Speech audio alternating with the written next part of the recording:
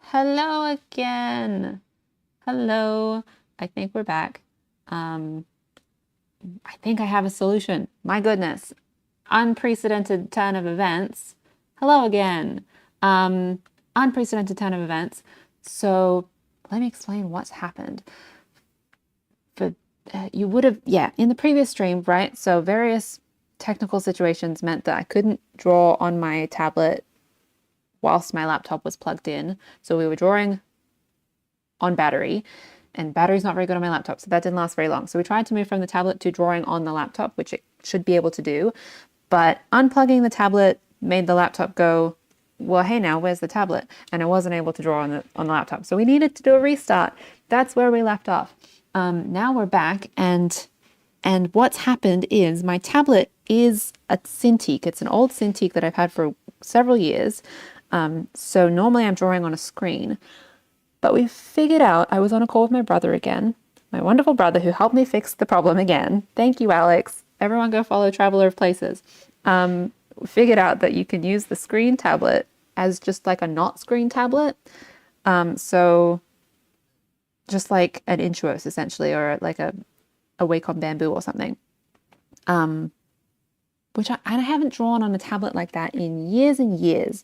So we're gonna try drawing not on a screen, drawing just on a tablet.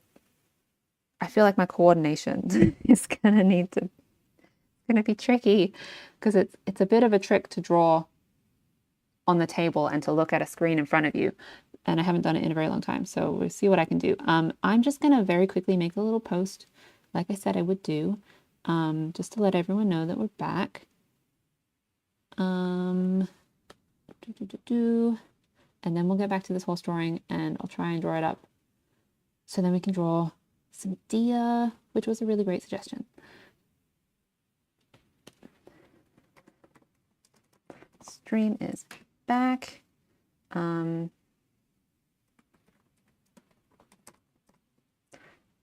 join us.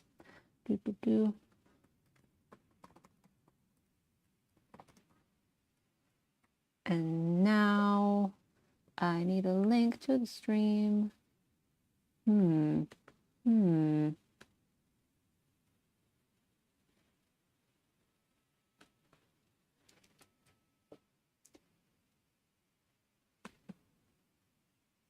to the stream, making a post, telling the people.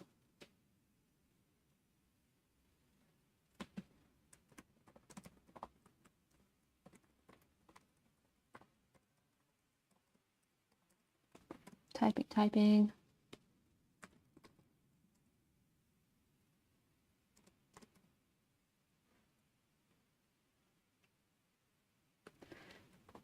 I'm not a very quick typer. Okay, copying the link, pasting the link, posting the post.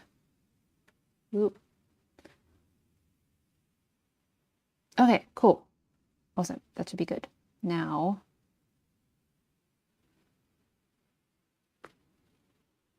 okay. I think we're back. Now, going to minimize this window. I'm just trying to arrange everything on my little laptop screen because it's little.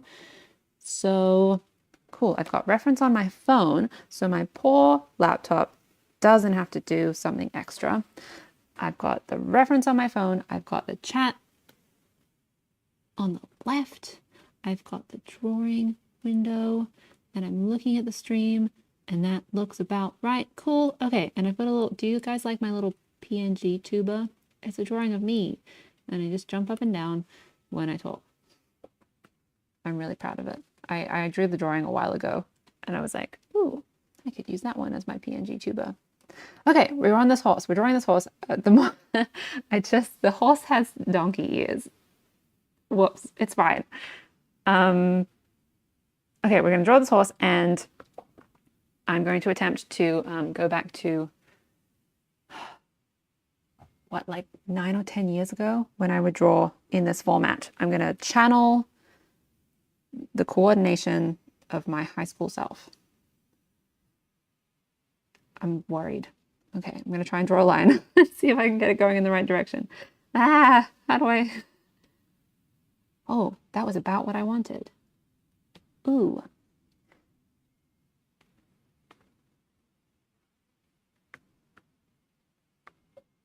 Yes, yes. Fawn with a mother. Yes. I don't know about, I'll do my best. I'll do my best. That is on the list for next. We'll see how long this horse takes. Oh my gosh, this is really tricky. Ah, no. Okay, oh my gosh.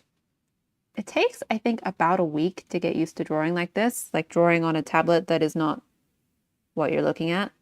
But we're gonna speed run it right now. Nope.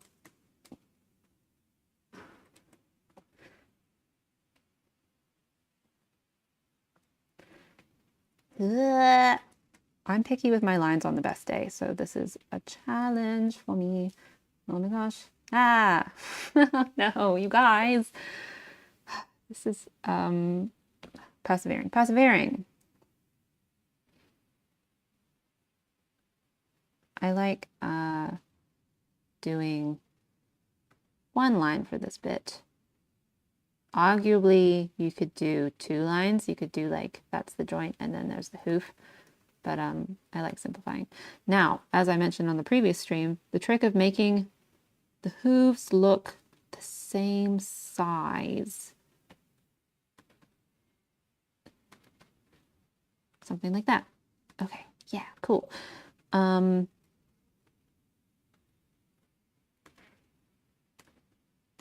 feel like, yeah, okay, I'm trying. No, redo. Zoom out button. That looks odd. I think I'm very particular about where my lines go and I really need to get out of that. So maybe this is a good exercise for not being so particular.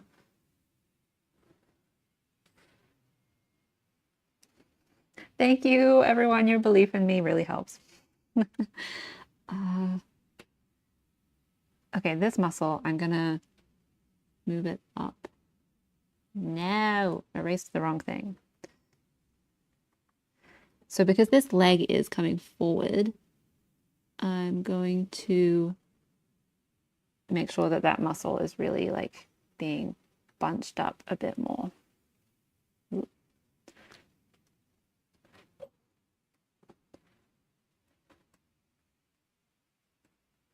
Bunchy muscle, something like that.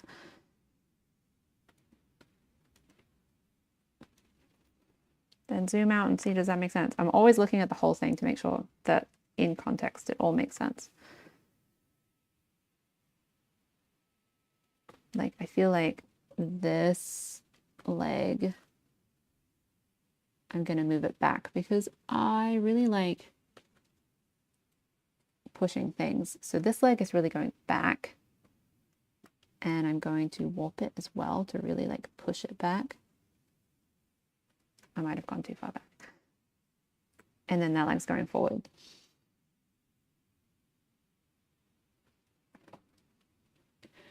And this is that elbow joint. So I'm just gonna send that up there. And the belly, I might take a new layer for this. The belly sort of connects into the chest. So this will be the same line. This is so hard. I keep doing it. I keep drawing the belly line through these corners here, which is I don't want to do because it's kind of tangenty and it's like hard to know what's going on when lines are tangenty like that. So let's try and have it either higher or lower than those points. Let's go lower. Oh, I actually went lower. Yes, but it wasn't. Okay, let's just do that and we'll just move it. It's fine. It's fine. Let's just move it.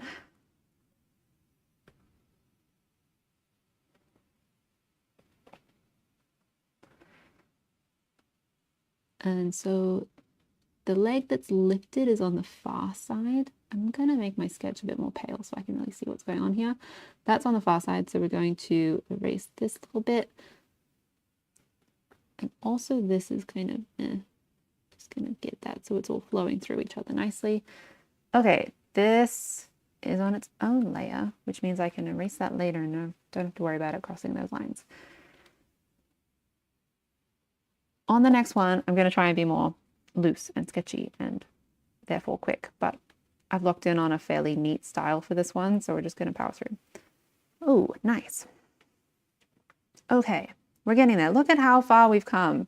The laptop wasn't working. The laptop was running out of battery. And now we're actually drawing. Let's go back to my original layer. Actually, this is main, and I'm just going to, this section I'm just going to make on a new layer. The other section I'm going to leave where it is. That's on its own layer, so now I can draw the back and I don't have to worry about intersecting with it. What am I doing? You guys can see my layers, which makes me feel like I need to do a good job. Okay, this one, let's just make the whole face, because these are all together. Okay, that is head and mane. This is body, this is torso. Let's do torso over here. Organized layers make everything so much easier.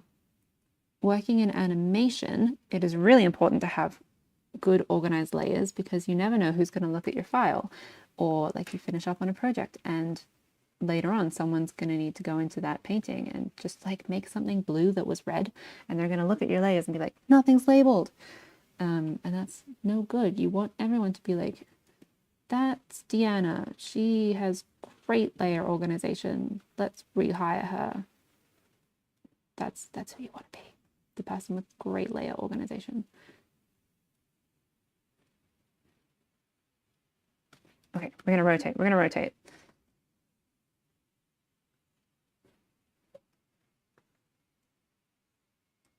Oh my gosh. The line will go where I want. I saw like a storyboard, like an animatic on YouTube, not on YouTube, on Instagram the other day. And it was, I don't know if you guys have seen this. It seemed like it was pretty popular. It was one artist on one side of the room who was like drawing like I'm doing, trying to generate a line from their hand that is perfect, and drawing and redrawing and redrawing. And there was the other artist on the other side who was doing like pen tool, like just with the Bezier handles, and they were just like, la la la la. It's very easy. And the person on the side that was just drawing and redrawing and redrawing was like on fire. That's who I am. No, gosh. It's so hard when I'm so used to drawing in the same place as I'm looking. And now I'm not doing that. Okay. It's the hindquarters. So this is nice and curvy. So we're going to curve. I don't hate it, actually. I'm surprised. I don't hate that line. We're keeping it. Just going to neaten that up a little bit. Okay, this joint. This joint is interesting. As with the shoulders, so for this joint, the spine sort of is approximately straight, and the spine becomes the tail up there. And there's a bone that goes down here, and then there's a bone that goes forward. And I think it's probably somewhere around here, and that's another joint. And then this bone goes down and becomes this joint. So, and I think there's another bone here. And that's like where the pelvis is.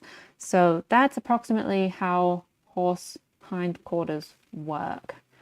And then obviously that comes forward here, and there's a joint, and that comes forward. And I think there's a joint here. I don't 100% know. That's fine. So we undo all that. So, but there's this interesting like, I think it must be like a muscle or something here. You get this extra sort of corner when it's all compressed. And so this is the corner of the where the bone would be. And this kind of folds over like that. Ugh. Cool. Let's just zoom out for a second. Nope, that's undo. I've assigned the buttons on my tablet, and I keep forgetting which is zoom in and zoom out and which is undo and redo. It's very convenient if I could remember which one was which. You just got back from the horse barn. Amazing. I hope you had a fun time. How was it?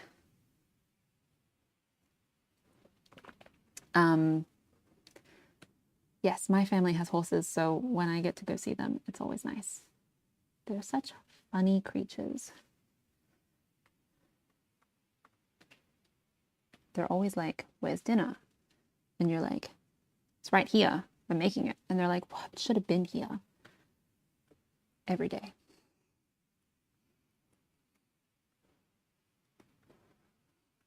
Yeah, cool. You cantered around for your lesson. Woo! Amazing. I used to do horse riding lessons and I stopped.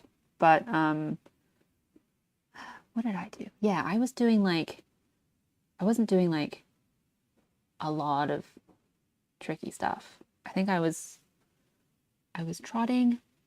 Pretty sure I did a little bit of cantering and I did like some trotting poles. And one time I went to like a pony club meetup and I fell off and that wasn't great. But I'm glad that I went.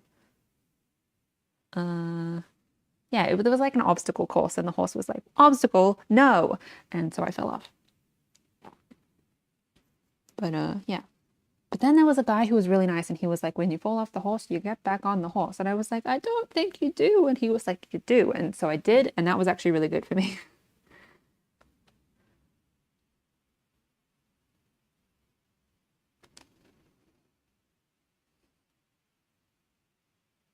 I'm just looking at some horse hooves for a second, just to figure out. Okay, yeah, like when I said there's a joint here and there's a joint here, there is totally a joint here. I'm not hedging that anymore. That's definitely there. I can see the horses using it. Cool. So I'm gonna curl this hoop under a little bit more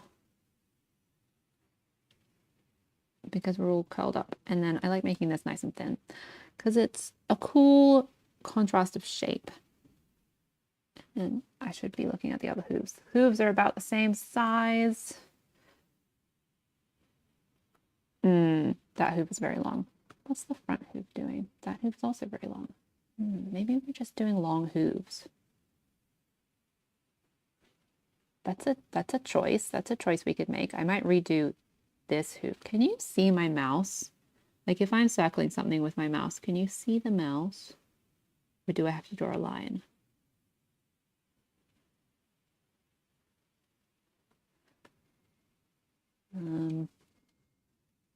Yes, you can. Cool, nice. I'm gonna redo this hoof to make it long because long hooves are fun. I don't know that long hooves are like good for horses, but they're fun for drawings.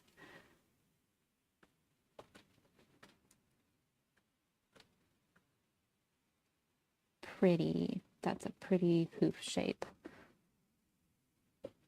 Okay, and we're gonna on a different layer. Just gonna make this one a bit longer to match. Do you remember when I said I wanted to be drawing a new animal every like 10 or 15 minutes? Lol. That's fine. That's fine. Let's keep that line. And now this one needs to be more thick. I will just select that and move it around. Maybe I was selecting only this bit and moving it around.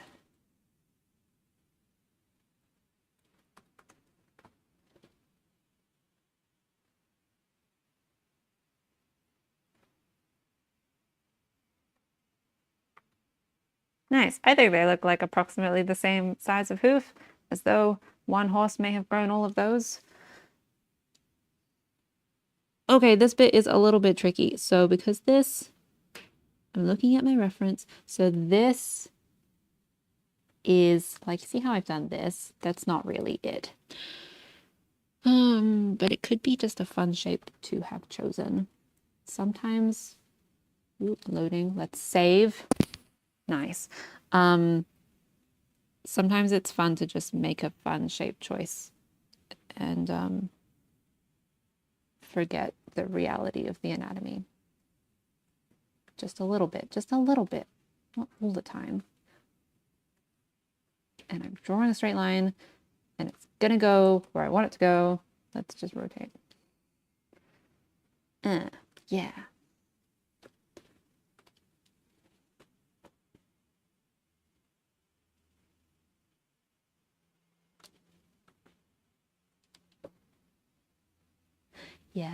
Yeah, long hooves are not good for horses. Yes, fun shape choices. Oh well. Poor horse. Okay, how does this connect? Let's figure that out. So this is like, there's kind of like a little thing going on here, like that, and then this. Sometimes you just have to sort of hand wave and be like, it works like this. Don't live too close.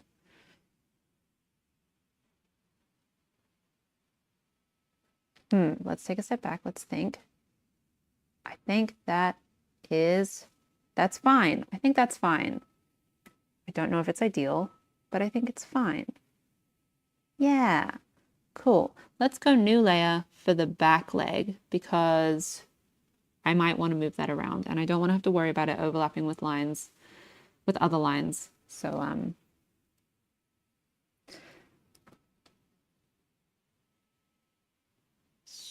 we'll draw on a new layer. Okay, this leg. Okay, so there's like a muscle slash that extra fun little bone kind of here. I try and get my sketches to look fairly close to what I'm going to eventually clean up and draw. But sometimes like I'm doing now, I'll just adjust as I go. So that's coming down here. So that's, ooh.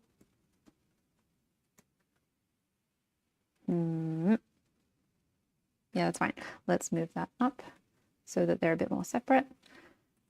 For silhouette reasons, a clear silhouette, we like things not overlapping too much so that if you were to like block out the entire character, you could still see the pose. It's an animation posing principle. You want your silhouettes to be clear. Like if a person is standing and they're just sort of like arms crossed like this, right? They're angry. Their arms are crossed. They're like that, right? That's angry, but a better silhouette would be hands on hips. I'm trying to draw symmetrically, but I'm on this tablet where I'm not drawing where I'm looking. Right? Like the silhouette on this one is so much clearer than the silhouette on this one. And it's easier to read the character's thoughts and intentions. So when I'm moving this leg over here, I like to have this little gap in between the legs. It just makes it a bit clearer to see what's going on.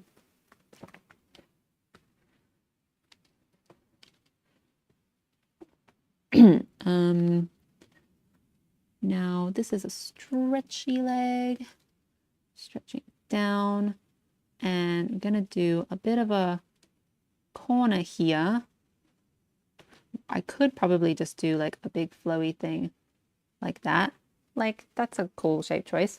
But I'm going to have this little corner because it's nice to have a little something to hang on to. Like this is nice and long and flowy, and then there's something going on here.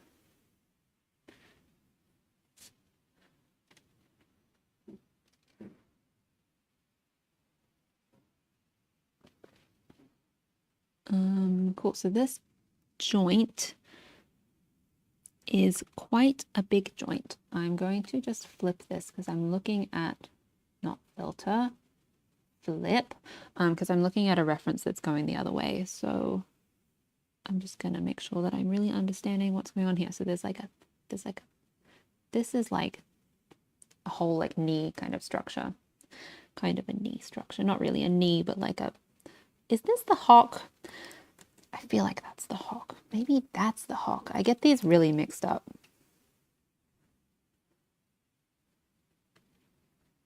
And then that's going to come down and it's going to be about the same size as the other one. Yeah.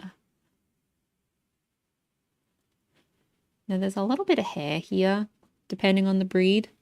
It's not like super obvious on Arabians though. So I'm just gonna, is that too sharp? That might be too sharp.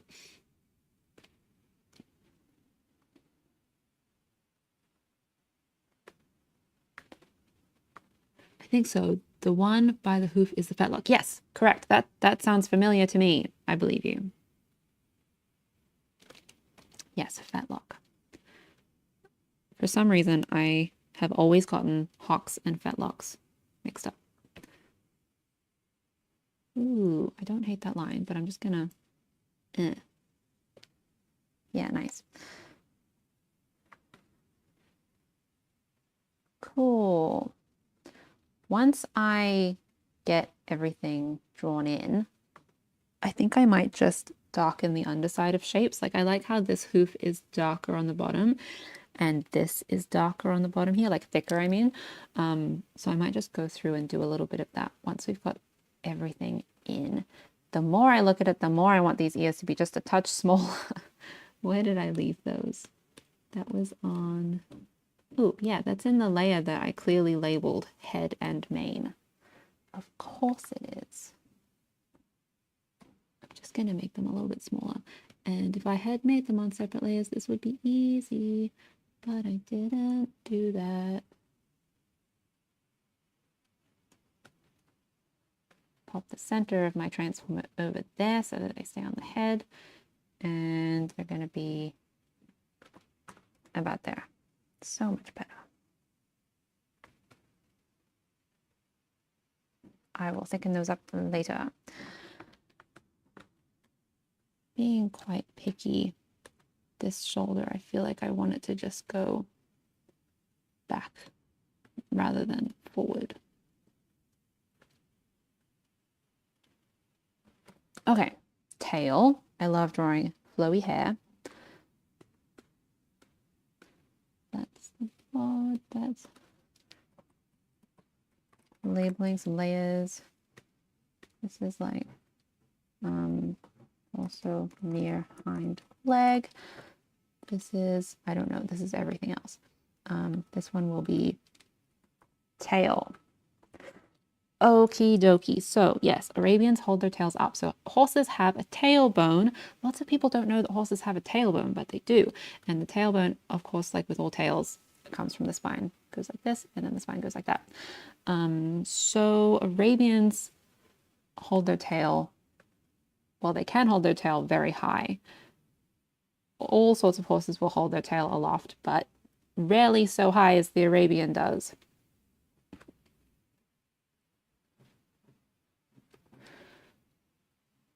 And long flowy line.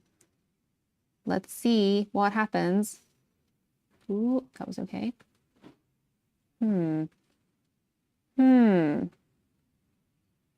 That's fine. Let's go with that one. Flow, flow. There's like a corner that keeps popping up. So I'm going to try and avoid that because I want long flowy lines. And let's flow from here. Oof. Long flowy lines, not random corners.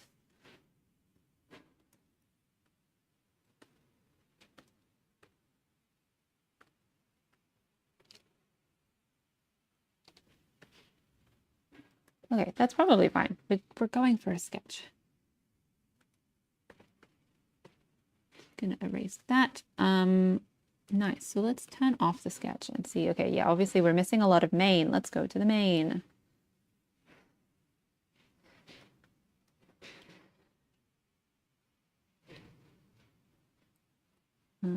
try and, so this, like this line here and this line here, they're kind of too similar to me right now. It's too, like, they're both very parallel and they're both sort of stopping at the same point. So I'm going to find the top one, obviously in the folder that I've clearly labeled. How could I possibly lose it? I'm just going to do that one again.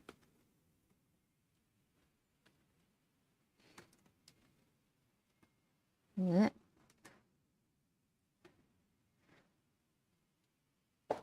Cool, so now it's like they're ending at different points. And this is very simple. And then we go down here and there's more going on, which is interesting. And we're going to undo that line. And the laptop's going to undo that line. There was a little bit of lag just now. We're not keeping that line. So zooming in. Yeah, flagging their tails. That's totally what it's called. Forgot about that. Yeah, it's very showy and like dramatic, and so they're just they're very pretty breed.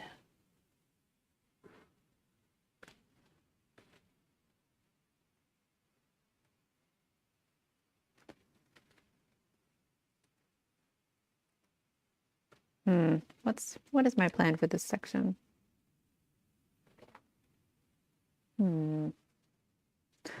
Let's do like the hair is curling over the other side, maybe.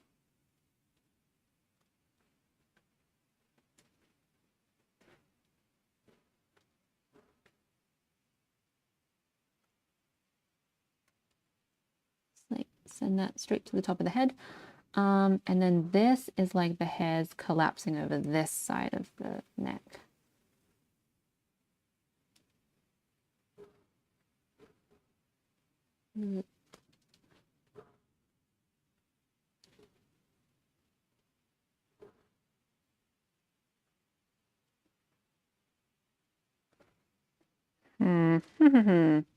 Tricky. I went to life drawing the other day, and life drawing with charcoal is really tricky because you never really know exactly where the line's going to be. And the problem I was having the other day is that the charcoal was very soft. It was softer than I was expecting, so the lines were darker than I was expecting. So when I was sketching, I was doing quite solid lines, and so I was kind of locking myself into a bunch of shapes that I wasn't sure of. But that's the good thing about life drawing, is committing to the line, which is something I really want to work on. Like putting the line, like right now I'm redrawing and redrawing. I don't want to be doing that. I want to be like, just put the line down. Something about this is looking odd though. It's looking not quite doing what I want.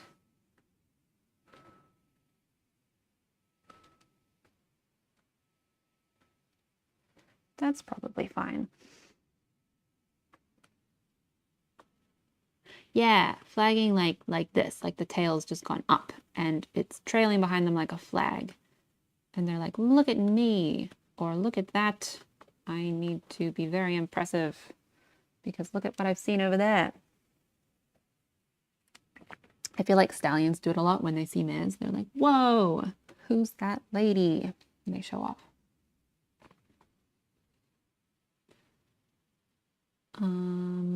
Cool.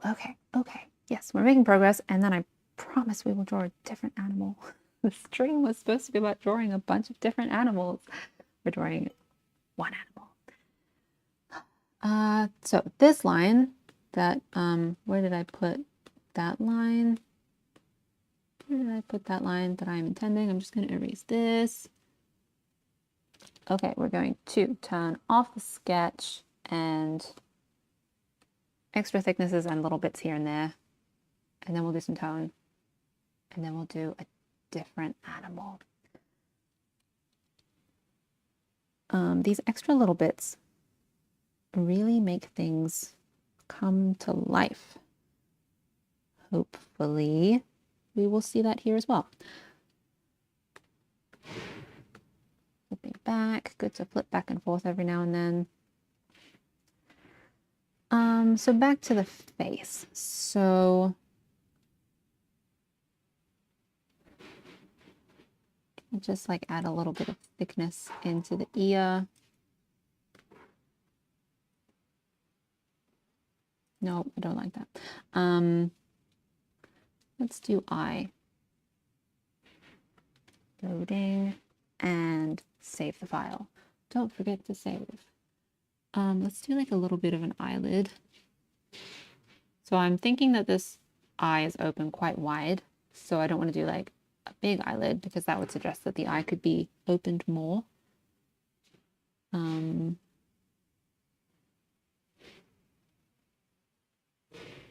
little bit of like a crease here. And now horses have a cheekbone. I had it in my sketch. So lower that down. There's a cheekbone kind of here. And there's an angle change, like this kind of comes around and then this is more flat here. So I want to do something to indicate that.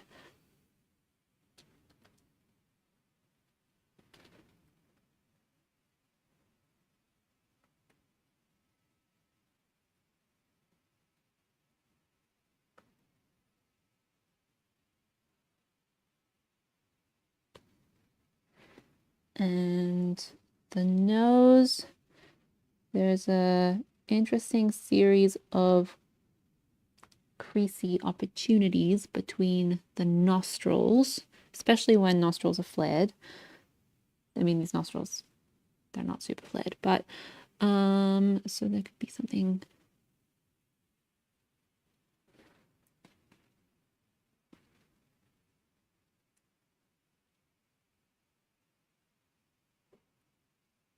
Like that. And let's just like put in some teeth.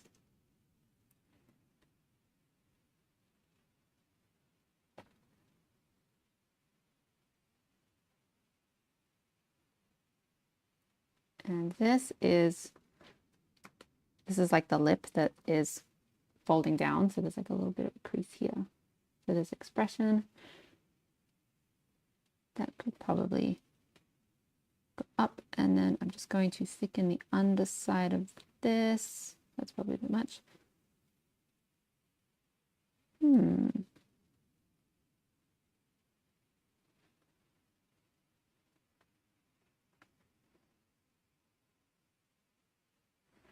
And there is a muscle in the neck. Like this whole section here is like thick muscle. And then this is like a different section. I think that might be where the windpipe goes through. Oh my gosh, my cat's doing something again. She is very slowly climbing towards me. And she was about to walk across the laptop, but now I just picked her up and deposited her on the other side. So she's sitting by the window and not on the laptop. So there's a little bit of a line here. And the chest has really interesting muscles as well. There's sort of like a this kind of shape going on. And we can do a bit more with the neck. So the neck sort of goes down through the withers. Not the neck, the shoulders.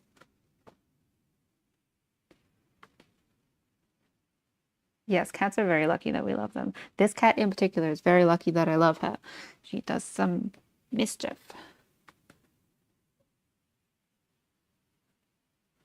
Cool. We'll see how these lines, they're just like a little something extra. I like them. I'm just going to thicken up the underside of these ears because I did shrink them. So I don't want them to look too thinly lined. Inky, do not chew on the mouse. My goodness. Aren't you lucky that I love you?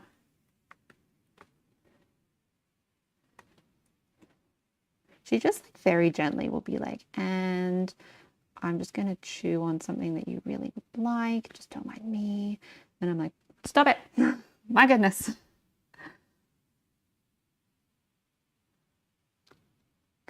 So where did I put? I'm just going to clean up some of these lines. Because on this one, I have gone for a more of a neat style. And on the next one, I'm going to try and be more loose and therefore more quick. Trying to find where I put that line. Where did I put that line? I put that here. Erase that. But like also, this is my first live stream on YouTube. So it makes sense to me that this is taking a little bit of extra time. I have kind of hand waved over this section a little bit, like what's going on with this hair, but I'm going to pop some tone on and that'll probably help me figure out what's going on there. It's going to define the back of the shoulder a little bit. What else can we do? What else can we do?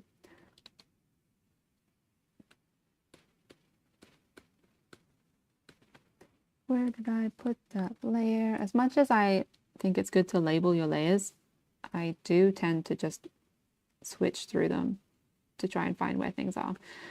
It's not ideal, but it's fairly quick.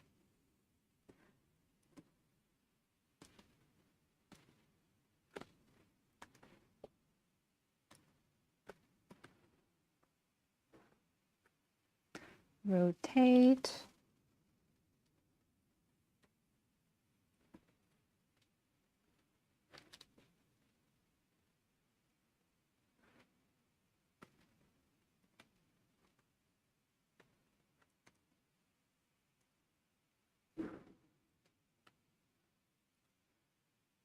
And we're darkening the underside of things because it kind of helps us figure out where gravity is. And it suggests that things are in shadow and just kind of helps us figure out, like, helps the volumes be a bit more readable. The line is going where I want it to go. Go there.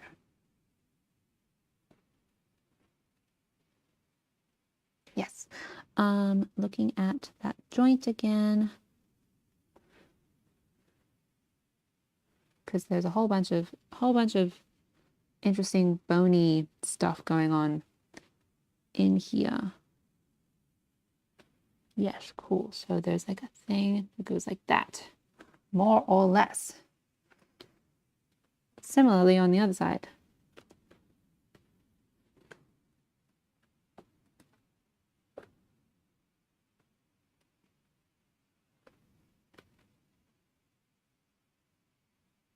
Yes, yes, maybe time to color. Maybe.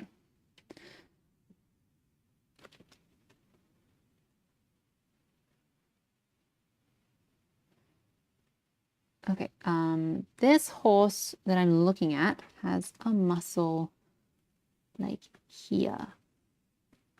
I don't often accentuate this muscle. It's really case by case, but on some horses, like, because this leg is like really compressed and squashed and like very activated, I feel good about highlighting this muscle, especially because I can see it in my reference, and if in doubt, if it's in the reference, it's a good idea to draw it. But I don't often emphasize this muscle because on like just a neutral standing horse, if I emphasize that muscle, it might make the horse look quite thin. And maybe if I'm trying to draw a thin horse, that's cool.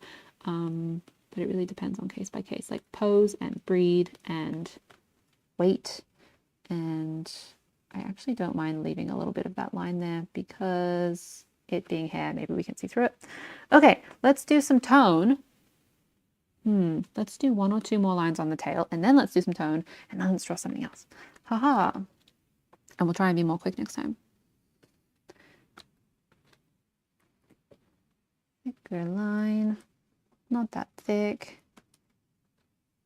And it's going to be a curve. Ooh, almost, almost.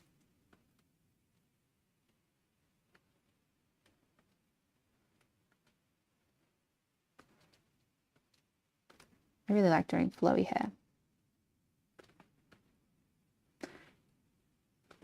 Maybe if I just do... I like it when hair kind of overlaps and twists around. Yeah, it's just if you've seen any of my my TikTok videos where I post like a time lapse of a drawing and it's like a less than a minute video, just know that I'm editing out so much stuff. Like everyone's like, how do you draw so quickly? Editing, that's how.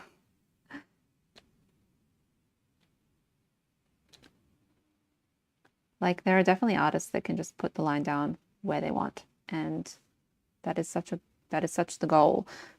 But in a small TikTok video, I will only include the edit of the line that I actually end up using.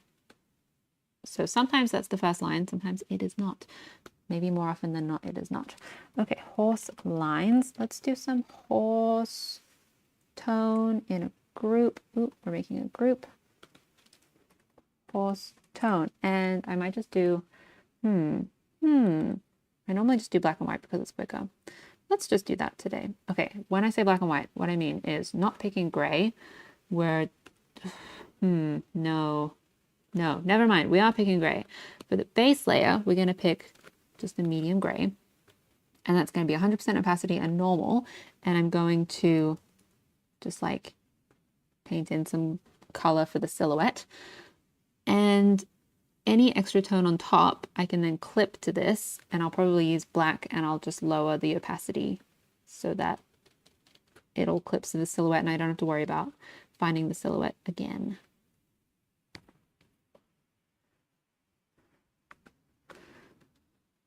And why don't we go to a brush that is more opaque than that one? I really like the design pencil for drawing lines. And then I tend to go to this like pen tool for doing the first layer of fill because it's opaque.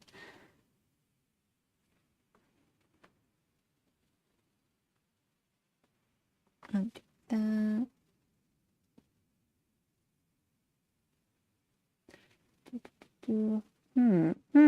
It's occurred to me. Oh, yeah, let's just do the paint bucket fill tool. Select, expand by like 3 pixels, and then fill that in so that it overlaps.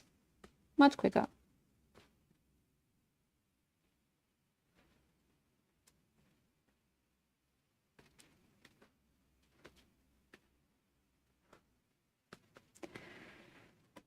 I'm going to fill in where the horse is, not where the mane is, because with the mane I might do something more textural and more see-through and like layered.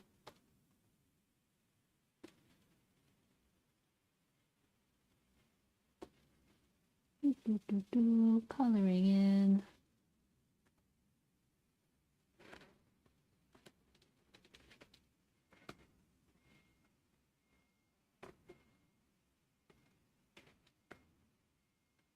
That would be, so the neck's somewhere down here. This is the top of the withers. And then lasso tool to just select all of that and then fill. Another reason why I quite like Clip Studio Paint is because the paint bucket fill tool on Photoshop, if you, like I'm doing now, if you were to select this area and paint bucket fill tool, you might, like maybe there's a setting I could adjust, but I've never really found it. If you were to fill that in, it would leave a little like pixel gap between what's already filled in and what you're just filling in now, because it's looking at the color that it's filling into, I think. Whereas on Clip Studio, you fill and it just fills that entire zone flatly, no matter what's in it, which is really good. Okay. Is that closed enough for the magic wand select tool? No, it's not. Let's do a slightly different tolerance. Yeah, cool. Okay, another reason why I like Clip Studio is because the magic wand tool is great. Whoa, did that get the whole thing? Awesome. I wasn't even paying attention. And then I just fill under some of these lines a little bit. Freckles on the flank. Yes, we can. I love doing little freckly bits, and I have a good brush for it.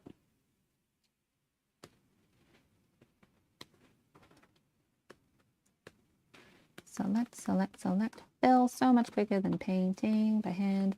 Select, fill. Now my cat has decided to sit on the same chair as me, but not on me, just next to me. And she does not really fit.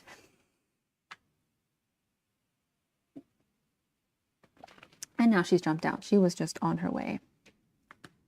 It's a gray horse. There was a TikTok a while ago that was like, someone was like, this is a message for little gray cats. If you're not a little gray cat, keep scrolling. If you are a little gray cat, here's the message. And she was like, little gravy, hi. Hi, little gravy. Hello. And I think about that all the time because my cat is, she's a black cat, but she's black smoke, which means her undercoat is gray. So she is technically a gray cat.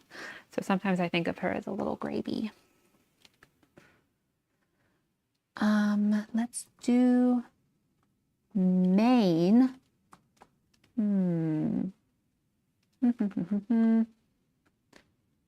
do mane on a slightly different layer. I've just lowered the opacity on that so I can see the difference.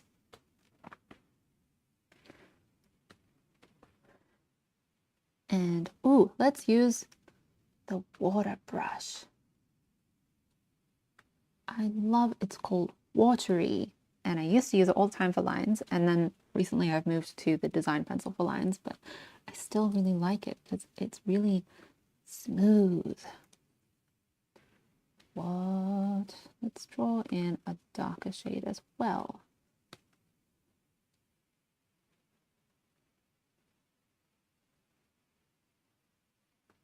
Yeah, my cat, she does want to be so close all the time, but she's particular because she wants to be close, but she doesn't necessarily want to be picked up or touched or held. But she does like to be in the same room as people. Let's go density of paint. No pen pressure for the density of paint. Nope. We don't want no pen pressure for the density of paint, but we do want more paint more of the time. Cool. So smooth. Yeah, Inky's she's pretty cute. She like wants to be around, but then you're like pets and cuddles, and she's like, no, biting. Leave me alone, but I will be here.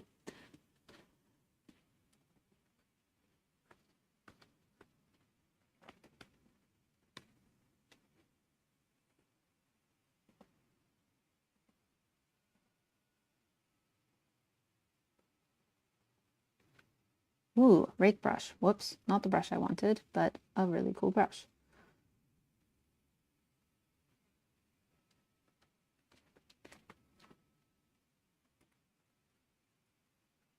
If you see my my series that I did of mermaid dogs, I used this watery brush for the outlines of those.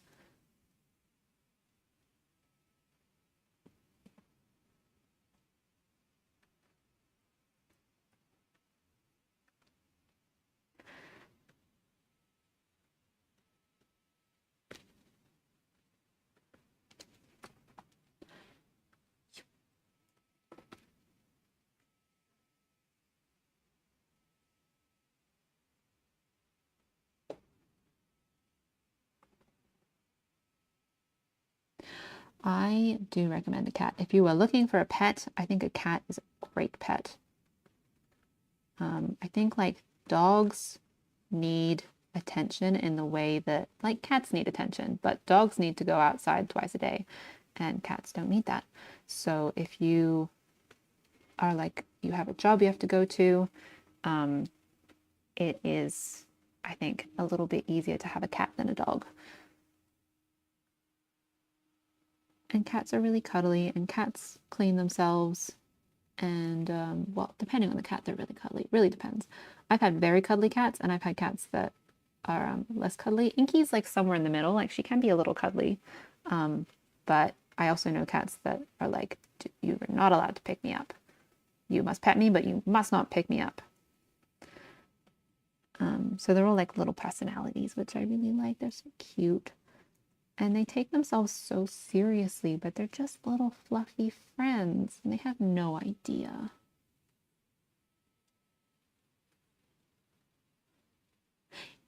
Yeah. Cats sleep so much. Cats do a lot of sleeping. And Inky in particular, I'm very impressed with the way that she finds new places to sleep. She's always looking for a new place to sleep, and she's very creative and innovative. She likes to sleep on the back of the sofa, like there's like those pillows that would go behind our backs when we're sitting on the sofa. She likes to curl up on the top of those and make like a little nest. And she likes to curl up in boxes. She'll go through box phases where, like, if I've received an order in a box, she'll be like, that is the box, and I will sleep only there for like weeks. And then one day she'll be like, no, I'm done. No more of this box. And I always feel bad throwing it out because I'm like, but this was your favorite box. But she doesn't use it for a while afterwards. And I'm like, well, we cannot just have all the boxes.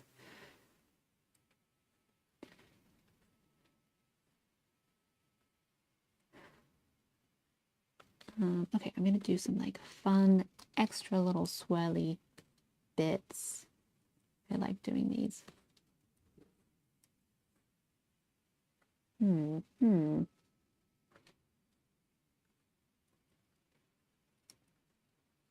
I might like go back later and smooth out some of these.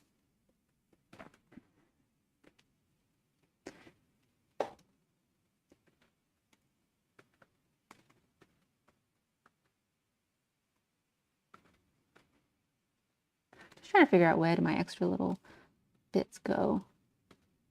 Where is going to feel nice to have a little extra hair? That's nice. Somewhere around here. Yeah.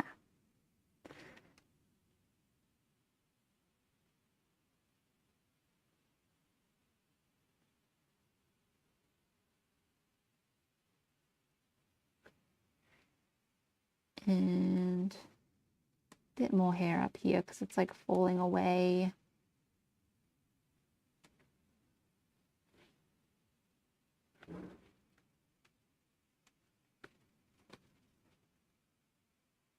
No, I don't know about this one.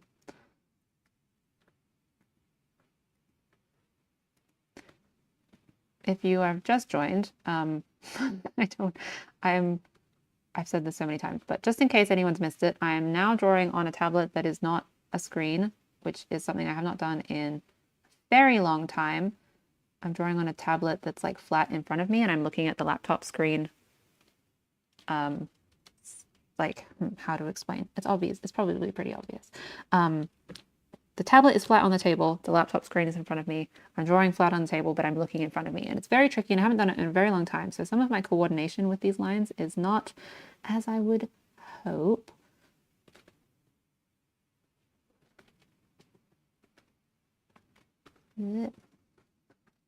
But it's okay, because this is my first stream on YouTube.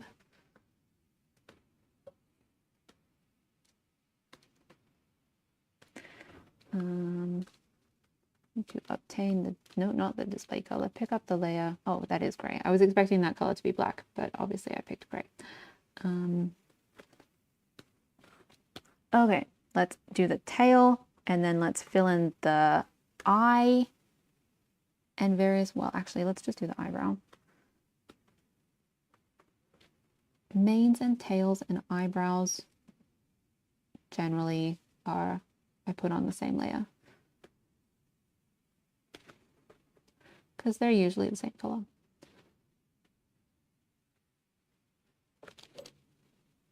Brow here, brow here. Some of these edges are messy, but that's fine. We're not looking too closely.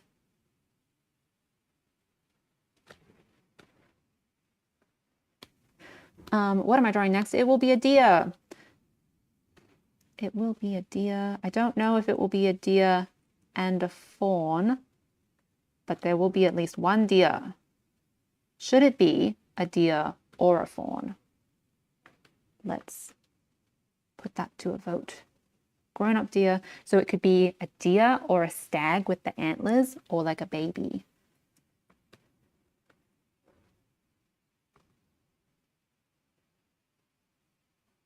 Can I like select this and fill it in?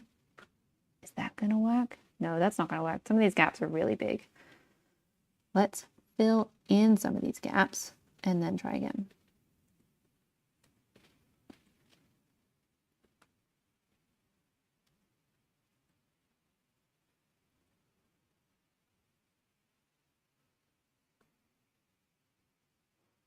I don't know if we can do all three. I'm sorry. I'm thinking like I'll definitely draw one more animal because I did promise we would draw animals and I spent the entire time drawing this one. But yes, I definitely want to draw at least one more animal, maybe two. I like having like a little collection. Ooh, ooh, look at those. Look at those lines. Those ones worked out.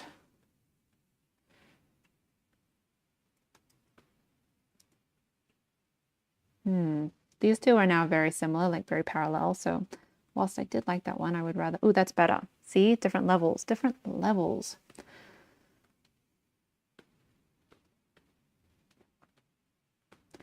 I like this brush. It's very flowy. Can I select? Yes, now I can select it. Haha. And we'll just fill in behind where those lines are so that we can see those lines again and clean that up a little bit.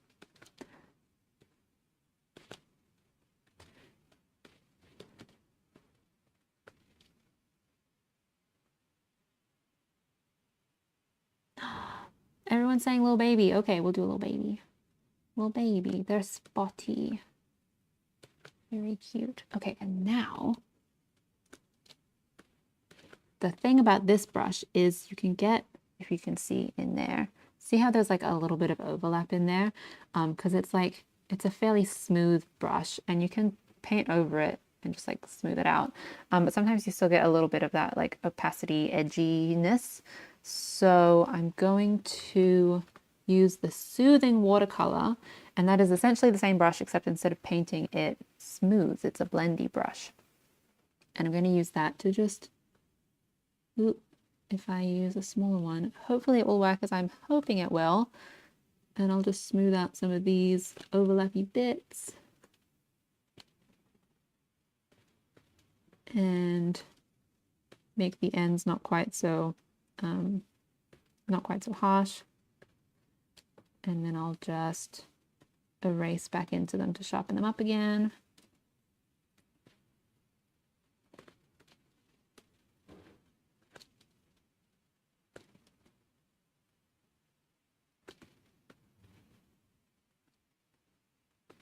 That's fine. It's fine.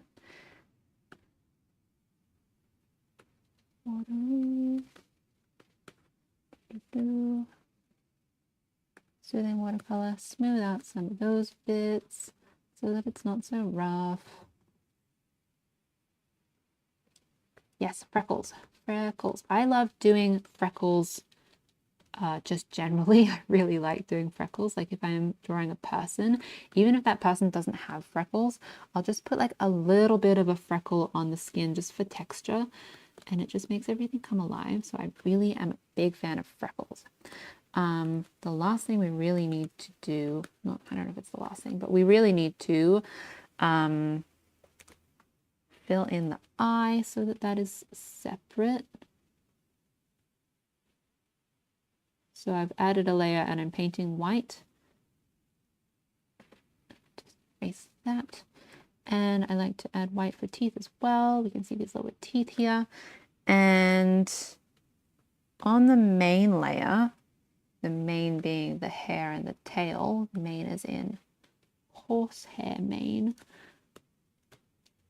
I'm just going to fill in the pupil as well. And I also might just fill in this nose. Why not? Same layer.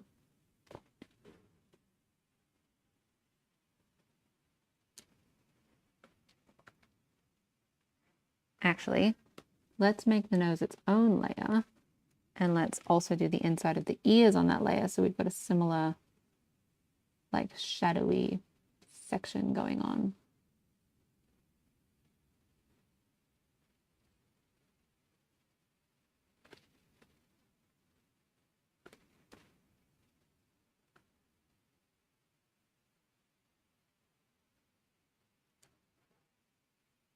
Yes, yes, the eyes are the window to the soul. I like to make sure I spend enough time on eyes. And I also find that I tend to draw eyes last rather than early on in the drawing. I'm quite happy with how this has turned out. We've spent a long time on it, but I'm happy with it, and so that's what matters. Yes, I tend to draw eyes towards the end of drawing the face, or even like I'll draw in the eye shape, but I won't draw the pupil for a while because the pupil I find very distracting, and if once I put the pupil in, I kind of find it harder to see if the structure's not working elsewhere on the face. So I tend to hold off on drawing the pupil in the eyes so that I can make sure that the structure is actually making sense before I commit to it. So this layer, let me just check the stream, make sure you can see like what you're actually seeing. Okay, yeah, you can see my layers. So this layer is 100% opacity, and I'm going to clip a bunch of stuff onto that. So we're going to do some shading and a little bit of texture. This layer is, let's just make that like, we'll make this like cast shadows. So this is, I'm going to, what's the button? Suddenly have forgotten the button. Is it a, I'm looking to clip it. It's that one. I've been moving between programs too much. It's making me forget which the different buttons are. Okay, so this one is, we're going to call that hair. This one is eye, useful because it's so small.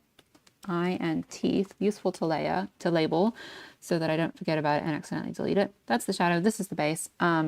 Let's do some tone. So this is going to be, what do we call this? Local color.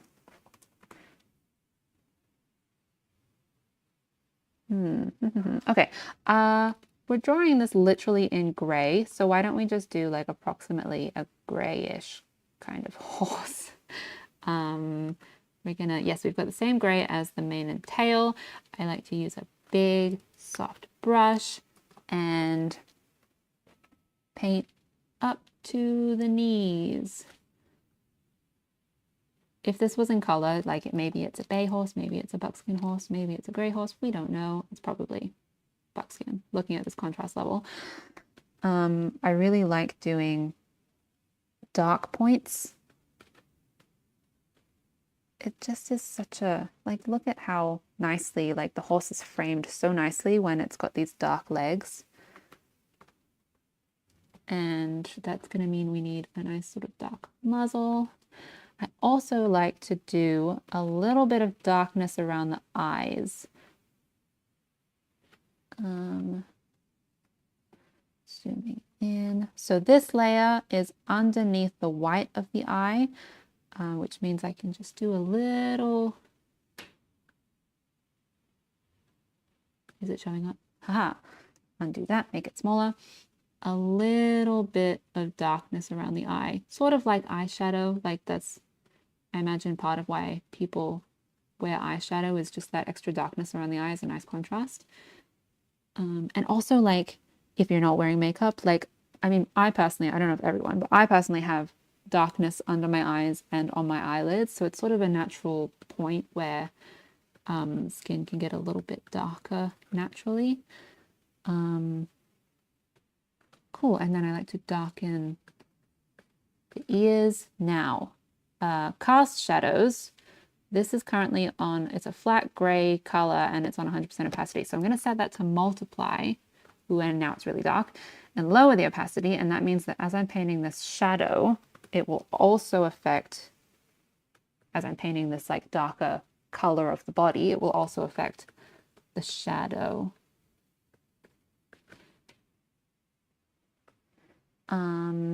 And let's put some gray horse pictures on my reference, which is not on screen.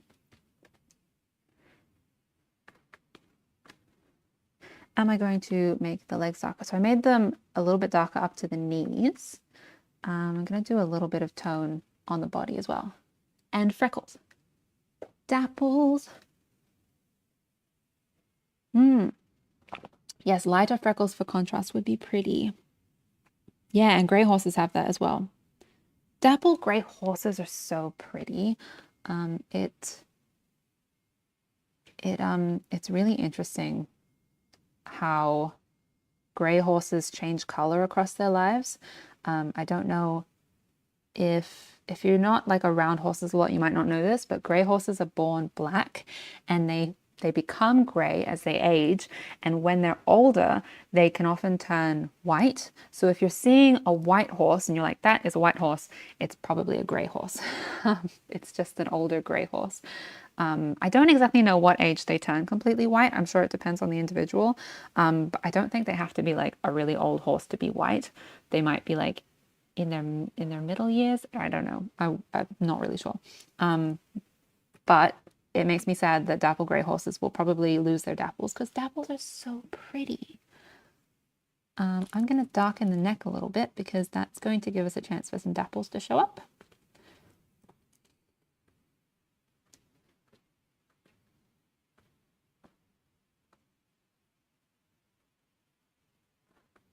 Oh, thank you. I love drawing dogs.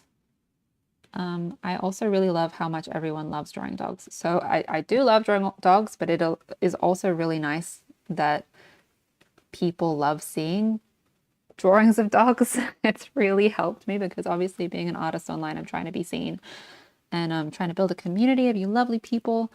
I'm trying to find people who like my stuff, and dogs have been a really great way for me to reach people because people who like dogs love dogs and they love the breed of dog that they have and they love the breeds that they've had in the past, and I'm the same.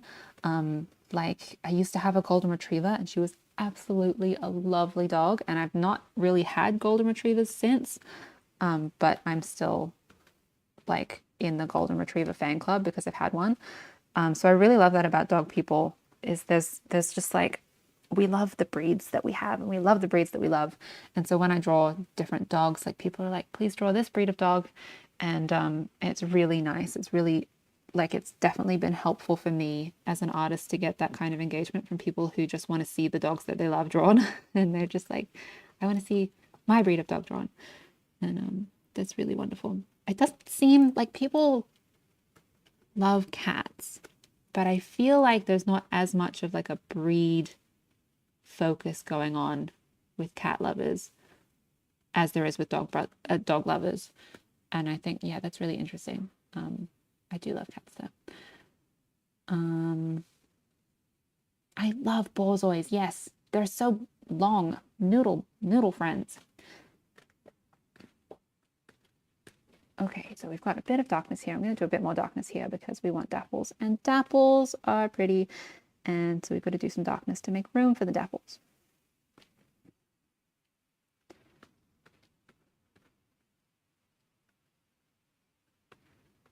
Pretty, pretty, pretty. Let's do some hooves. Why not?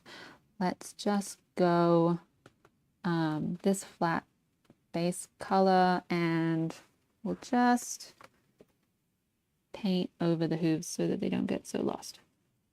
I don't know if they should be this light, but they should be distinct. And I've noticed that we have lost a bit of this line, and what's happened is that my fill layer has not painted in behind it. So I'm just going to fill that in. Probably from when I was selecting and filling rather than painting manually. Ooh, let me show you another cool thing that Clip Studio can do. I've got multiple layers inside this group and I've called it horse lines. So I'm going to right click, select from layer, select, and it's going to select all of those layers at once. Photoshop could never. And just fill that in on the base layer, and then all of my lines should be visible now. Nice.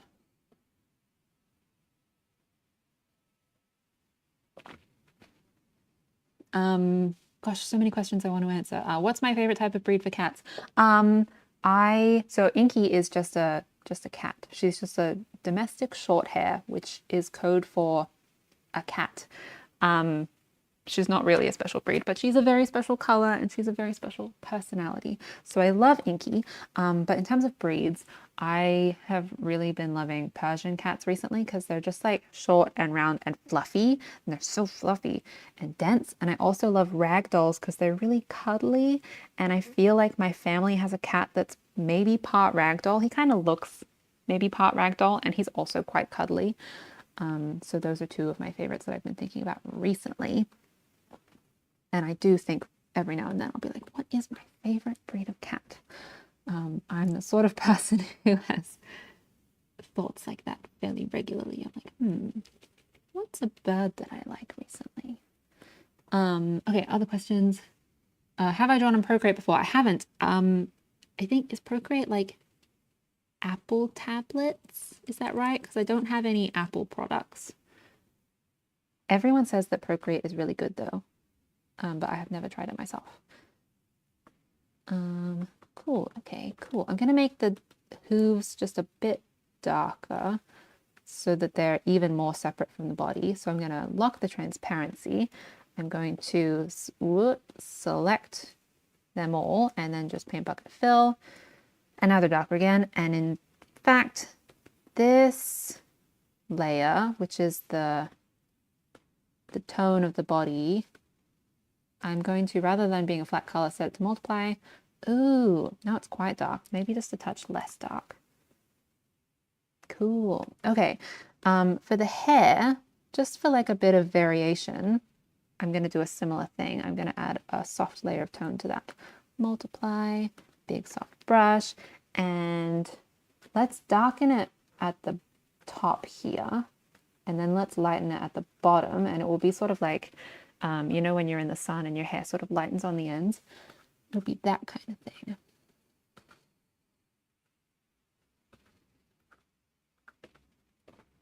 How do we do this with the mane? Let's zoom in. So I'm going to select just this section. Cool. And I'm going to darken along here and maybe a bit in here. It's a big soft brush, so it's not like precise or anything. And darken on the underside of here. Cool. And now select the nope, that's view. Select the inverse and just paint up here. Nice. And I might just blend that a little bit.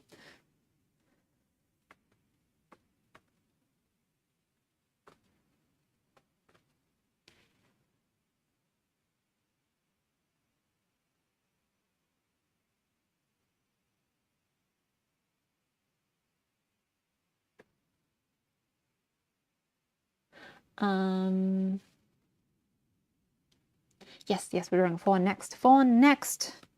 And this is almost done. It's just the freckles. Oh, and some cast shadows. Cast shadows and then freckles. And in fact, I already have a layer for cast shadows. So we're going back to a pen brush. Make sure we've got the same color as not the display color, the color that's actually there. And I'm just going to do some cast shadows. So I'm just going to make these up real quick. Cast shadows are basically, imagine that the sun is up and like basically when you see your shadow on the ground, that's a cast shadow. It's not like a shadow that comes from the form. That's tricky to explain. It's not, it's like if you picture a sphere on a table, it's not, I can draw this. Why wouldn't I just explain it by drawing it? Sphere on a table. The sun is here. The sphere will be darker on this side, right? And there's a bit of bounce light here, and this is like the direct light, and there might be like a little highlight somewhere around here. So I'm not like a master of knowing what things are called technically, but a cast shadow is like this sphere is on a table and this is the shadow of this sphere. So the light is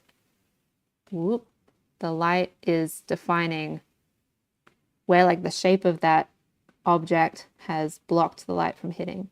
That's a cast shadow. I don't think it's this shadow that's light because the surface is round. So we're gonna do cast shadows, and just gonna make some up. So imagining that the sun is high, and we're probably gonna get a bit of a cast shadow from the head, probably a little bit on the underside here.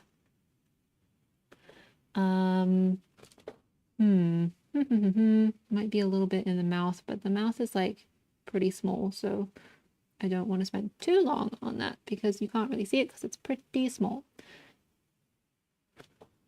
The eye, now I'm thinking the eye and the teeth should go underneath the cast shadow because now these teeth are darker because they're in shadow. And I can do a little bit of a shadow here. Maybe even just a little bit of shadow here to really set that in a little bit. Oop. Okay, it's saving, it's fine. Clip Studio does like a nice little automatic recovery save, and then I always do a real save, which it's just saved, but I'm saving again because it reminds me. Okie dokie, that is, no, let's just do a little bit under the nose here because this is flaring out.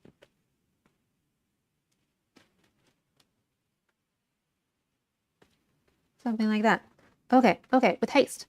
We want to draw a deer. Shadow like this, and shadow under here, maybe just down there. Rotate. Underside of things, get a bit of a shadow, and also is interesting to help you define forms. So a little bit thicker here, a little bit thinner as it reaches the base because this is like a wedge shape, and it suggests that there's a bit of a plane angle change under there, which is nice. I'm always avoiding parallel lines because they're not interesting, and they're also very rarely natural. So under there, and under the hoof, under the fetlock, as we discussed earlier, that's called a fetlock.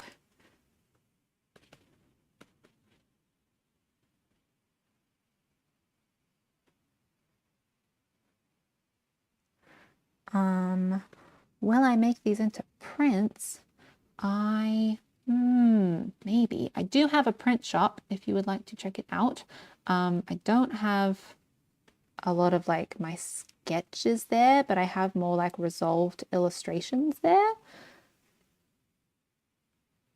But yeah, feel free to check that out if you like. That would be amazing.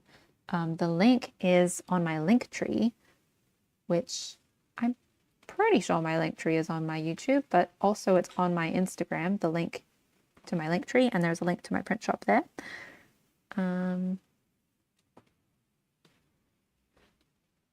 gonna, so this is like coming around and then it's like curling under and then it's curling around again. So I'm trying to suggest that with this shape here, and there's like a muscle in there. So the shadow is like the muscle's popping out here and it's coming in here. So this is sort of getting a bit more shadow. And under the belly, we're a little bit of a more lean shaped horse. So more shadow at the back because it's slightly thinner at the back.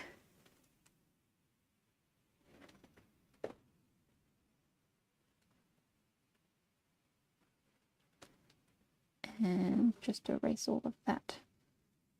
Back. Cool. Do I have a Discord group? I don't have my own Discord group. I am a member of a bunch of Discord groups, and I'm trying to keep up with what they say, and it's really tricky. Would like a Discord group be something that people would want? What would we do? What would we do in a Discord group?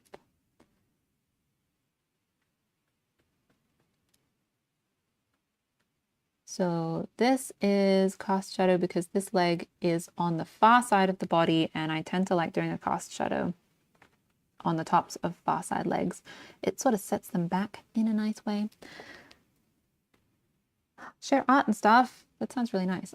I will think about a Discord group if that is something that people would be interested in. That could be really fun. I'll have a think. I've never really thought about it.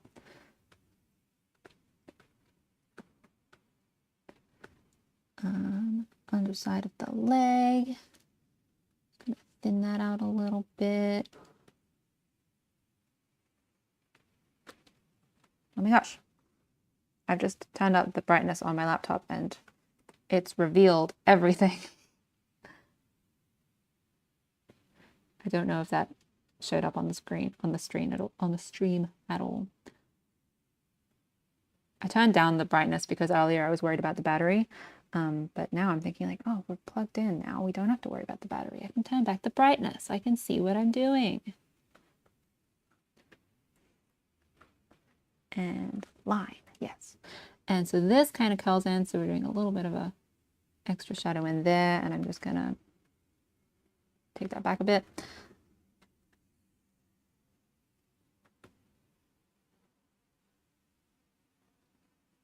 Okie dokie, okie dokie. Now I feel like I want more shadow here.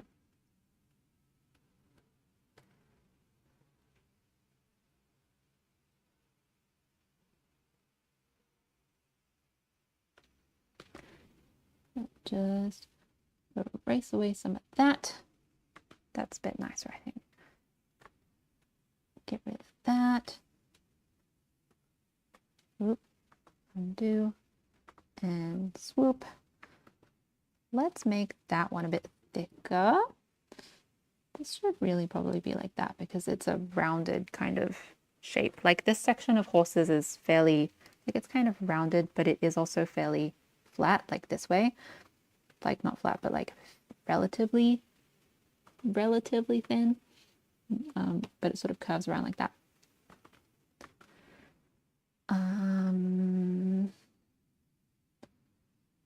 What now? Is it, let's tone down the shadows.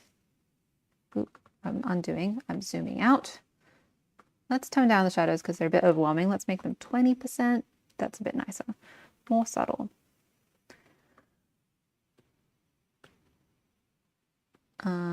The quickest little cast shadow on the tail, and then dapples, and then a different animal, and it's going to be a fawn. I really was thinking I would just live stream for an hour, but we've been here for a while and I'm having quite a bit of fun. So thank you so much to everyone for joining. Clip that so that it works. Multiply, move that up, lower the opacity. So one of my favorite things about flowing hair is when it's like ribbony and it's sort of like a wide flat ribbon that folds and overlaps itself. So with the shadows, I'm not really thinking like individual streaks of hair like I do that in the outliney section. For shadows, I'm thinking big curves of the plane of the hair.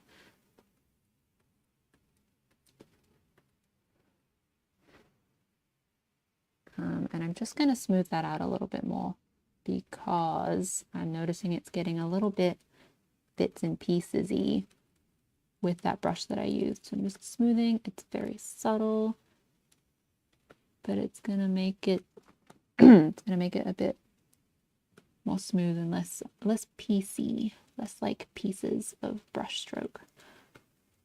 Ooh.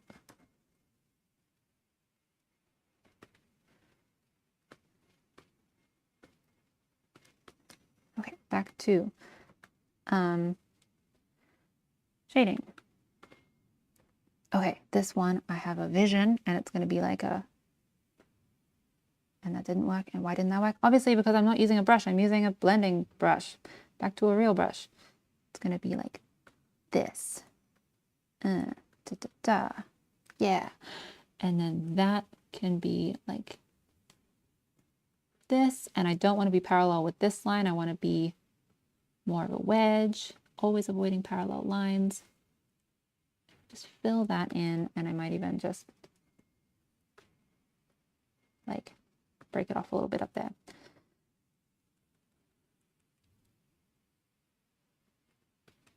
There's a team chicken. I'm sorry, I didn't look at the chat for a second.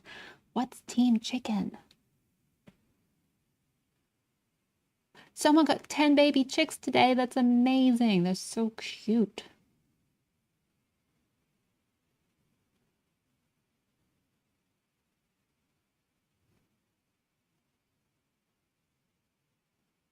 Okay, yes, starting a little earlier next time. That's a good idea. So I started at, I'm in Sydney in Australia. So I started at 9 for me. I could probably start at maybe like 8.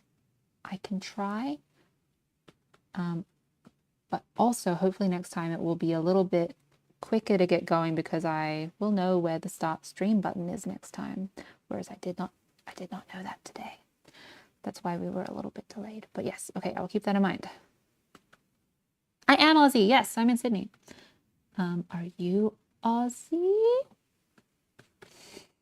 Australians are very funny when we find each other overseas. We're like instantly buddies. I feel like I never really think about being Australian when I'm in Australia, but obviously being overseas, it's like, I'm so Australian. I'm so proud of it. But obviously when I'm here, I don't think about that too much. It's just like a camaraderie thing. It's really fun.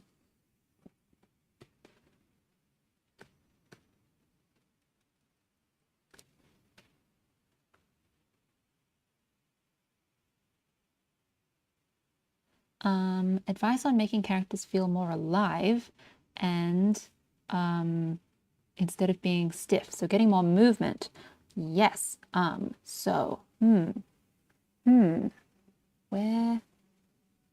to start? Just tapering off some of these hairs a little bit because they're just a bit too blunt for my liking.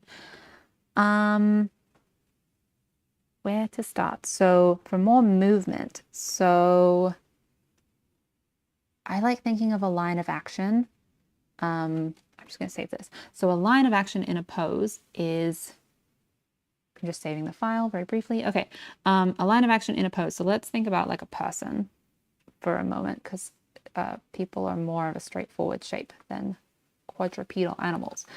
Okay, so a person, let's just draw. So this is like shoulders and spine and like hips. And like this is the legs with the feet and their knees. And there are like little hands and a happy little person. So that's a person standing very neutrally, but they don't feel very alive because everything is parallel and the legs are straight and everything's symmetrical as well. So the first thing when posing a character is contrasting angles of things. So rather than standing with the shoulders level and the hips level and the eyes level, like the head is level and everything's symmetrical, one very quick, easy thing to do is to just give them like shift their weight over. So you notice if you were to stand on one of your legs, it would, the leg that you're standing on, the hip will go up. So let's say that that's the hips, and then the shoulders can only be parallel to the hips or contrast the hips. So on this one, we're contrasting the hips. If the shoulders were parallel to the hips, they would be over here, and no one is ever standing like that unless they're like really doing a thing. They're like making a choice to stand like that. No one naturally stands like that. So the hips angle different. And because this hip is lower, you can put that foot out. That leg has a bit more room to move, being the same length as this leg, but the hip is lower, so we've got more room, we can extend. Spine's still more or less straight. I mean, there'd probably be a bit of a bend, but still more or less straight. The shoulders are opposite, and then the head could be here, or we could do another contrast, which is interesting, and the head could be like this. And this shoulder's up, so this arm is higher up, so this hand is higher than this hand because this shoulder's up.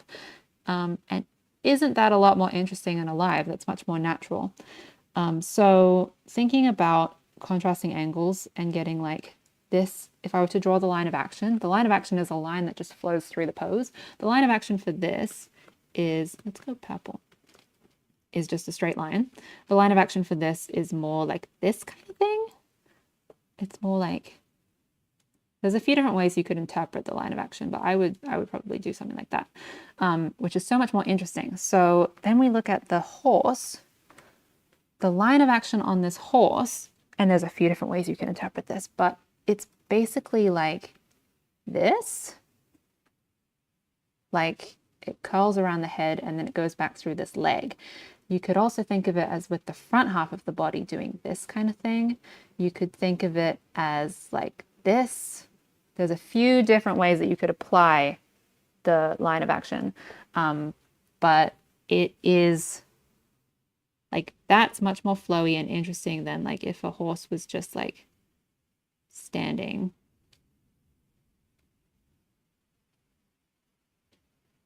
Doop, doop, doop.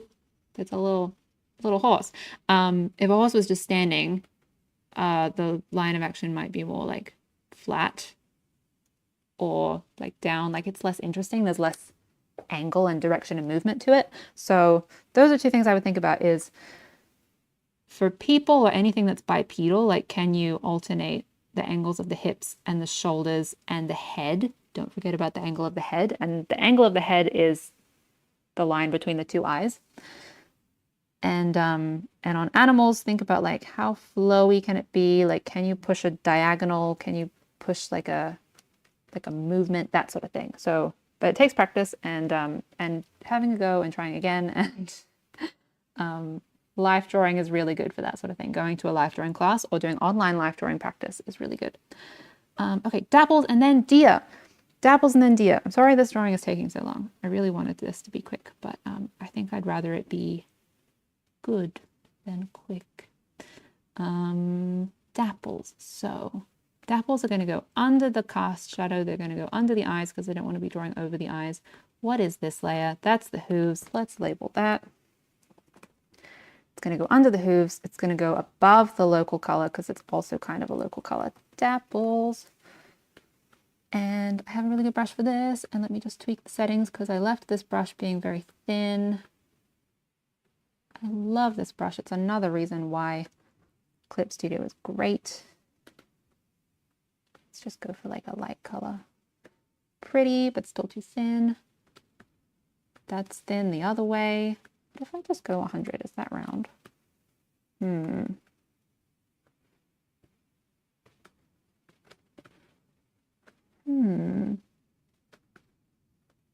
to make it more, that's more thin. That's more round. Okay.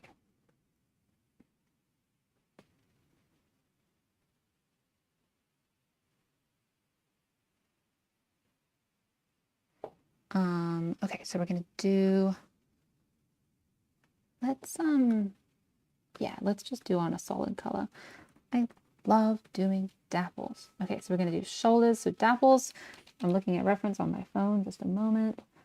Dapples tend to show up on like the biggest dapples in like the middle of the body, being like the hindquarters and the shoulder and a bit on the neck and a little bit on the belly. Like that's where they are the biggest, I find. And then they get a bit smaller, making sure we're not forgetting the opposite shoulder. They get a bit smaller towards like the face and the legs. So particle size, let's make that like 60. Nope, let's make that like 40. I did get the screen working again. Yes, it's been an ordeal. It's been an ordeal, but we got it working. I'm really pleased that we got it working. Not exactly working in the way that that I wanted it to be working because I'm drawing on a Cintiq. So ideally, I would be looking at my Cintiq screen and drawing on the Cintiq screen.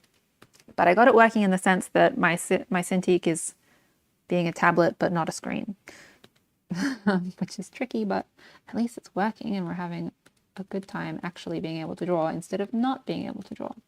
So little dapples to help break up those big dapples. Little dapples down to about the knees, I think.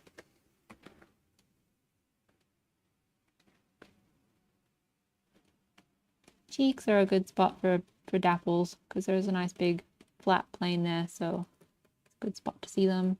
Down the neck. I love dapple gray horses. They're so pretty.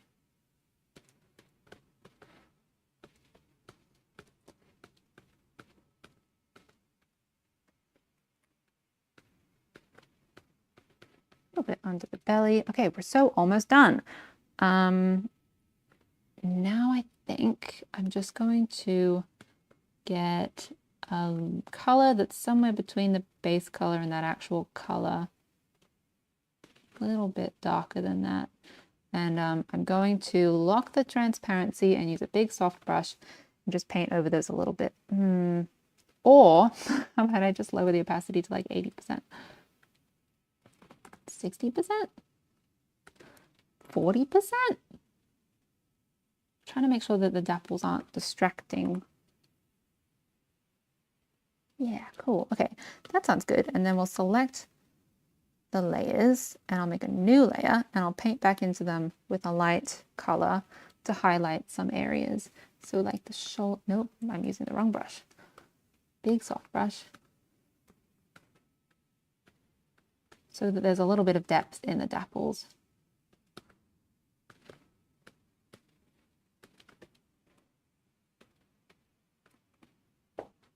So what we just did was we added a lighter section on some of those.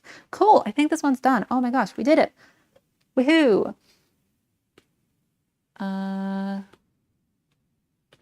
When I say done, what I mean is let's just put like a little bit of something on the ground and then we'll draw a deer and it's a baby deer. I like to just do like little bits of like rubble or no.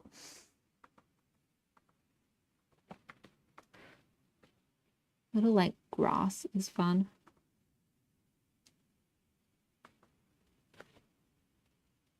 But I haven't drawn any grass in front of the hoof and I cannot be bothered with that. So I'm going to do just like little bits of something.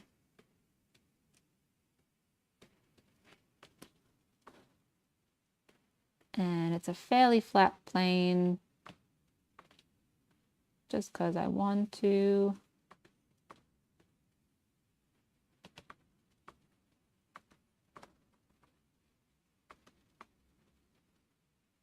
Cool. Okay, I might do a shadow, but I'll do that later. Okay, we did a horse, you guys. We did it. Now we're going to draw a baby deer. So I'm going to leave this here for a second. I'm going to horse label the group. What was that layer? That was thinking about line of action. Okay, save. And I'm going to look up some pictures of baby deer so that I can know what baby deer look like. And they are called fawns. So I'm Googling fawn.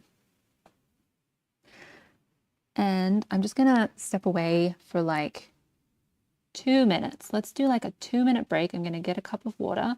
I'm going to look at pictures of fawns and we'll regroup in like 2 minutes.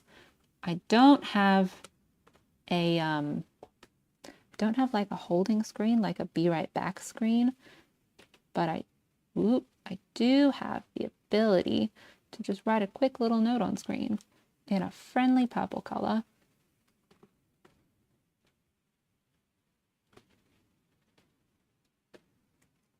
I'm not happy with those eyes.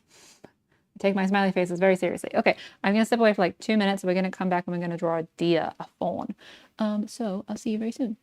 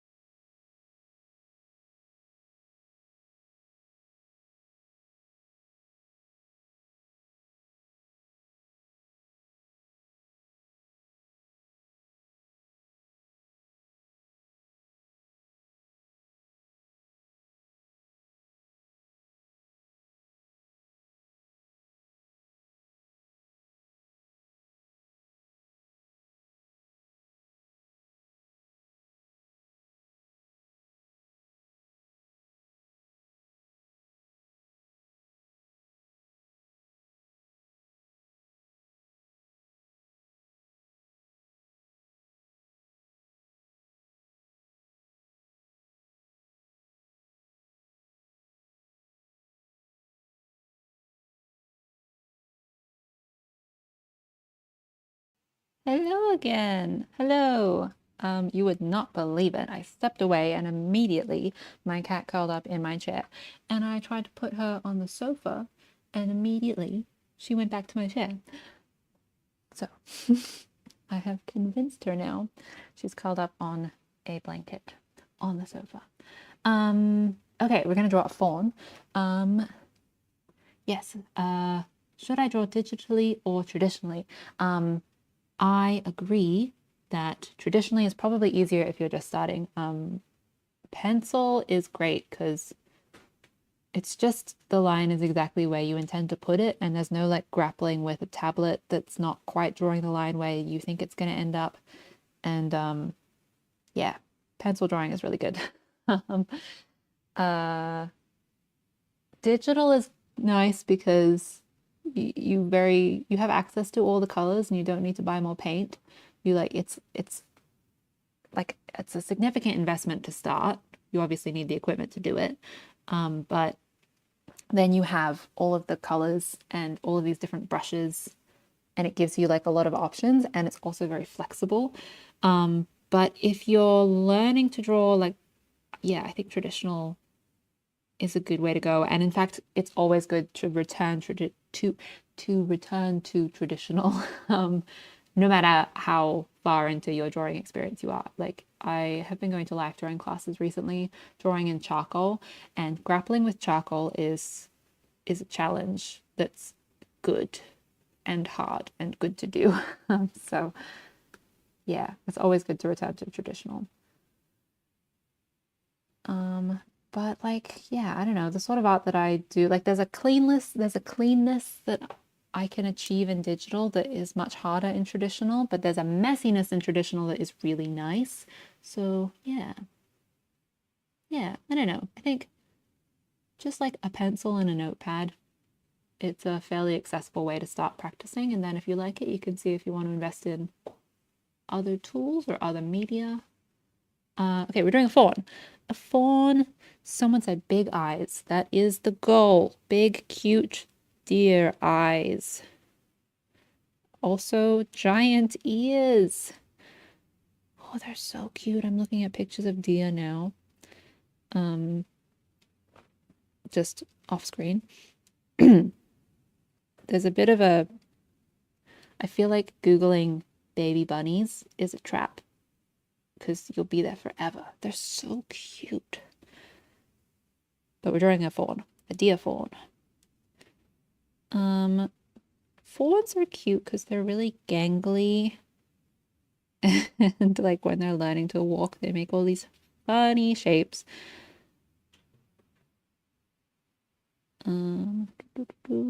Looking at pictures, thinking what sort of pose to draw.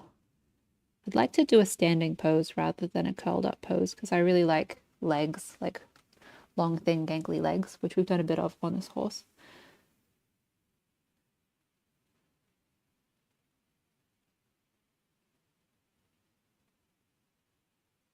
Oh my gosh, I do. Yes, the rabbit hole when looking at baby bunnies.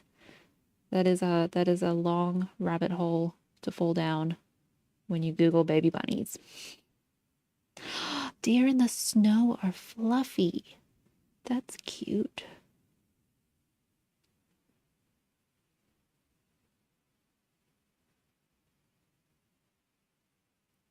Looking at different pictures of baby deer, trying to find a pose that I think is a cool, interesting pose that I feel like drawing.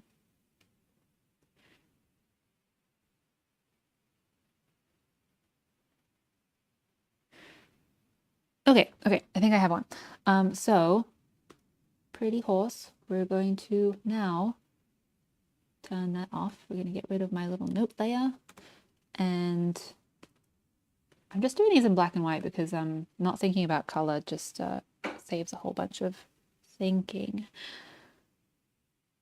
I've got a zoom button on my tablet, but it zooms from 25 to 12, and I kind of just want it to zoom to like 18. Oh my gosh. Let's just zoom to about, yeah, about there. Okay, a deer. We need a new layer. And it's gonna be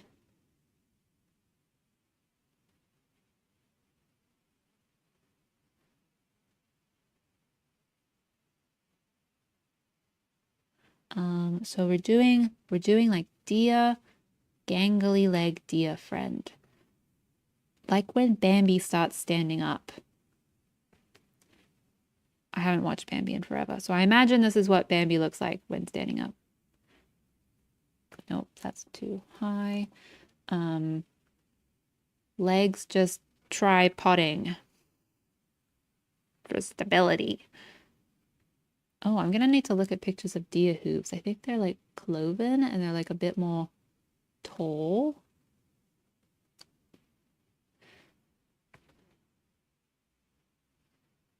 This is going to be a tricky thing. This leg is behind, further back in space.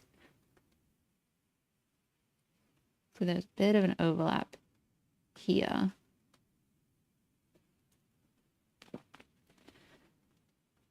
And I think it's cute when the shoulders are like down and the rump is like up because they're like, I don't know how to stand up.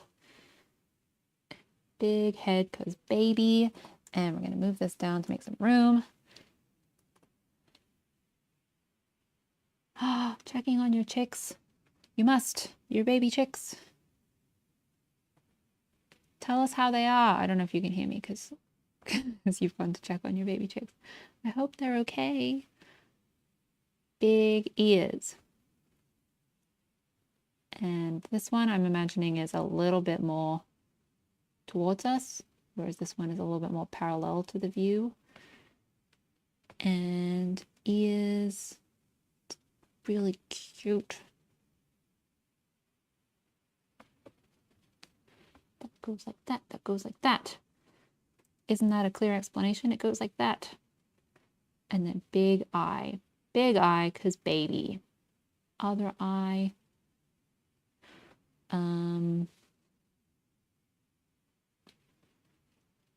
And oh my gosh, they have cute little muzzly faces, kind of like a cow. Just going to select that and move that so that it's more distinct from the body. I'll do a long neck for silhouette reasons.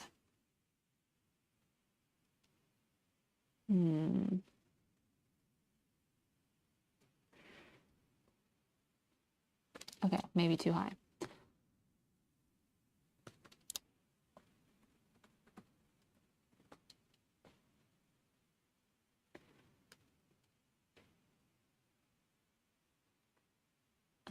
So shoulders are like on babies, they're quite bony because they're brand new.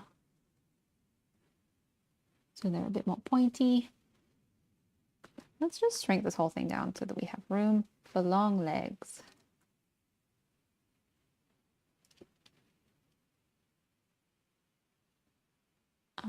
So big knees, baby animals, especially like horses and deer and cows and like similar, have big knee joints when they're born and they have big ears.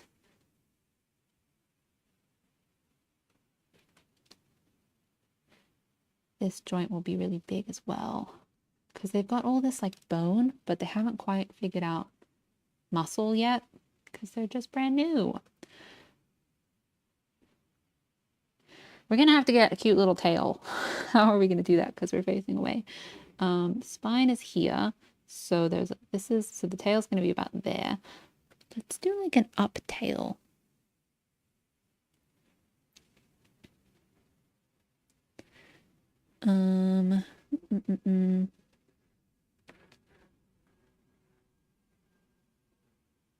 Something like that, maybe?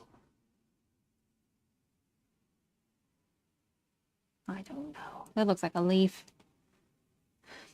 I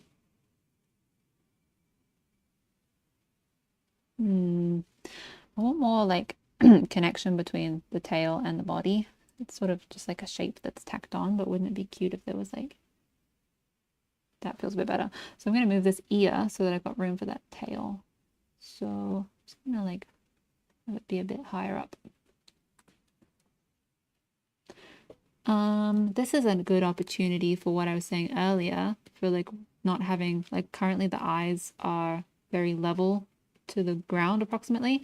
So I'm going to select the head and I'm just going to rotate it so that it's a bit more like interesting and like, huh.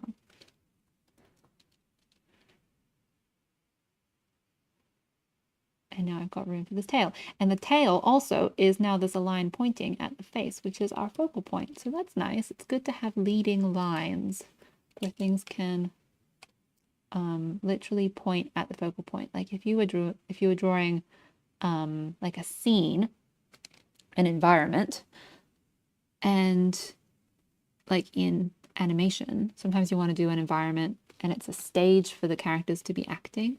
So if you could put in like lines that lead to, oh my gosh, that's cute, lopsided ears.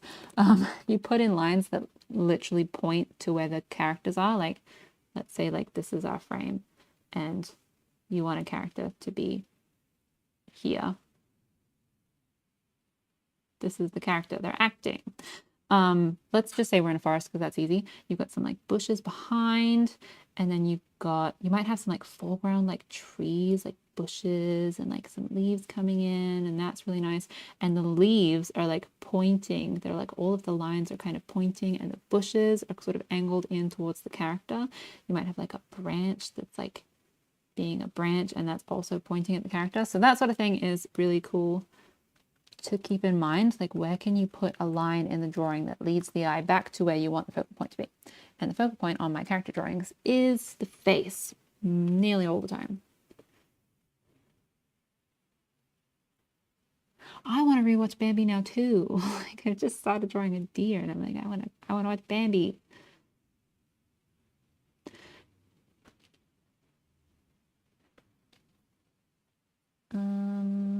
Let's look more closely at deer feet. I was about to say the problem with deer feet is that they're often in grass, but why don't we just put it in grass? We've solved the problem. It's like when you don't want to draw hands and you're just like, well, their hands are in their pockets. I don't know what to tell you. The hands are in the pockets. I can't draw the hands. They're in the pockets. It's important for this character, for their personality, that their hands are always behind their backs.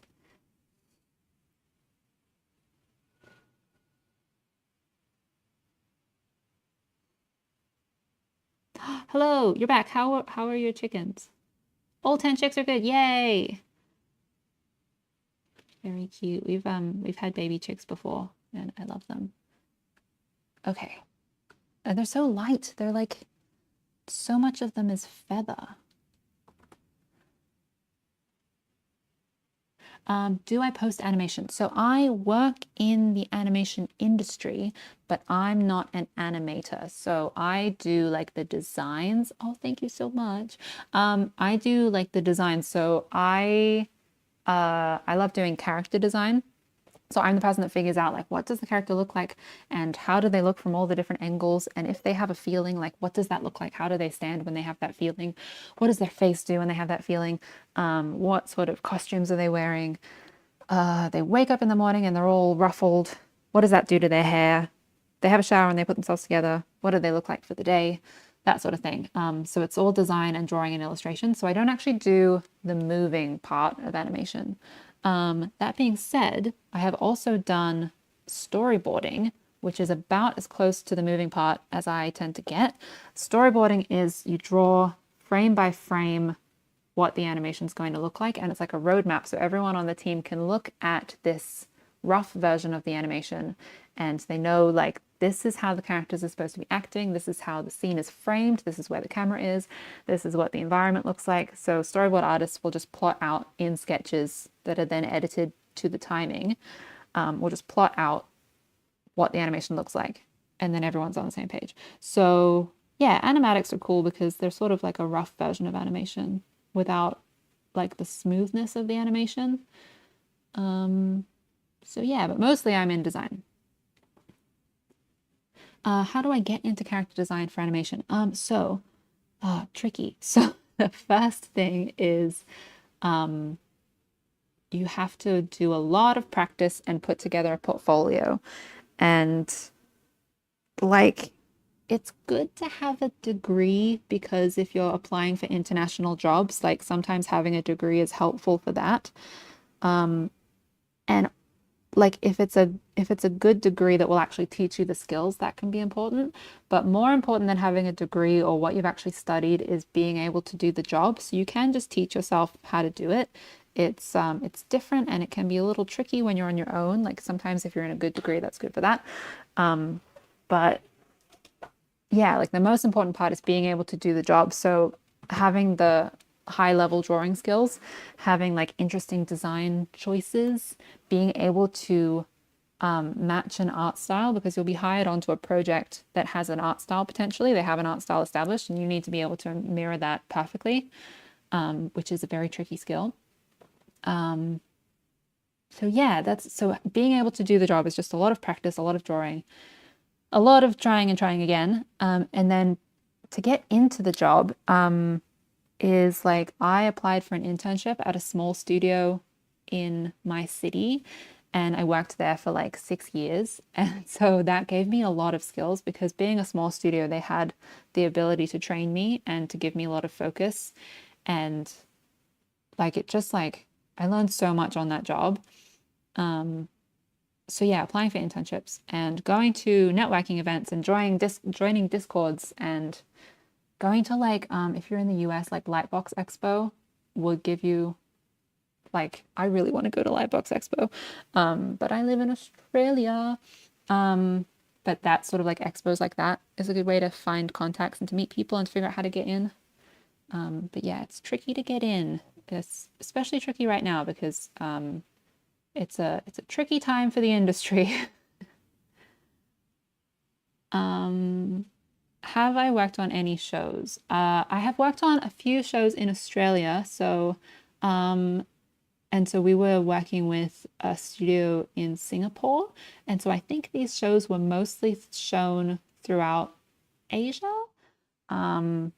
So I worked on Best Furry Friends is one that I worked on, and I've worked on Ollie and Friends. I worked on both of those as a storyboard artist. Storyboarding is really great for drawing skills because you have to draw really quickly. So it just like you get better fairly quick because you're drawing so much in storyboarding. So I've worked on both of those. And also my studio made a TV show called 123Bs. I'll write that out. It's 1, 2, 3 Bs. That's the name of the show. And that's a show that we made. And it's 10 episodes of 1-minute episodes each. And they teach stage 1 maths to kids. So that's like kids in kindergarten and year 1 with these cute little characters that I designed. And I got to write some of the scripts and storyboard it. And that was really fun. So I've worked on shows like that. I'm really excited to be applying for like bigger productions, like with more people on the team and like because like those shows were like a relatively medium to small team. So right now I'm trying to get in on like bigger productions with more people and bigger projects. But yeah, it's a tricky time in the industry right now in terms of getting a job and there being jobs to apply for. So yeah, sticking at it. Another dream of mine is to work on a feature film. I would absolutely love to work on a feature film. So yes, working on it right now. But in the meantime, working on my portfolio and upping my skills. I learned a little bit of Blender, so that's cool. A little bit of 3D modeling. I want to get better at that because it's really cool. Making sure that my portfolio is really like reflecting what I can do and meeting all of the different skills that employers want for designers and storyboard artists.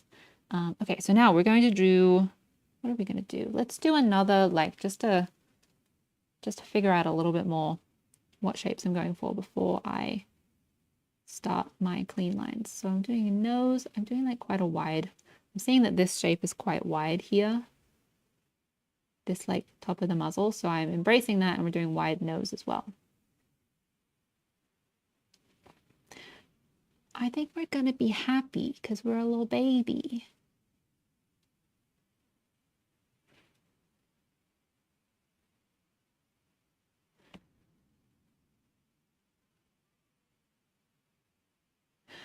Yeah. I really want to start animating, but I'm not patient enough. Fair enough. That is part of why I don't actually animate. I get up to storyboarding, and then I'm good. I'm good. I don't want to. I don't know.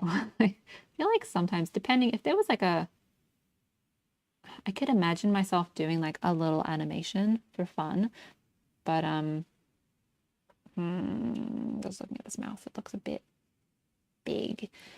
Wonder if I want it to be a bit smaller. Yeah, that's better. A little bit smaller. Yeah, I mean, part of why I love designing for animation is because it's all of the fun and the joy and the teamwork and the excitement of animating without having to animate, which is my favorite bit. I have so much respect for animators.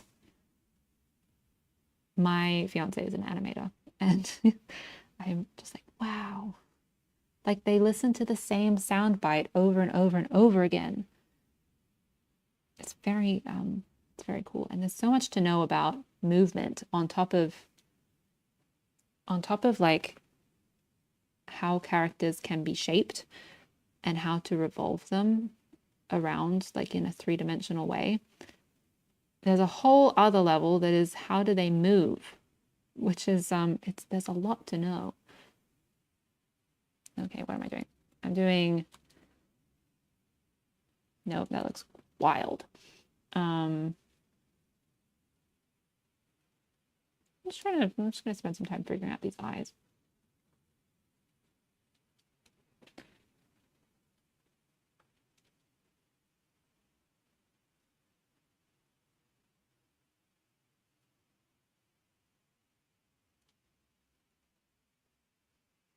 I feel like, let's flip and see if I still, do I believe in this? I don't believe in this. We're giving up. We're starting again. It was cuter before.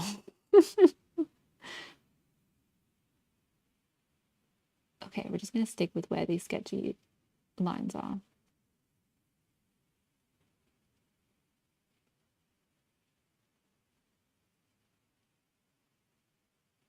Except I want to do like a closed mouth. So closed mouth.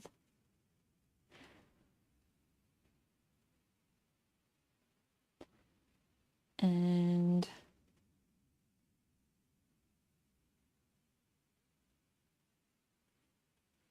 this is challenge. We can name it Tulip. I feel like we have to now. That's such a good name.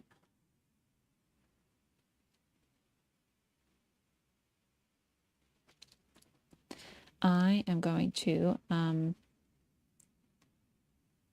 look at some reference of character drawings. I'm now on my phone. I'm looking at my Pinterest. Verify my email. I feel like I've done that before. Don't need to do that. I'm going to go and I'm going to look on my Pinterest at some drawings of characters just to give me like another perspective on drawing this face.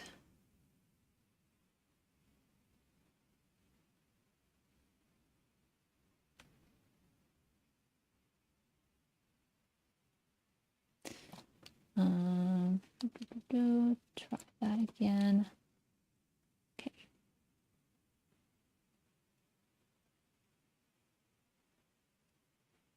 If in doubt, boxes.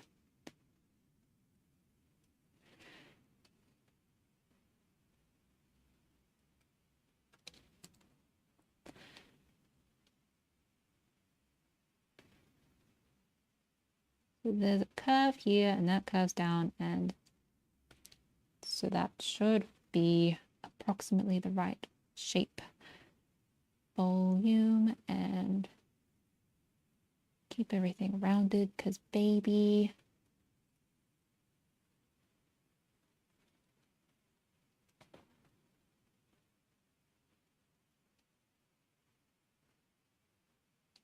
I really like doing side eye. Being like, what's over there? Push the eye to the side of the face. Is that right? I'm wondering if one of them looks larger than the other.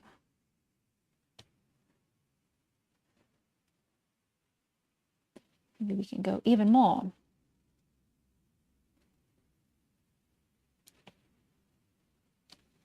And I noticed that where eyes are looking, that side tends to have a higher eyebrow.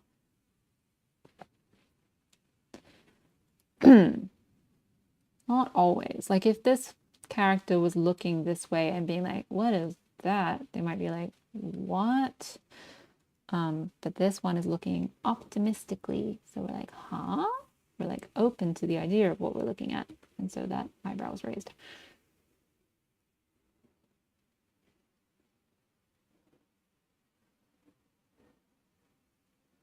Standing in tulips is a great idea. I'm going to just draw a little tulip so that I remember that. There we go. Standing in tulips. Tulip in the tulips. And gonna move this. I might just move that down on the sketch because wonky ears are so cute. Have you seen puppies that one ear is down and the other ear is up? They're so adorable. And it could even be like turned down rather than just rotated down. It's like also facing down.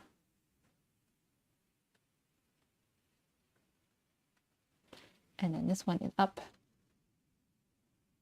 We're listening. Okay, does that look? I think I want to bring this shape up again because it was really cute when it was like up here.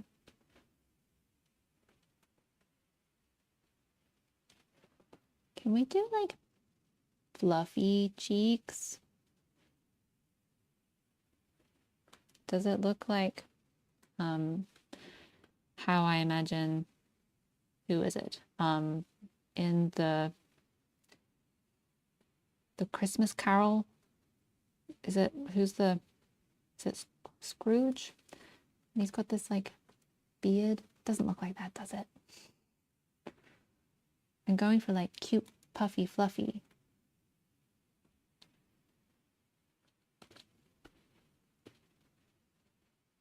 Maybe, that's fine. Slightly thinner neck.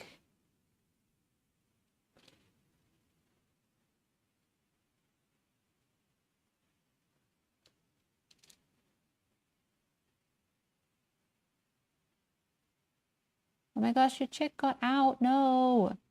How?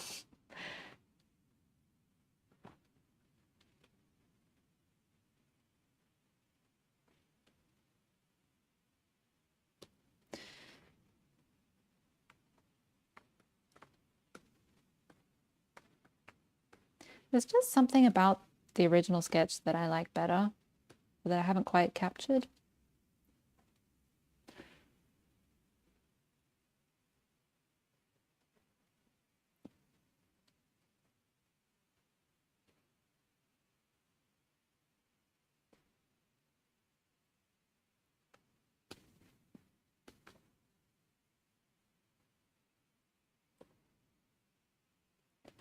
Looking at my reference again.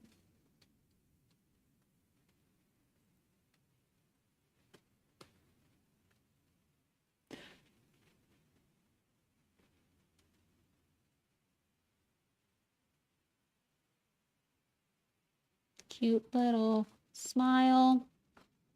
And when you smile, so if I'm lifting this eyebrow and I'm lowering this eyebrow, then I'm also doing the opposite with the mouth. So I'm imagining that this side of the mouth is higher than the other side that you can't see. So we'll do a little bit of an angle here because it's like one side of the face is compressed and the other side is open. And if we're compressing, then we might do like this muscle might overlap the eye a little bit because we're like squishing it up with our smile.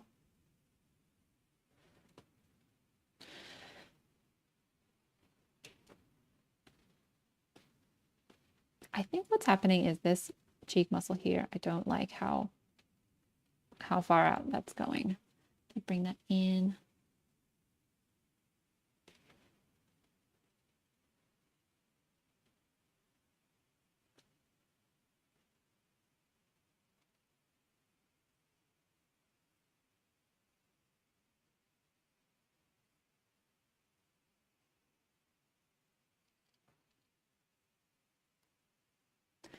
Make this eye a little bit smaller.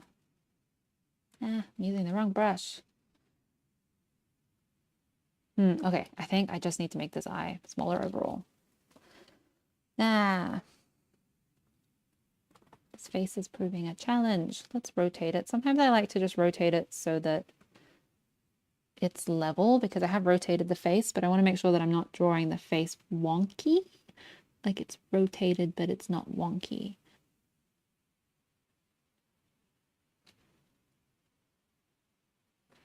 So I'll like rotate it on the screen until the eyes are now level with the edge of my screen. And now I can tell where everything is sitting a little bit better. I like doing smaller eyes, like within the eye, like smaller irisy pupil-y bits.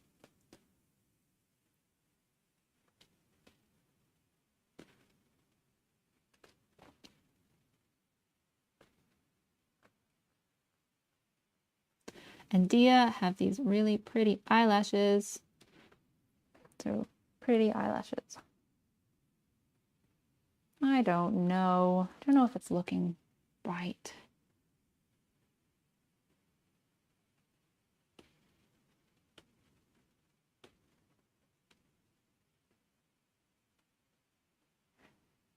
I may start again. We're starting again.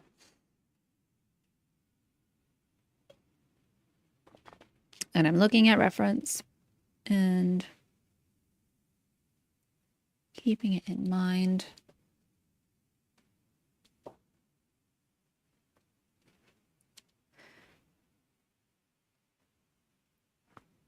Okay, I'm going for like flow. Flowy flow.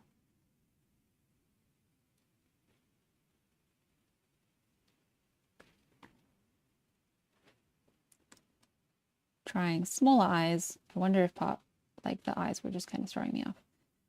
And this one can be thinner because it's on the far side.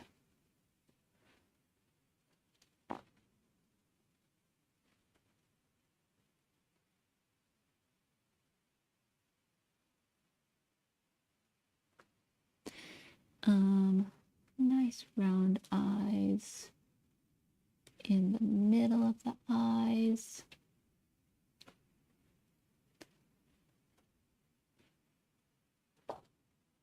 Once I get it, it'll be good, but I feel like sometimes if it just doesn't like feel right, it doesn't feel balanced, I'll just redraw it until it's looking like it feels right, you know? It's very much like an intuitive kind of like, doesn't feel right.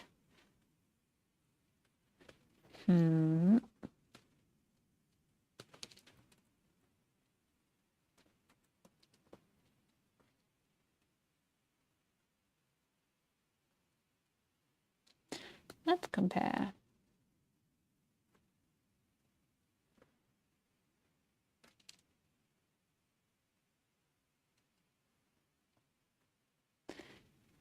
Do like they have quite a boxy little muzzle.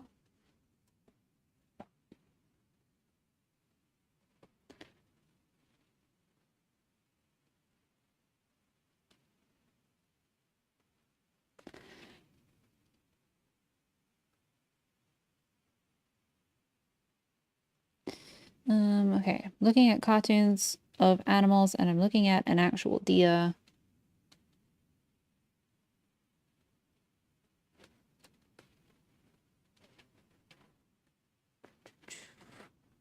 I think it's good to spend a long time on, well, not a long time, but like I think it's good to spend more time on faces because they're really important for a character design. Like anatomy is important, but face appeal is like, that's why people like characters.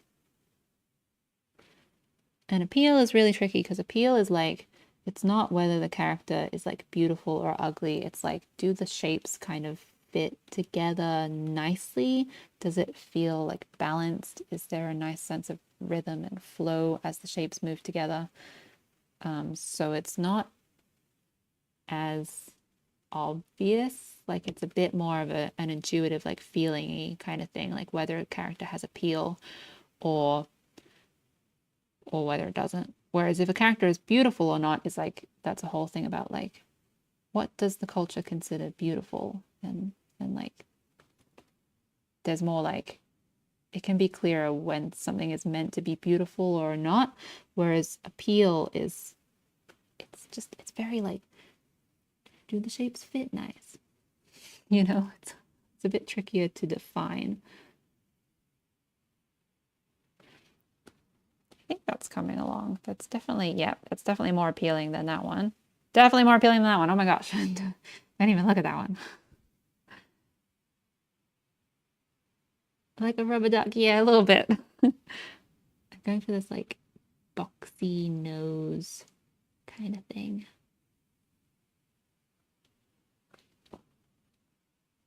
And pretty eyelashes. Dear have pretty eyelashes. And slightly thinner neck. Okay, let's zoom out and see. Ooh, where? Just trying to figure out what buttons I'm pushing.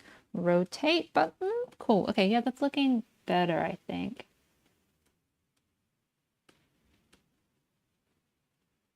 Nice.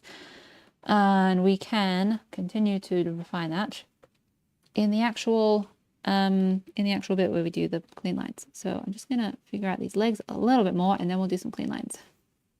So lanky legs for brand new baby does not quite know how to stand. Just do a slightly higher eyebrow. I like to push things. Baby's like, look at this. Look at how well I'm standing. Aren't you impressed?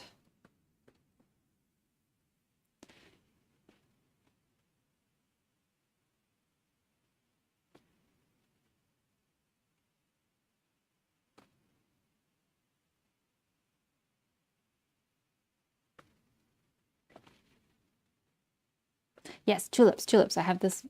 Oh no, I got rid of it. Let's do it on the sketch level.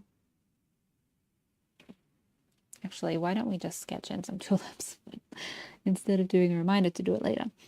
I'm on the wrong brush again.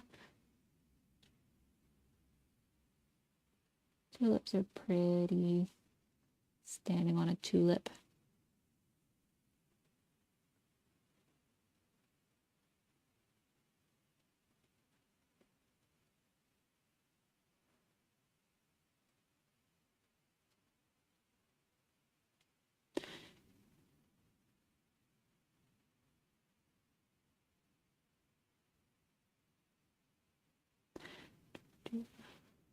Tulips.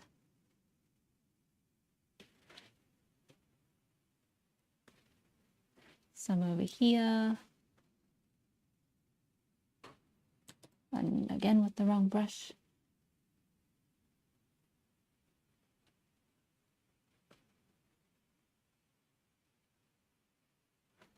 And I'm trying to like make them, like break them up a little bit.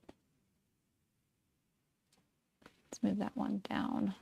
So they're not all the same.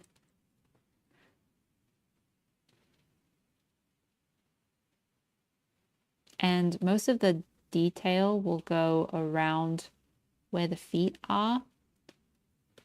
And then just a little bit in between to fill out the scene a little bit.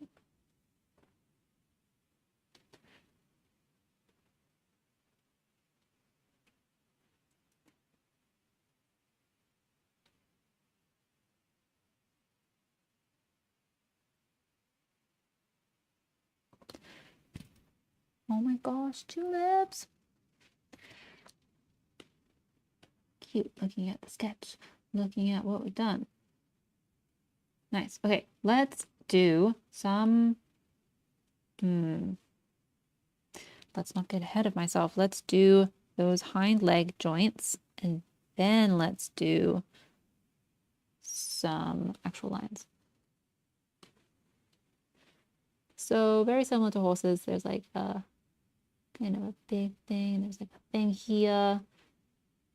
And you can see it on both sides. So it comes forward.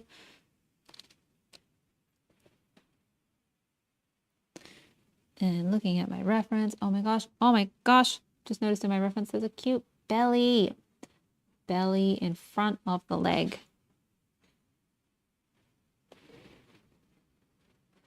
And then this comes up like that, and there's quite an angle here. And then that follows around through into the chest because it's kind of the same shape coming through. Muscle, pointy shoulder, because baby. And then that is up, and then that is up. Fluffy fluff. And when I do fluff, I tend to do,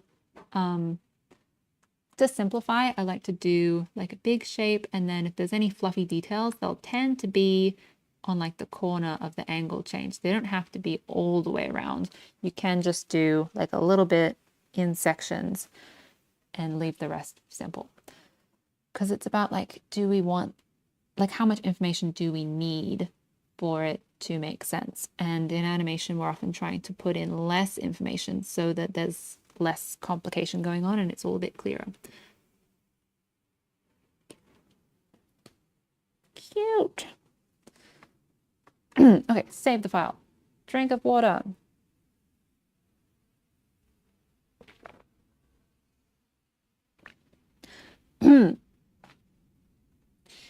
And let's flip it back the other way. And I'm just thinking I might move those back legs further back. So I'm going to select all of that and do that. And just stretch them out a bit more. I might even just move this leg back where it was. Just to push the pose a little bit further. So we can bring back that knee joint there. And a bit more contrast with this angle. So I'm going to bend that like this.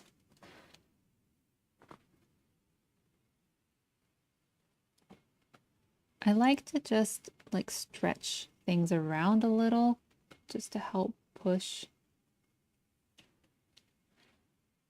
whatever shapes I've chosen.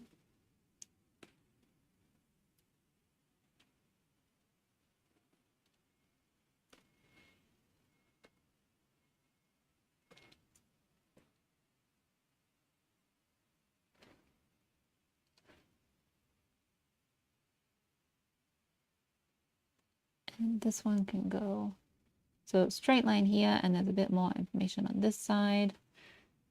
And there's like this shoulder is like curling around up there, and just looking at my reference, the shoulder actually is coming more forward than that. So that's that kind of thing. Okay, let's do some proper, more clean lines now.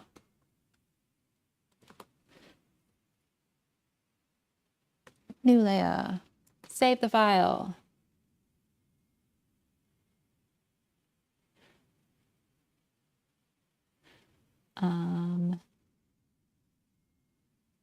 Has anyone ever felt like they don't want to draw another animal because you feel like you'll forget how to draw the other animal?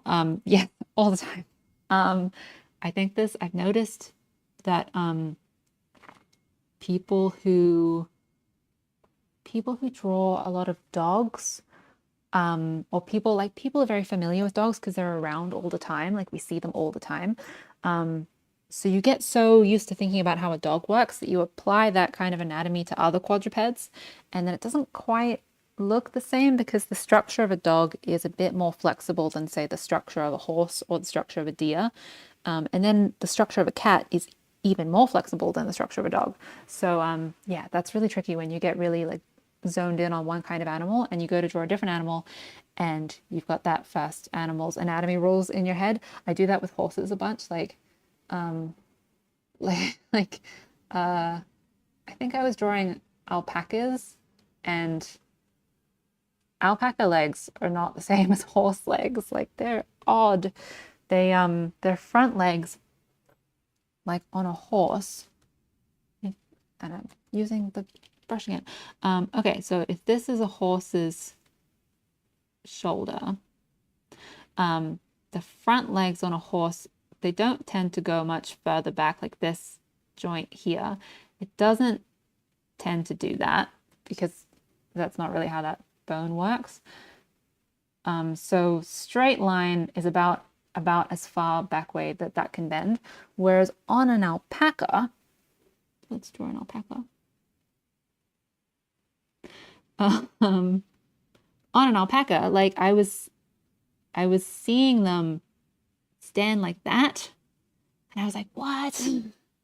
And also like horse hooves are like, they're like that, whereas an alpaca has these little cloven hooves that kind of curl in a little bit. And I can't even remember what they do with this joint. Maybe like that, who knows? But they're cloven and they kind of curl in like little, from the front, little like crab claws, which is wild. So yeah, reference is the way.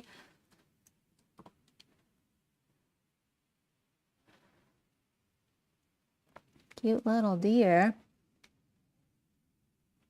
It's Julep's first day of life. I feel like Julep is very suave and is like, look at me. I can stand. I don't mean to brag, but look at me. I am less than a minute old.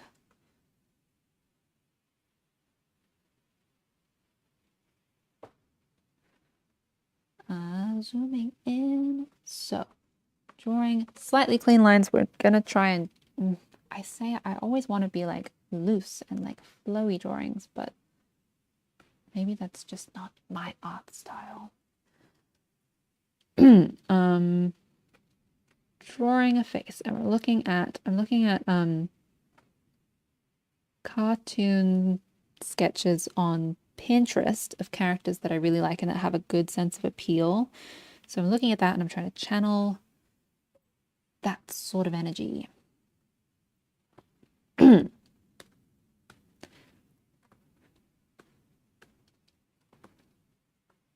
that was too much. Now I can't tell where that is. Okay. So the eyes. I was saying before that I tend to draw eyes last, but currently I'm feeling like I need to draw the eyes first.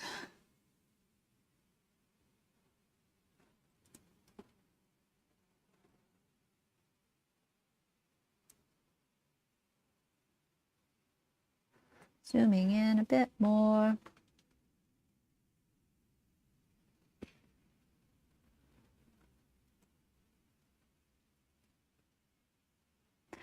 Ooh, trying to get this nice curve, a nice curve, and a nice curve.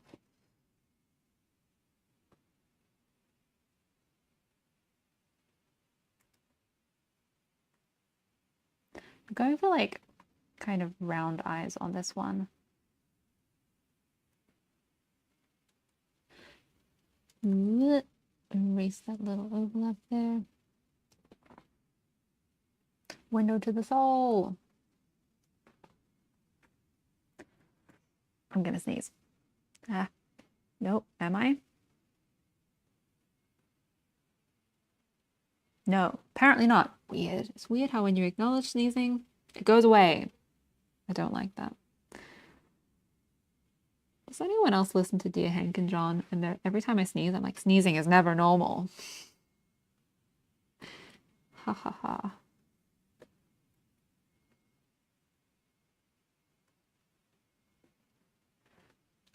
Okay, I'm trying to have this eye be a little bit compressed because this is the compressed side of the face. Yeah, that looks compressed. And then we're going to do a cute little eyebrow. And it's going to be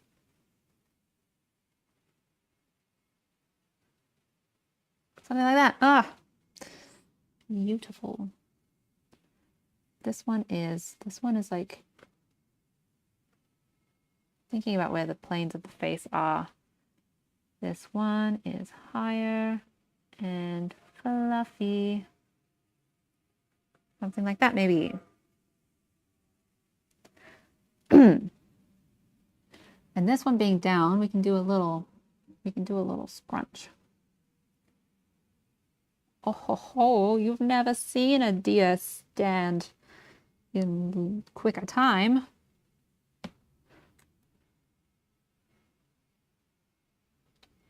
Kind of a prodigy.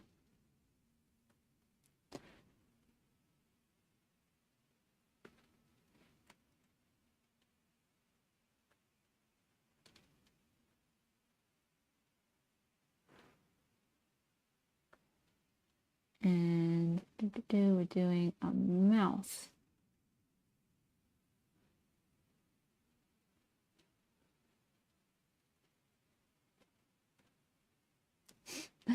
Blech. This is so silly. Ah.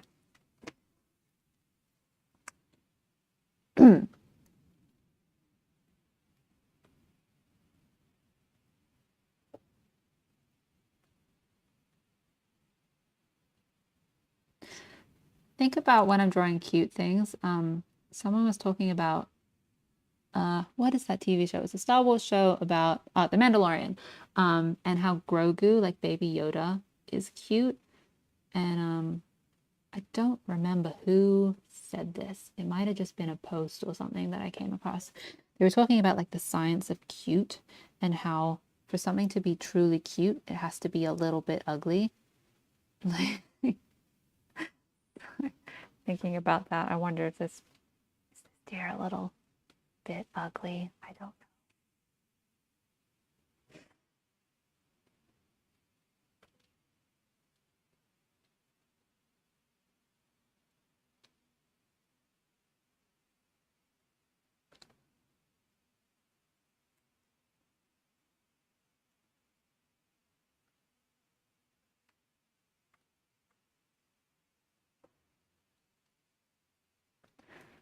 Let's do like a little fuzzy chin.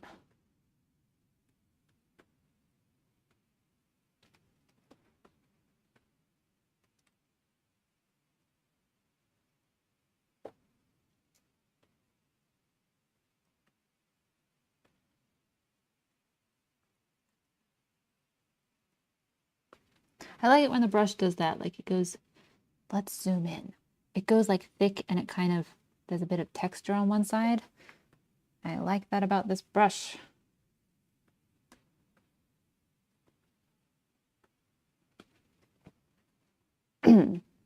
Yeah, Goofy. Goofy's good. Side note, Goofy movie is a very good movie. I really like that movie. I watched that a lot when I was growing up. It was like one of the movies that, you know how kids like, you put on a movie and it's the same movie? That was one of my movies. And the songs are really good.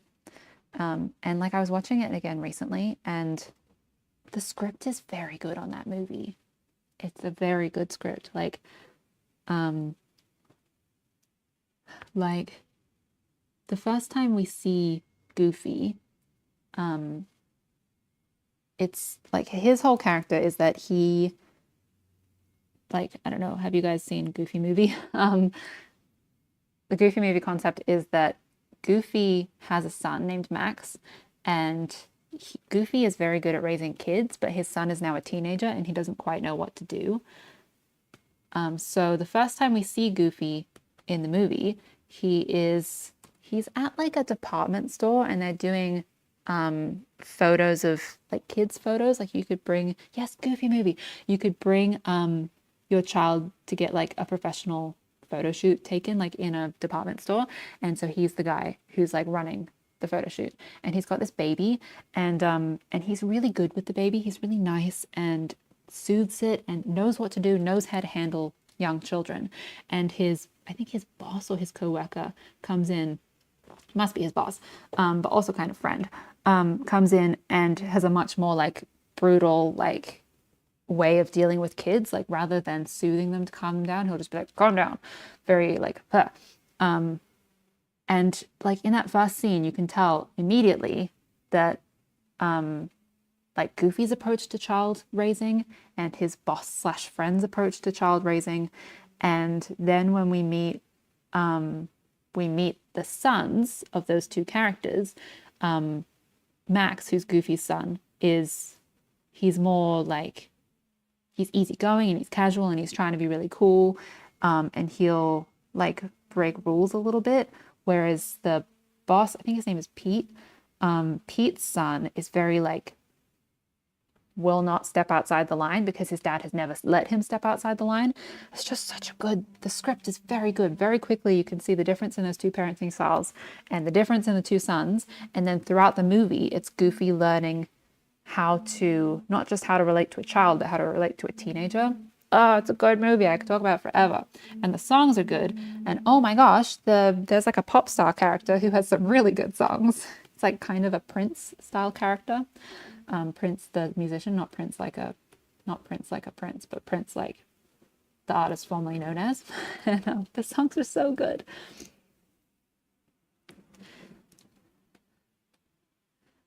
Eyelashes. Before I went on my Goofy tangent, I was thinking eyelashes.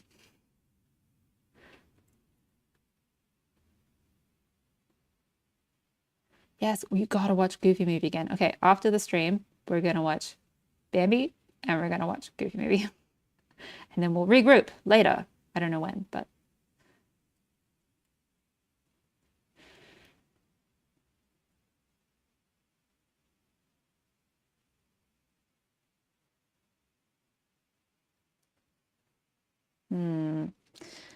eyelash. Yeah, Pete. Pete's the guy.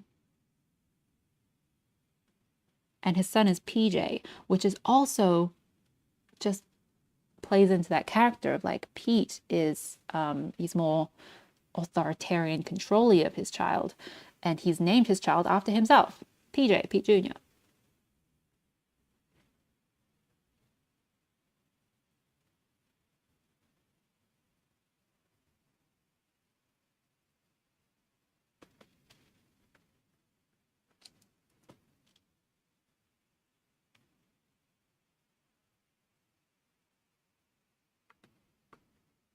Such a goofy little deer. I was going for cute, but we've definitely got goofy. It does look like a duck, doesn't it? I could very easily make this a duck. Like I would just flatten that out. Now it's a duck. My gosh. Undo, undo.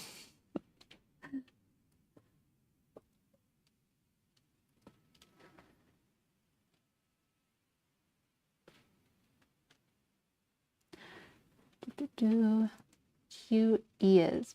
Nope. What happened here? What happened? I drew it and then I looked at it and I was like, nope.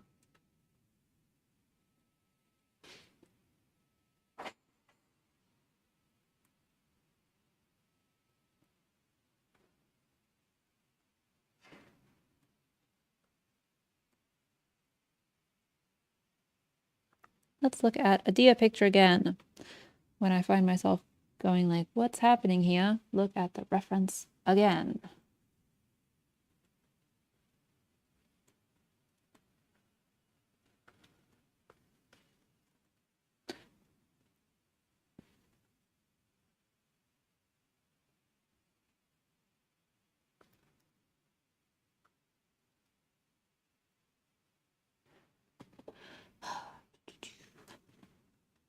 Ears are tricky. Big fluffy ears. Okay, big fluff. Big fluffy fluff.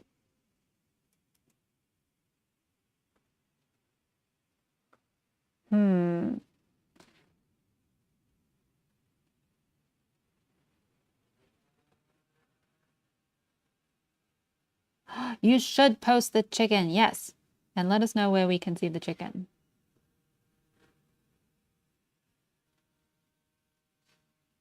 Not sure about this line anymore.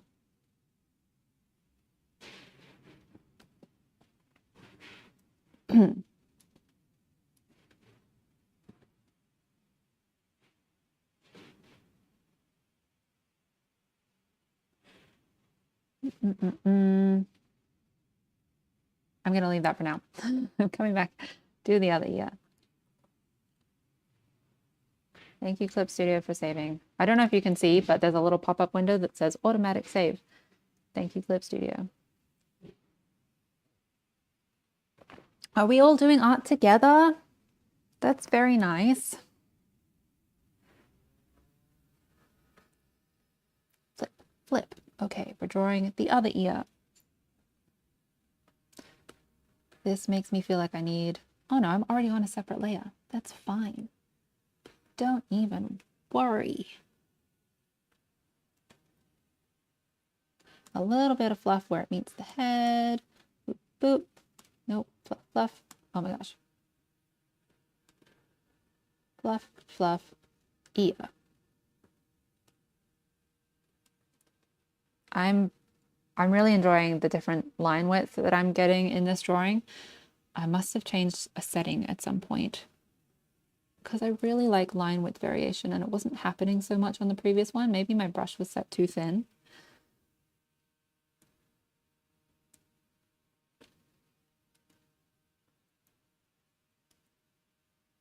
Ah, cute. Look at that. A little bit there and there's a bit of thickness there. Yeah, the creative energy flowing. I was a bit more flustered on the previous drawing because obviously it was the first stream. I mean, it's still technically the first stream, though this is a second stream due to technical difficulties. But I was flustered because it was the first stream, it was the first animal. I had this idea that I wanted to draw an animal every 15 minutes or so, which is what I've done in the past on TikTok. But right now I'm really enjoying just like settling in and drawing a little animal. I'm not entirely sold on this muzzle shape. It's so silly. I'll do the rest and I'll come back and see how I feel later.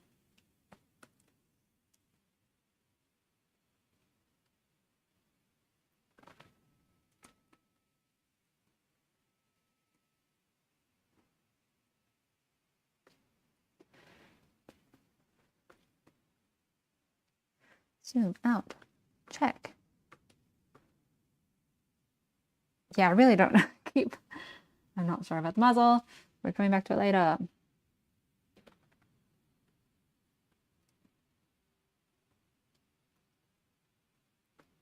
And sharp shoulders are fluffy, fuzzy friend. So fuzz, new baby.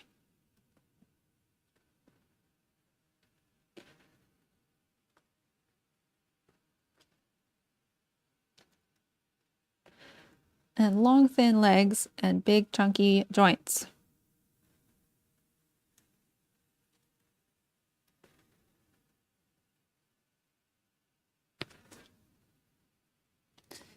There's like a, it's kind of like a boxy shape, like that kind of thing.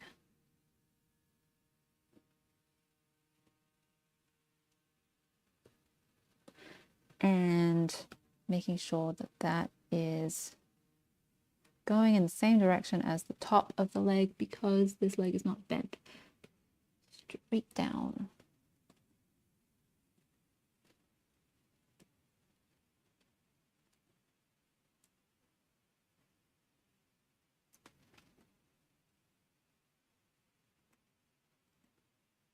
And I'm just gonna like indicate a little something in there, but it will be in the brush.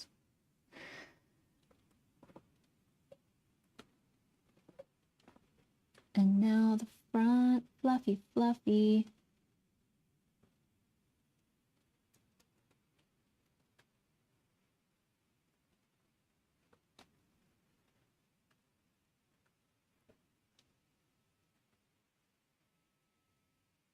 So this one is a little bit like, we're seeing it more from the side, whereas this one, we're seeing it from the top, a little bit more from the top. So this is like the thinnest angle of the legs, whereas this is a bit thicker because we're viewing it a bit more from the side.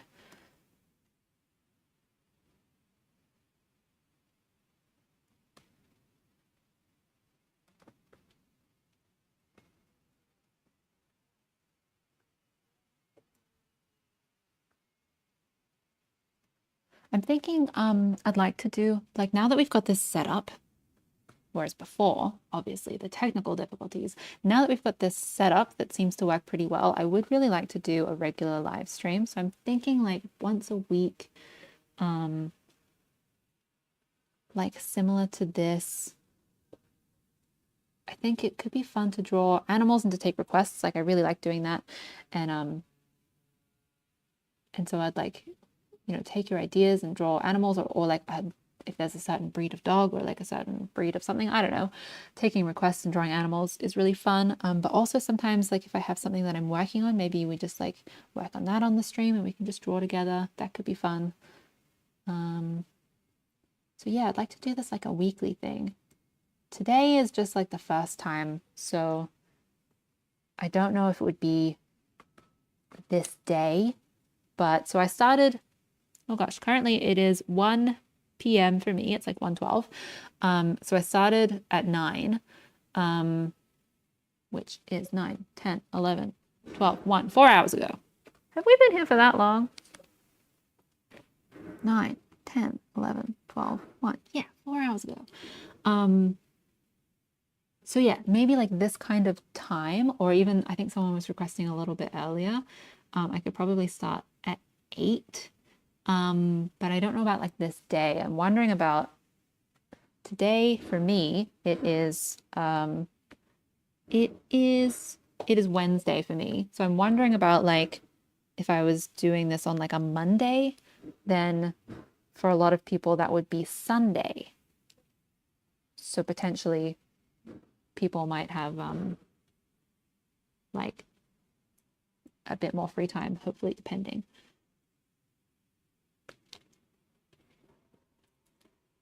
So yeah, something to think about going forward.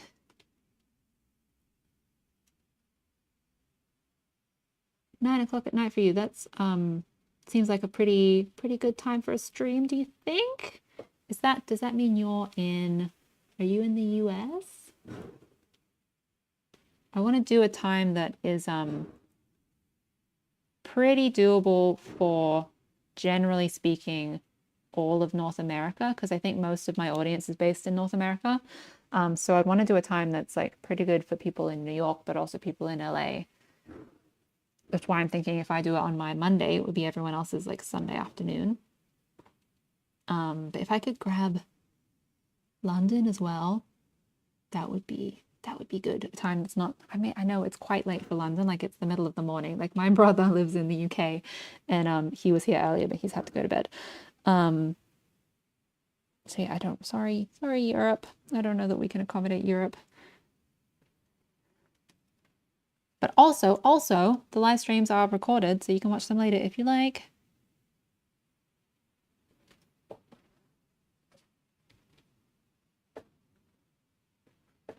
Fluffy fluff, little fluffy detail. Fluff. So yes, I do like a simple shape on flat planes, and then a little bit of fluff comes out in the corners, and then more of a simple shape.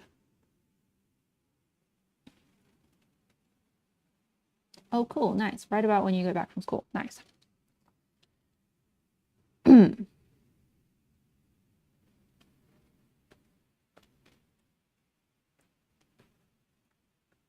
And oh, that line change is cool.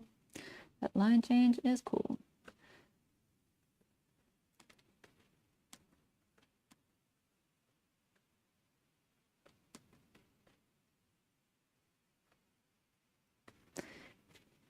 Is it too much though? It might be too much. I might need to balance that out on the other legs. That's the wrong brush. Yep, that's better.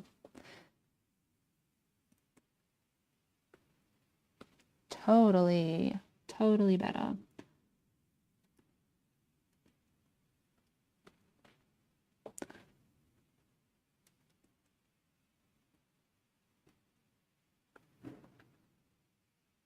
You're done. Is that is that the drawing you were doing? Was it the chicken? Can you show us? You're putting it up. Nice. Share your handle. When if you feel like it, when you're ready, share a handle and we can all go see your chicken drawing.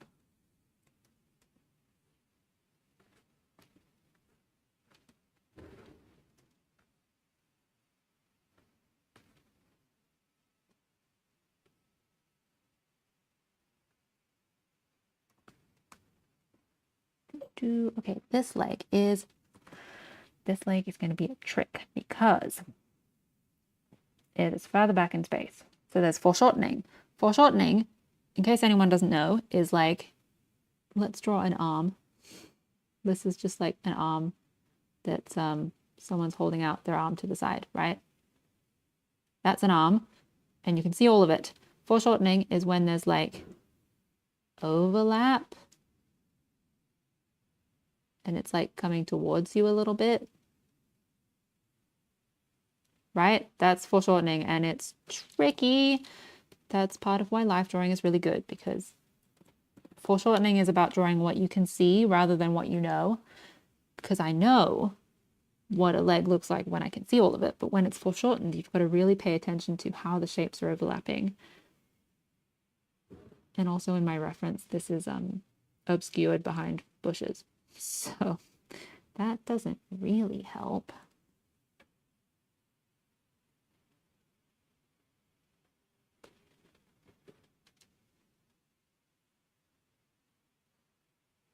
Ooh, okay. Slight break, looking at a chicken. So it's on your YouTube, on your posts. Everyone go see a chicken. On Nightglow_dragons long break YouTube.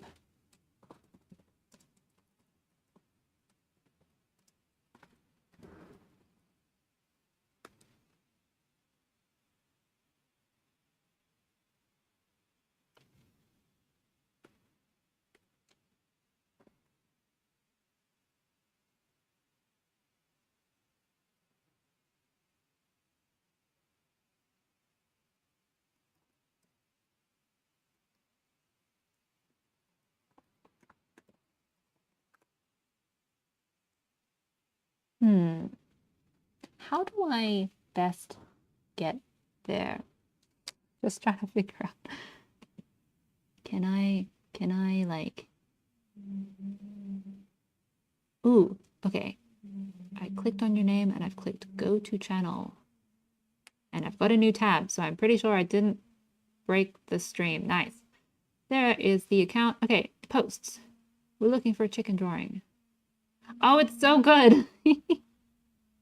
Cool. I love it. And the little heart. So cute. I love chickens. This chicken is determined.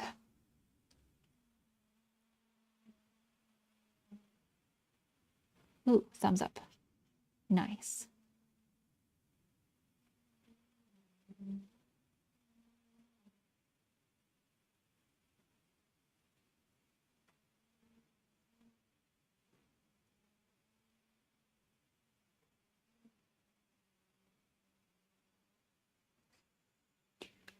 Okay, we're back. Where's my drawing program? I had clicked and I'm in the right window. Okay, we're gonna draw this foreshortened leg. And also it's further back in space. I think further back than I have drawn it in the sketch. So it's gonna be like...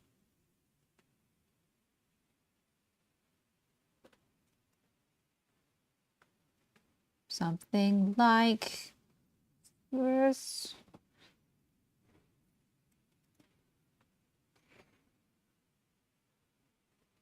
And then that. Something, a little bit of like, don't look too close.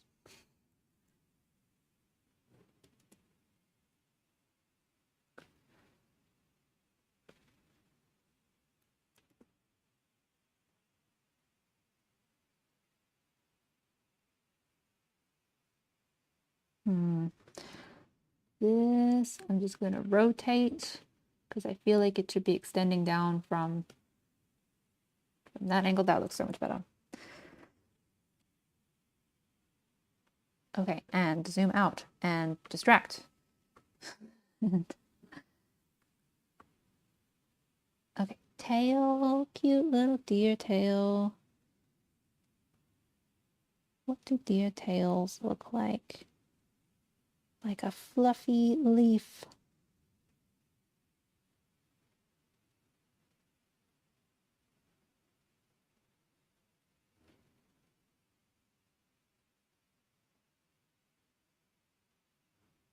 I have found a reference with a little tail. Very cute. Okay, it's different to mine, but I'm going with mine. But it's still useful.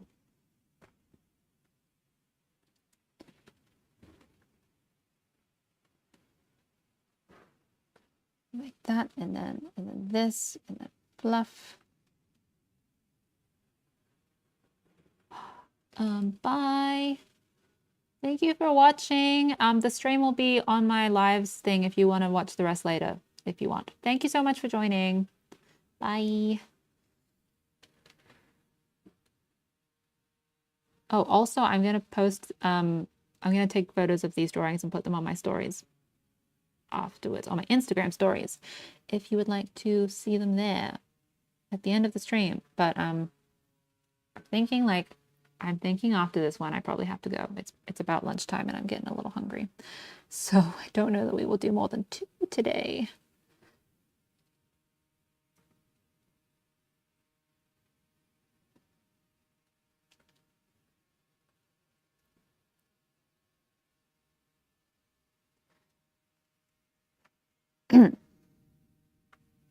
Such a goofy little deer. I wonder if we can do slightly more eyelashes.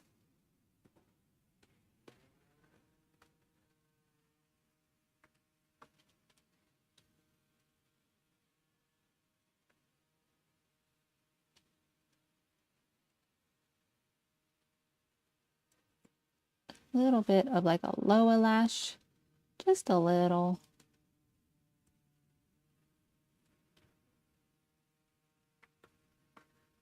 Cute.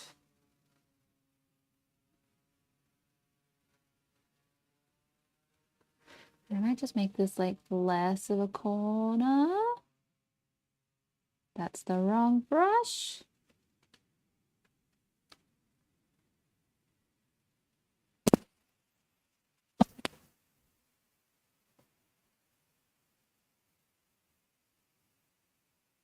Yeah, that looks better. And I'm going to move that eyebrow over a little. It's looking a little bit too like far away.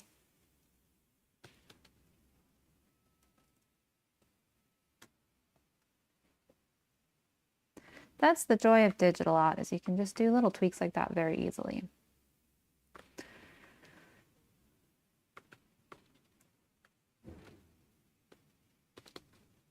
I'm gonna bring in the curve of this ear. It's just looking a little bit wide. Cute. Okay. Probably need to draw in some of those tulips. Let's organize some layers real quick. Deer lines. Is that all of them? It is that, but it is also the sketch. So pop that down below. Let's make this deer sketch. And then we'll do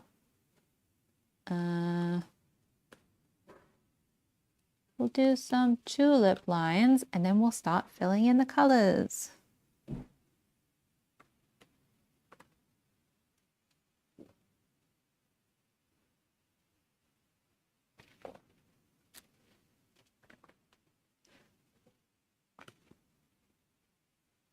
Nice. Okay. Tulips. Tulip time. Looking up pictures of tulips. It's really nice in North America when the tulips start blooming in spring. I was in Montreal for a bit, and they plant the tulips before winter and they're under the ground all winter, and then in spring they start popping up and it's super pretty, and they've got these tiny little signs that are just like a classic sign shape, like basically a rectangle board on a stick, and they stick them in the ground and they say attention tulips. But being Montreal, it's a bilingual city, so those same words in French are French words, and it's attention tulipe, and it's so cute. They're just all these little signs like attention tulipe, mind the tulips. I love that about Montreal.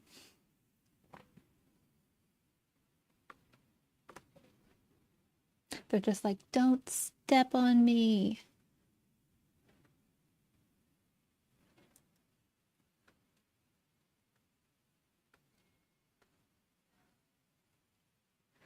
And overlapping some leaves.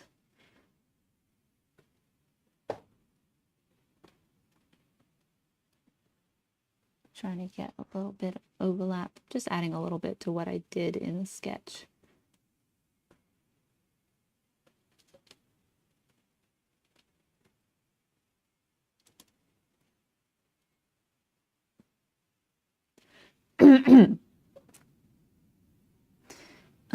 Let's just do leaves for a bit, and then we'll come back and do tulipy, flowery, petally bits.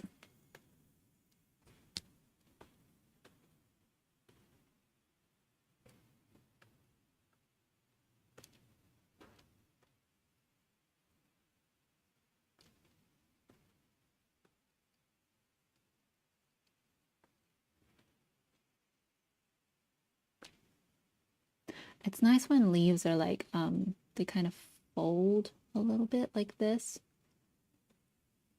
That's nice. Makes them look natural.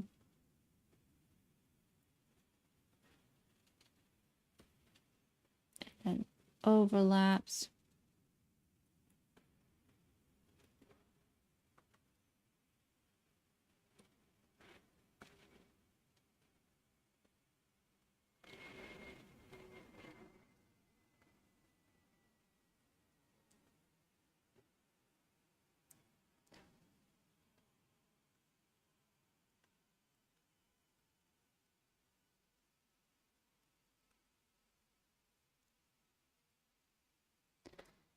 And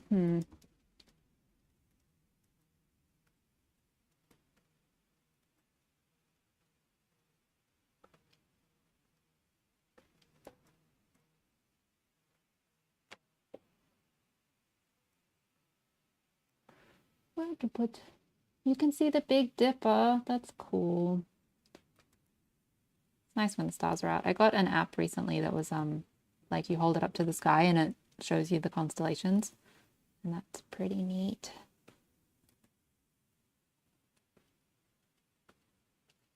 There was a thing recently where I think like the planets were aligned. So I was trying to see that. I was trying to be like, which of these stars are the planets? And yeah, I couldn't really figure it out because I think the sky wasn't dark enough, so the stars weren't like contrasty enough, so it couldn't most of the time really figure out where the stars were as to which one was which.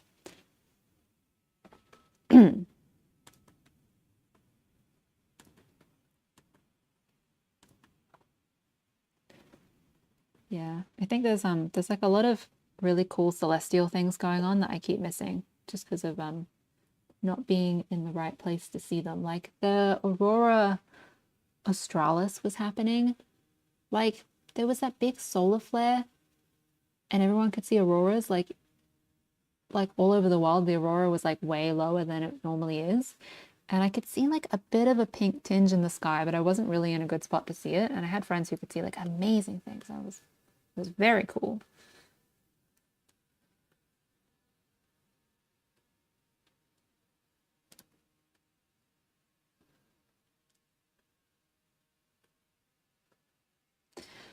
Do little grassy bits. And tulipy leaves. And let's zoom out and see what happened there. Okay, I feel like we need more tulip leaves. It looks very much like the tulips only grow where the deer stands. Yeah, cameras could see them a bit better. I think like my phone though tends to not like red. So if something is in a red color zone, it will not pick it up as much. And the colors in the sky were like kind of pinky. So I don't know that my phone was the one, really a good one to be looking through, but I think other people's cameras have really good,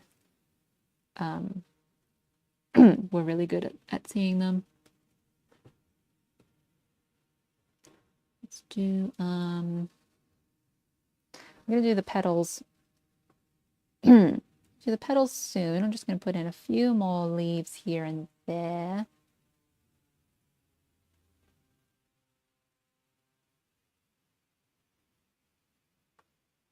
Let's do some that go behind this leg to really make it feel connected.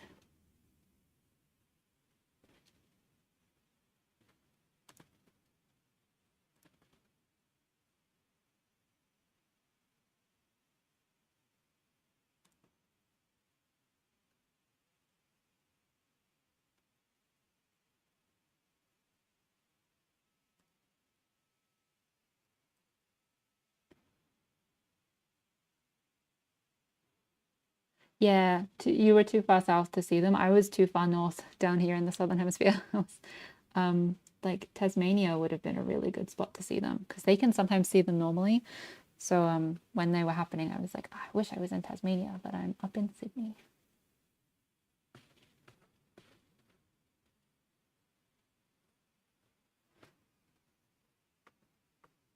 Okay, I think that's looking good. Let's do petals and then let's do a bit of color. So I'm just gonna lower the opacity on those a little bit. And looking at reference, what do petals actually look like? Tulips. They're so pretty. They're such a neat flower.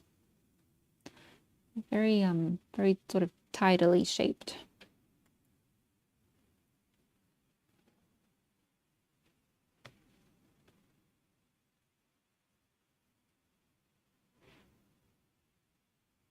That's pretty.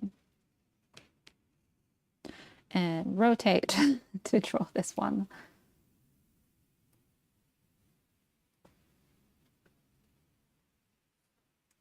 Yeah, tulips are nice.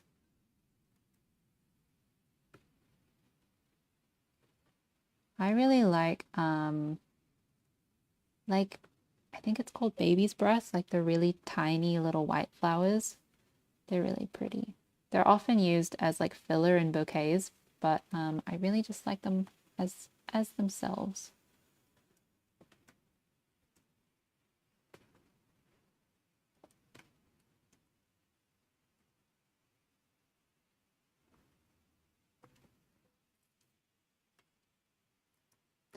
So I'm drawing the outside of the tulip to get the whole shape. I like how the brush is getting thicker at the bottom there with the pen pressure, and trying to have these overlapping petals in a different spot on each of them so that they look different and unique and natural, and then they go into where the petals come from. Yeah, cool. There's another one. If I just scroll around, there's one.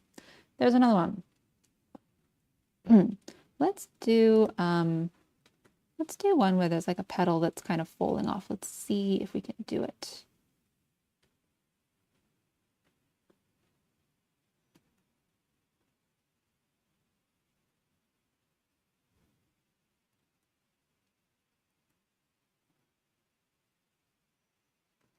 Pretty. We could even do one on the other side here. Overlapping around and behind. And then that can go in front of these leaves and behind those leaves. Oh, sunflowers are cool.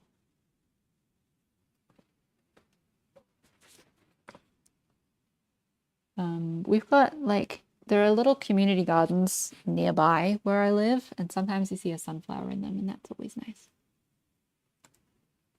think you can you can eat, can you eat the head of the flower with the seeds in it? I feel like I've seen people roast them.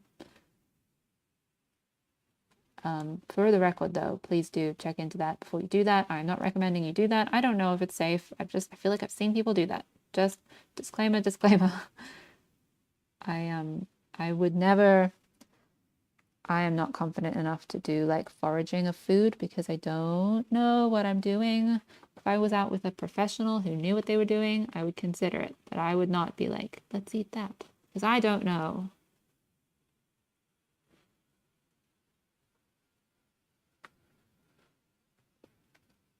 One, two, three, four, five. Okay, we've got an odd number of flowers, which I like. I like to have an odd number of things.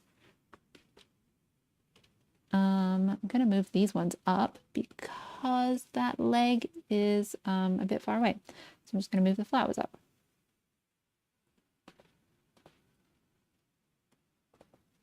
About there.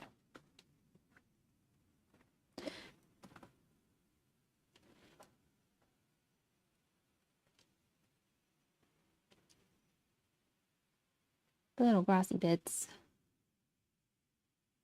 Yeah, so only certain kinds of sunflowers breed for having edible seeds. That's good to know. That's good to know. Everyone be careful and check if you're thinking of doing that. Make sure you know what you're doing.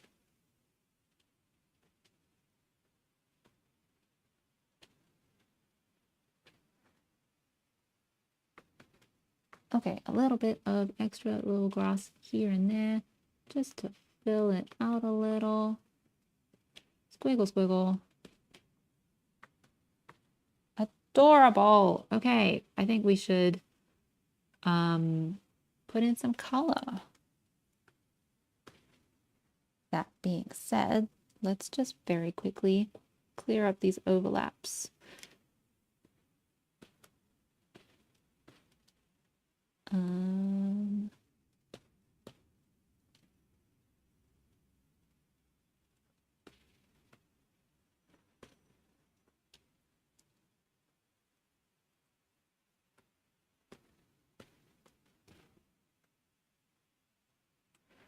Okay. I think it's time for color. I think let's flip it and see how I feel about the face. I still feel weird about the face. Let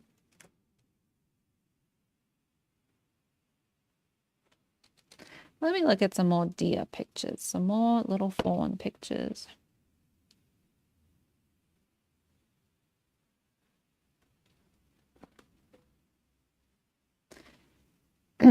Maybe if let's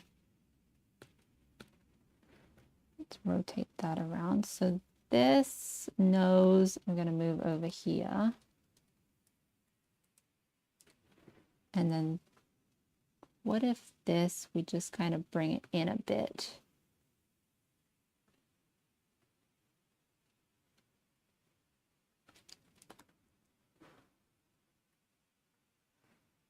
Yeah, I think the nose might be a bit too flat.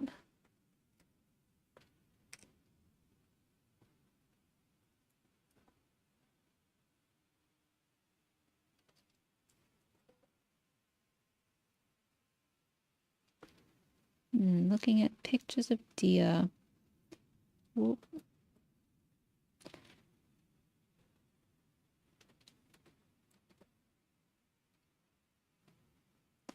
Let's just, let's do another little layer of sketch. Because they are kind of like fairly boxy.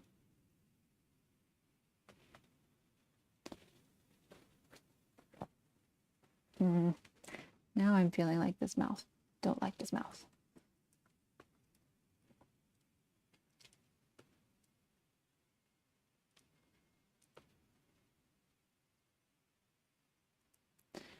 Looking a little bit worried as well.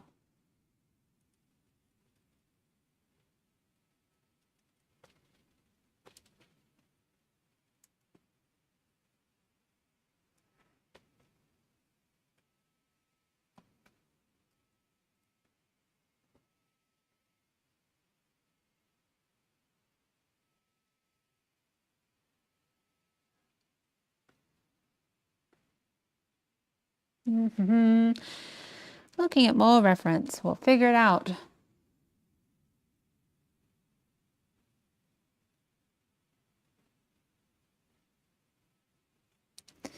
Yeah.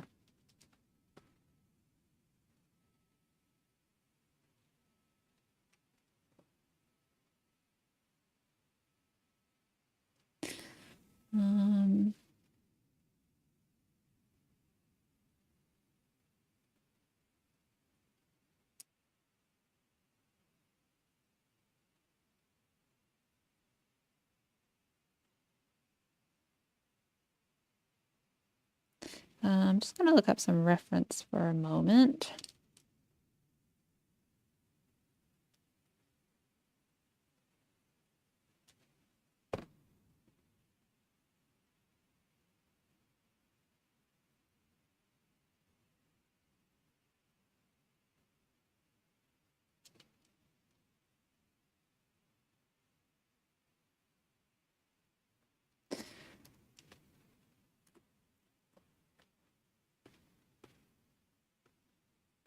What's happened? Why is that on a separate layer? Why did I do that?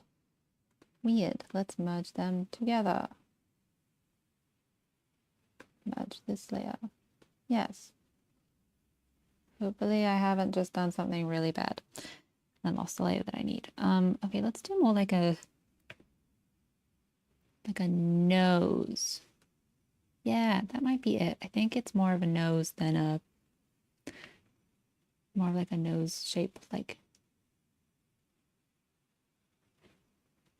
that can go like that.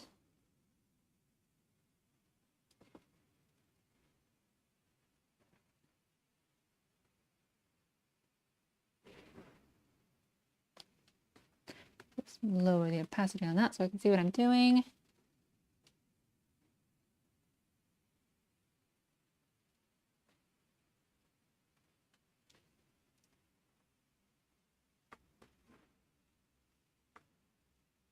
I feel like that's getting there. Yeah, Bambi's a good idea.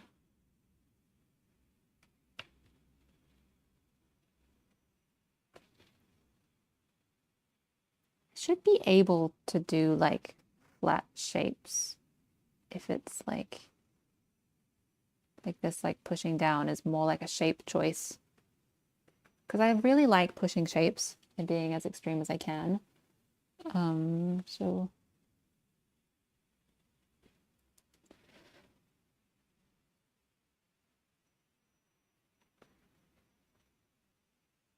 let's do like some like eyelids. No, that one shouldn't be as high because this eye is more open, so there'd be less eyelid here than on this one. Yeah, more of a horse nose before, like we were saying, like you get stuck in one animal.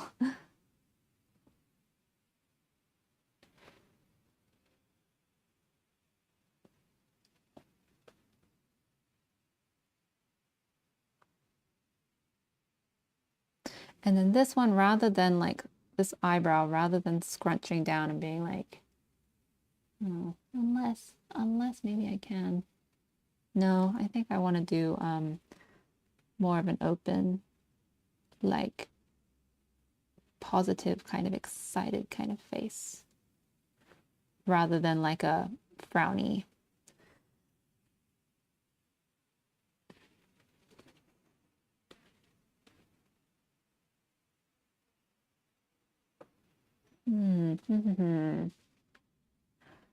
If this was smaller, would it look more babyish?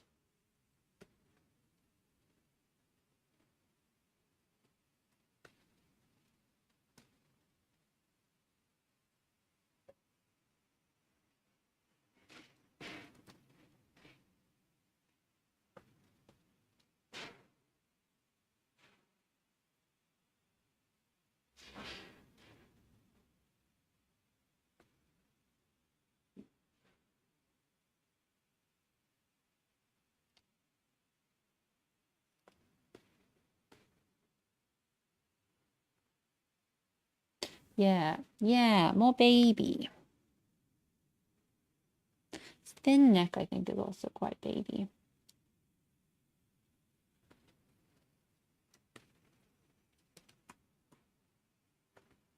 Let's flip.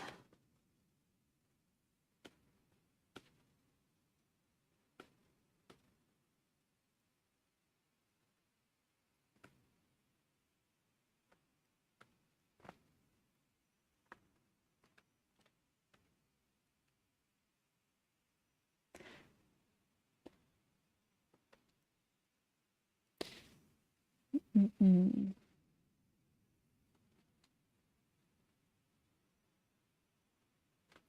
Doing big, big eyelashes. Cute, pretty deer eyelashes.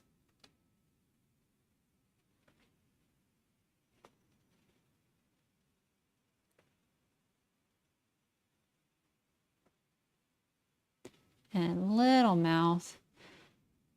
Little baby.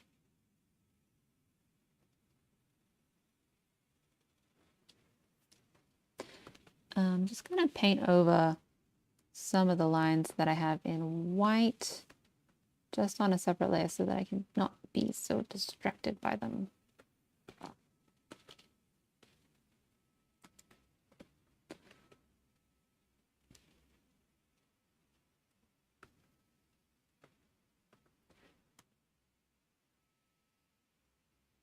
That is gonna be more in the middle. This is definitely helping. Oh gosh. See, like so much of drawing is perseverance.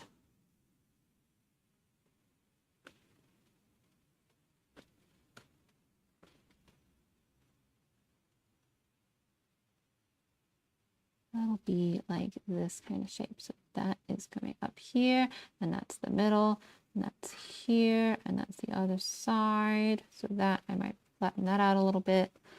That comes around the back here. Ah, it's looking so much better.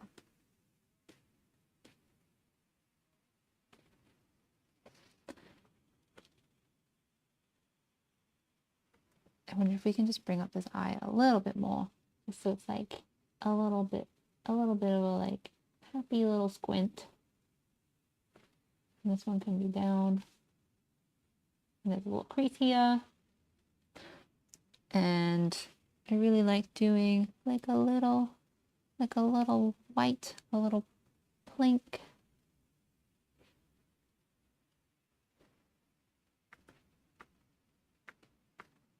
Mm-hmm. Yeah, I am actually looking at some Zootopia concept art.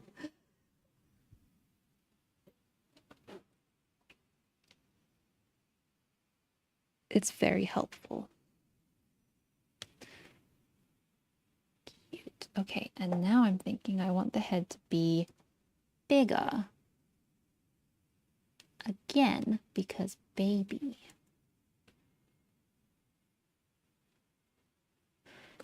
We're basically going to have to draw the head again, but it's worth it, I think. Can I push it around more? Like, what if the neck was more like... No, that would be weird.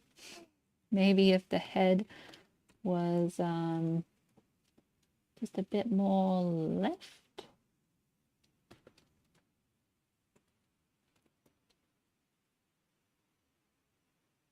Yeah. I am accidentally drawing on the tulip layer. Cut. That's what happened before when I merged the layers. Maybe, maybe not. I'm probably wrong. Okay, and now I just want to like push the eyes a little bit more so it's really like we're looking at something. I'm gonna just like move them over, up, just a bit more like intentional.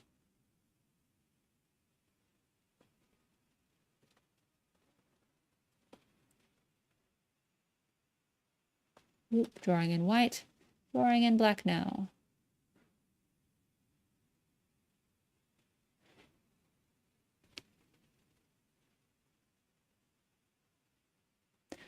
gonna squash that.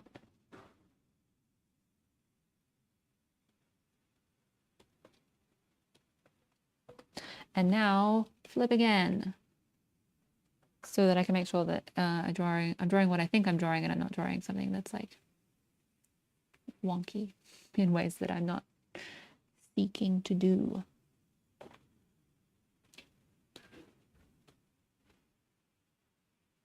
Cool. Okay, just turn all of that off for a second. Going to, that is a layer that I can turn off. That is a layer that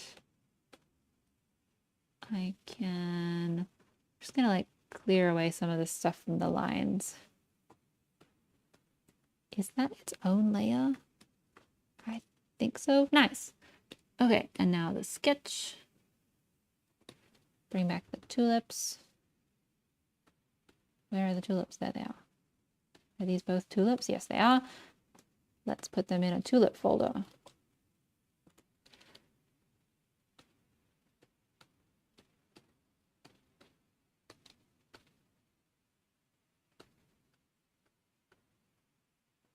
Let's just look at the whole drawing together and save the file.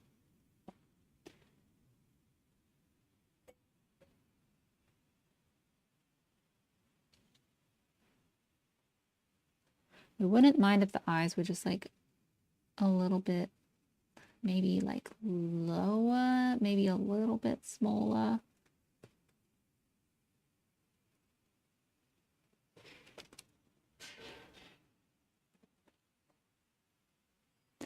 Let's undo that and maybe do it not quite as much.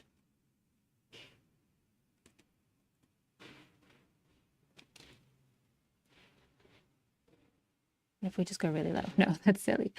Okay,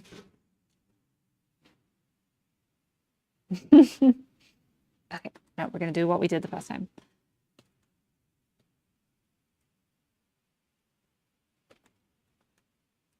It's like about there, maybe?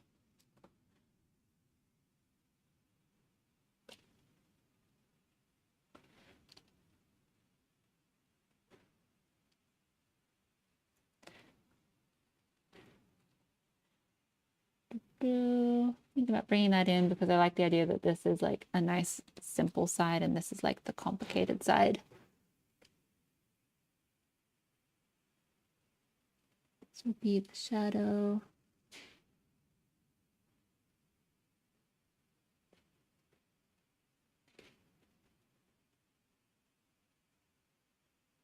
A little bit of fluff. So this section is actually this section, but I'm just putting a bit of fluff on it to balance out the corner of the jaw here.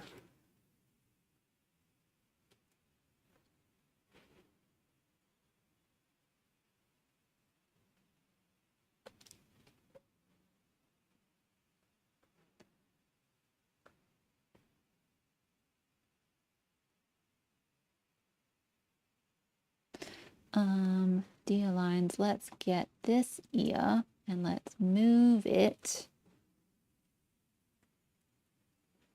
more there. Okay, I feel like we're really figuring this out. So that is the corner of the face, and that's the corner, and that's the middle. What comes down here?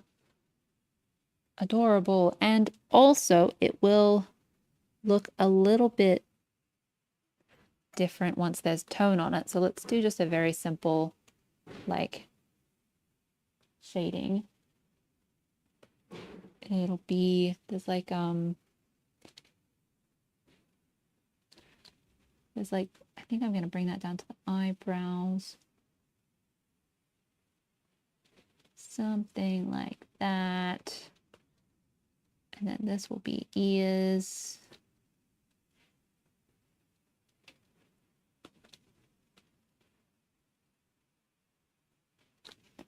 This can kind of follow the eyebrow.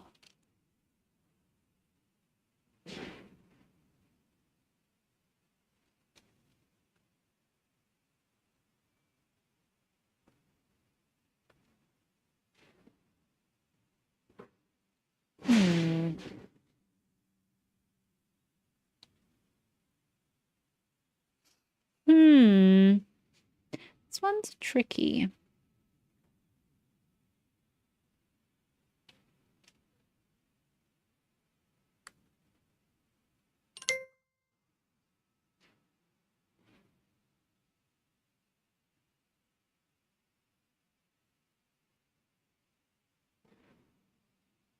I'm just looking at reference again.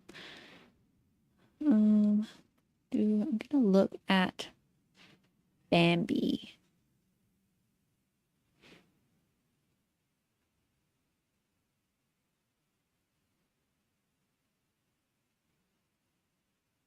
Bambi's so cute.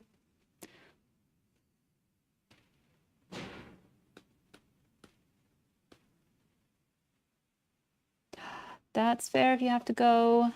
Thank you so much for watching. It's been so nice hanging out with you and drawing. And yes, I may do a stream. Just looking at my calendar. I may do a stream next week. We'll see. So if I do a stream, I'll do a post about it on YouTube, and I'll probably try and schedule it so there's a bit of time for people to find out about it before I do it. So thank you so much for joining. Have a good sleep. I'm gonna work on this until it's done, and then I'm going to, I think, end the stream and have some lunch. But I really want to get this one looking right.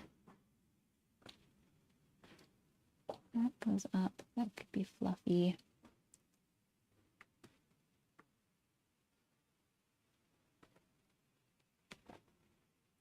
Let's go a little bit higher.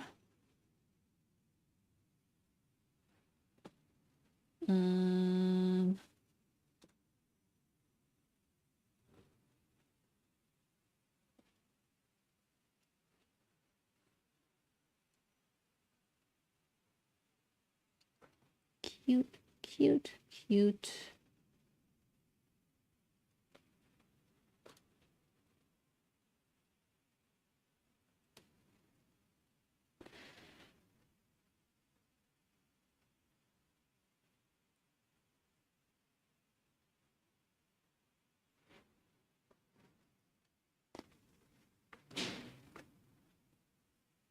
I think this, I'm just like thinking around in circles on this one now.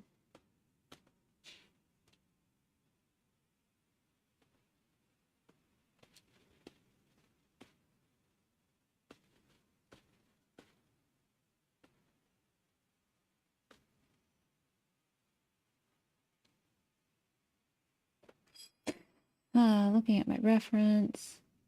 Bambi is so appealing. It's tricky to draw a deer in relation to Bambi because Bambi is so appealing.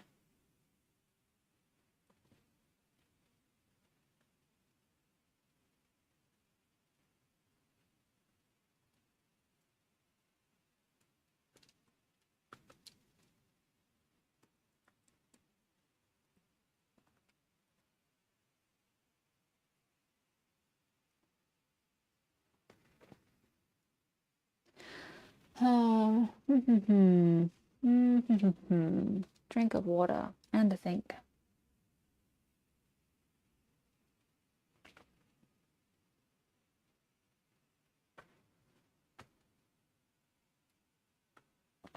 What if we just pulled that up?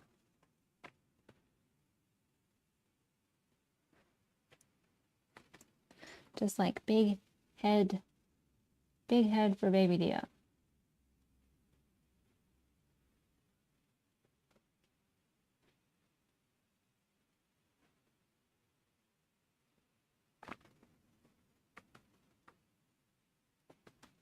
I think at some point I just have to draw it up and just be like, this is what it is.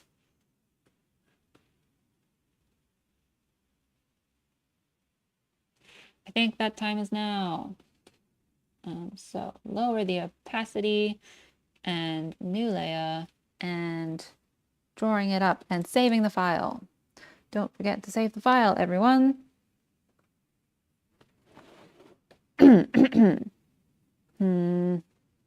Maybe if I just, but like maybe if I just.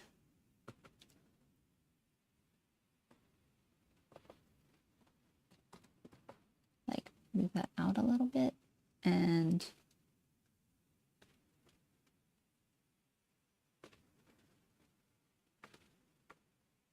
I think I like that better. I think there's something about the length of the face that is, so that's the front and the middle of the mouth, and then there, and there's like a length.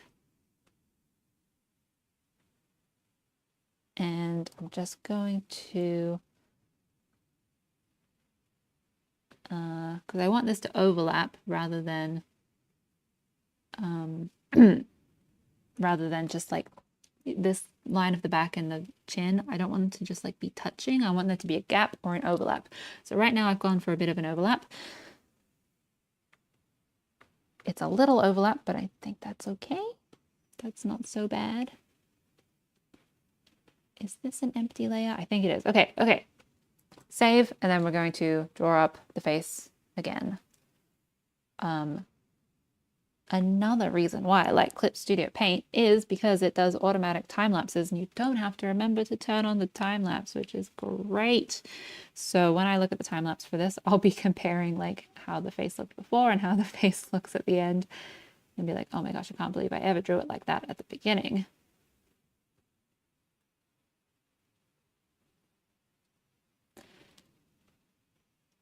That's one of the daunting things about drawing on live is that everyone can see every version that the drawing goes through.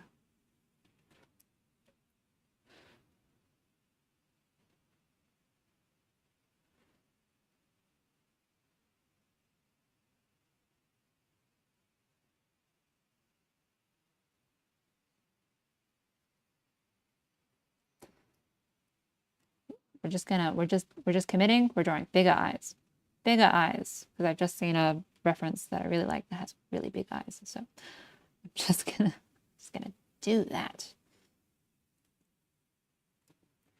Commit to the large eye. This one is a little bit less big because it's on that compressed side of the face.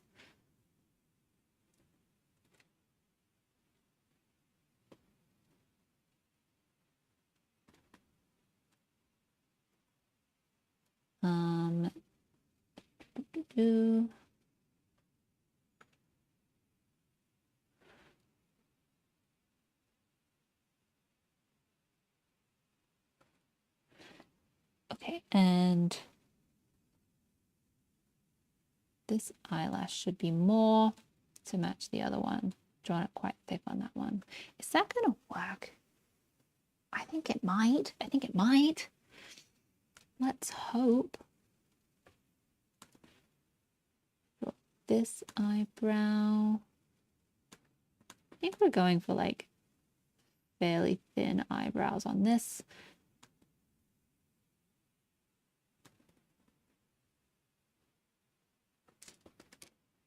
Does that look right? Maybe. Let's just see what happens. It's only a drawing. If it goes wrong, it's fine. Because it's only a drawing.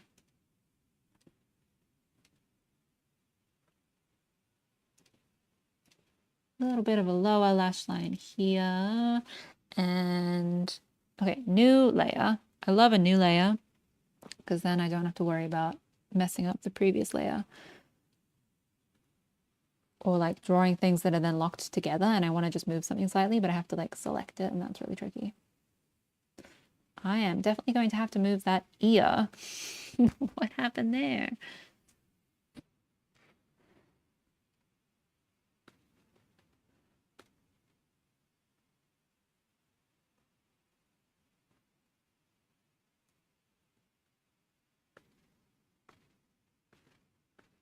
Ouch, I just bumped my arm on the back of my chair. Okay, and then that's that overlap.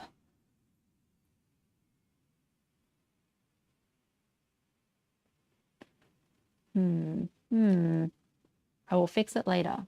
It's just a little bit too close to the line of the back for my liking, but I'll fix it later.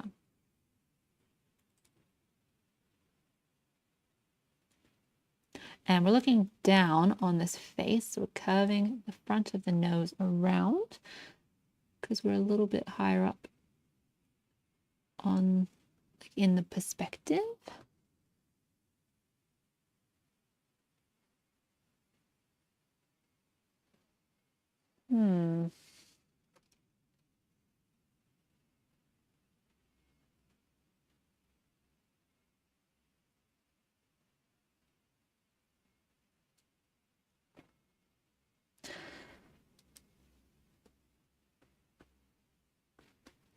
Going to rotate this one, like not rotate, but like bend it back a little because it's just a little bit. I don't know if that looks better. No, it doesn't.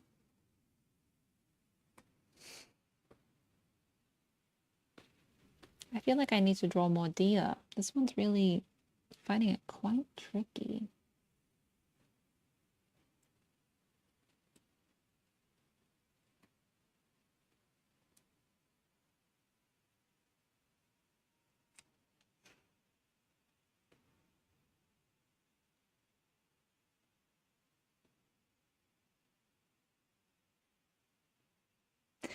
Okay. I will figure this out. I'm just going to be more close to the sketch. Thank you for watching Tortellini Soup. Hope you have a great sleep. I will be sharing the drawings on my Instagram stories once the stream is done if you would like to see them when they're finished, but also the stream will be saved on my YouTube channel so you can come back and watch it later if you like. You could catch the end.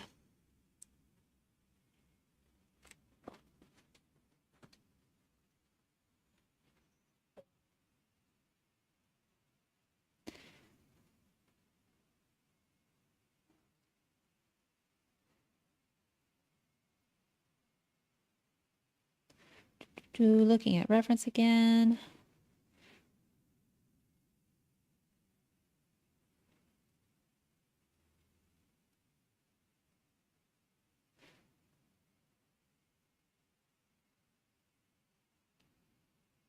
Looking at reference. Oh my gosh.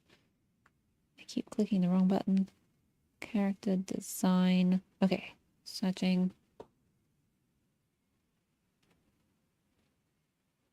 Okay, we're looking at reference. There's just something about the eyes that is not like, it's not the shapes that I really want. It's not like hitting the appeal that I really want.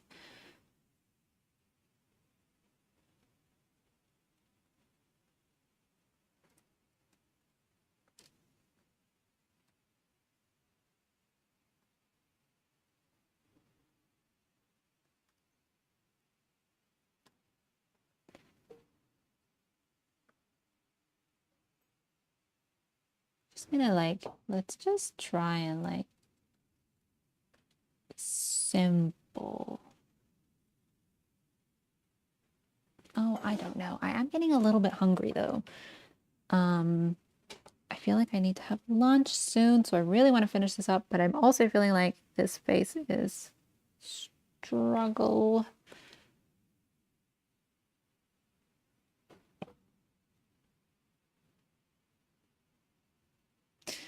Okay.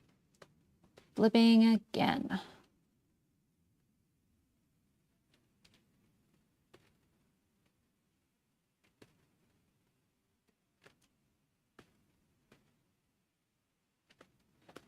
We will power through because the most important part of drawing is trying, not giving up.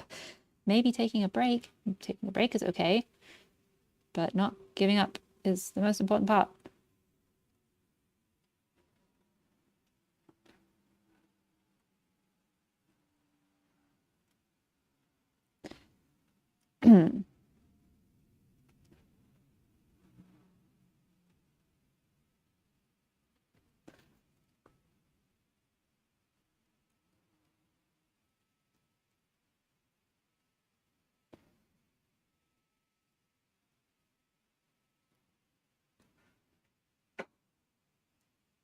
looking at reference and channeling the reference.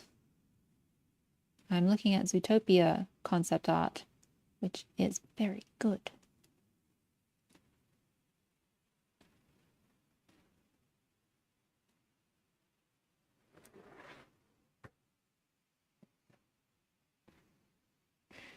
And powering through. Nope, new layer. Don't do pupils on the same layer as the outline of the eye. That's something I always try and avoid. New layer. Okay, I think we're getting there. I thought we were getting there before. I guess it's all getting there.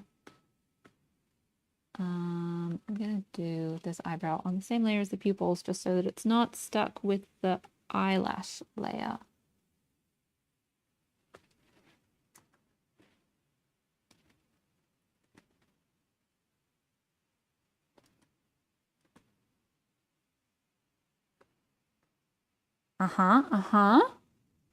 Now I want more volume on the underside of the face, just a little.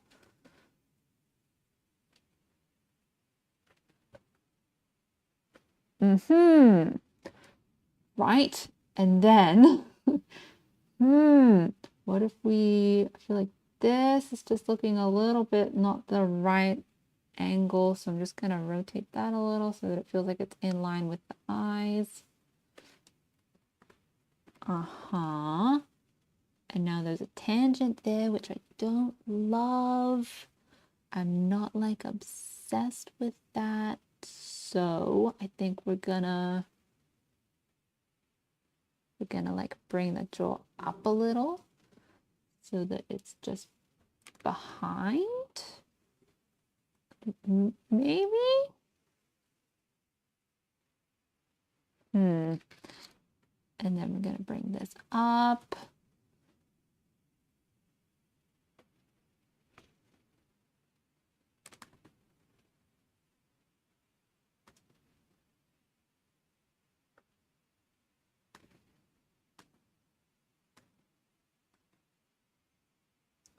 Let's just, what would happen if we did this?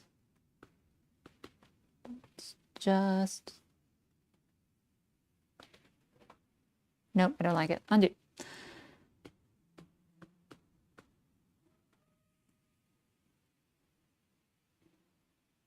Maybe because we're looking slightly down on the face, we probably can't maybe see the mouth. So let's not do that little smile that I was doing before.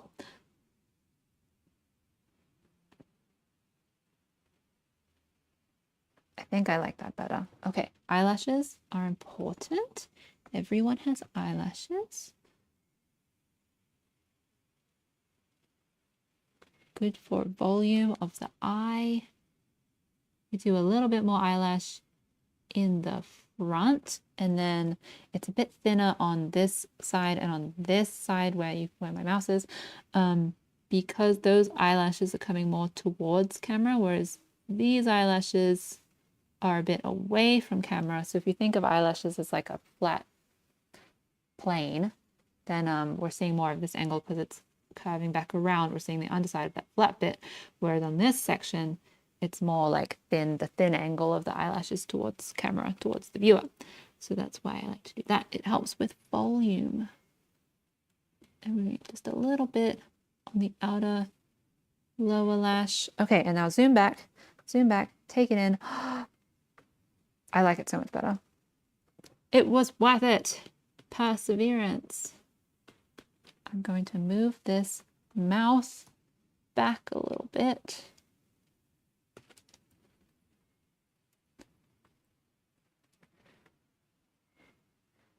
And now, yes, there's a tangent right here, and I do want to fix that up. Yes, let's do that now. So we select this layer, and let's just get rid of this. And let's put it back lower.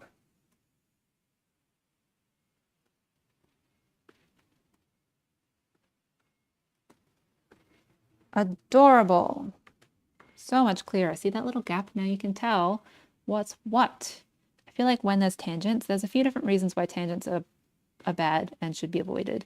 That being said, sometimes I feel like tangents they're not always that big of a deal, but generally they are to be avoided. And one of the reasons why is because it's hard to tell what's in front and what's behind when lines are just touching. If you've got a circle and you've got a square, like when they're just touching, I don't know which one's closer to camera or not.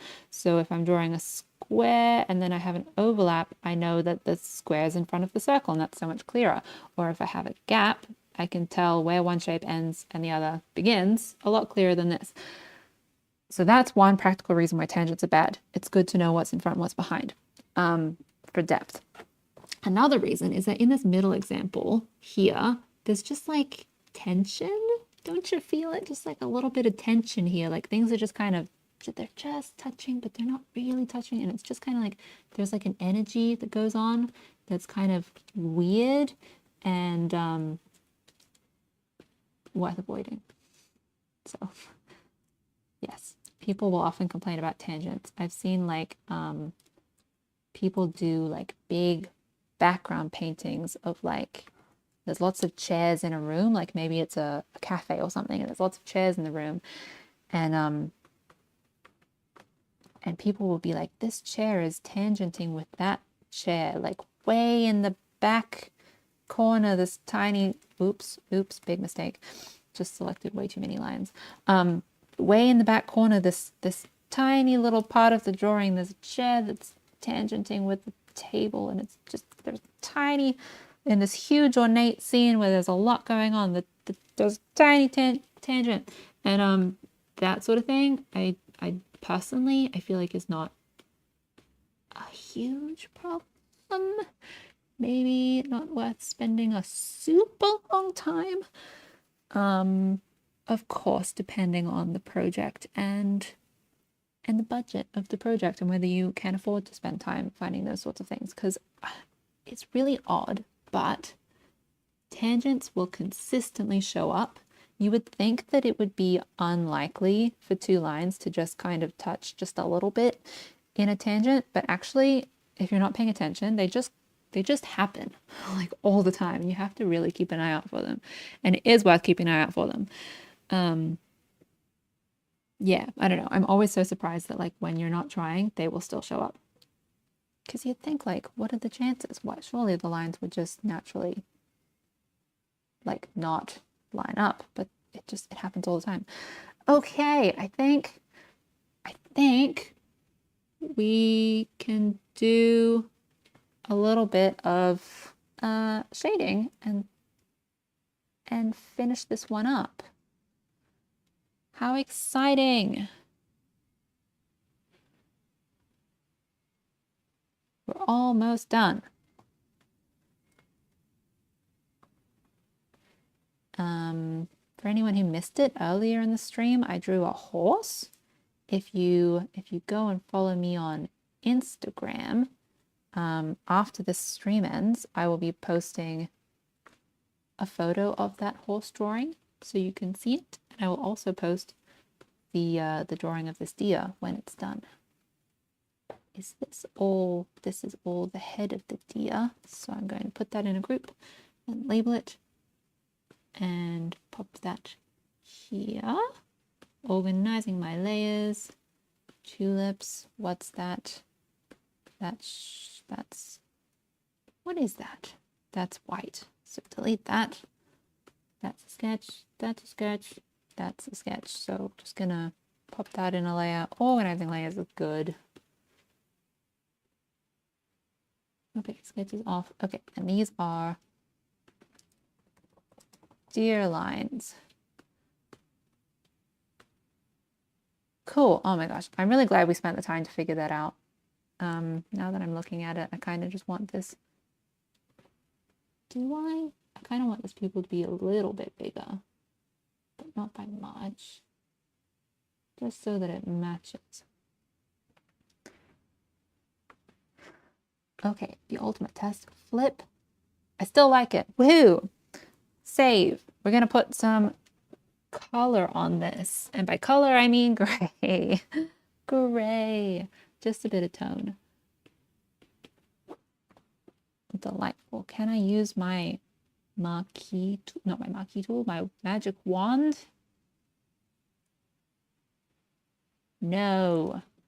I have to change the tolerance. Let's go like, you know what? You know what would be cool is if I could just select and then inverse and get everything. I don't think that's worked. Let's change the tolerance again. Let's go to 10 and select the background.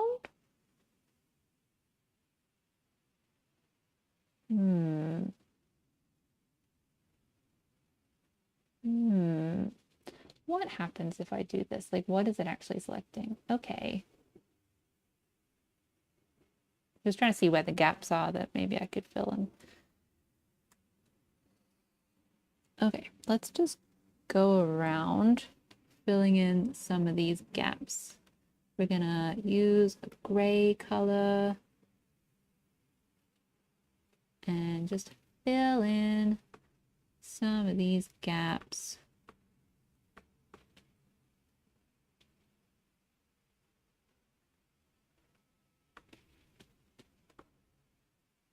And then maybe we can get most of the fill for free, for relative free.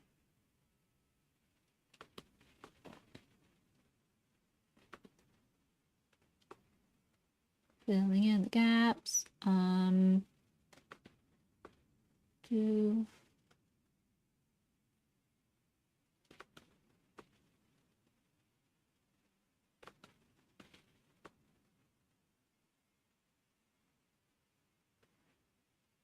filling in all of the gaps.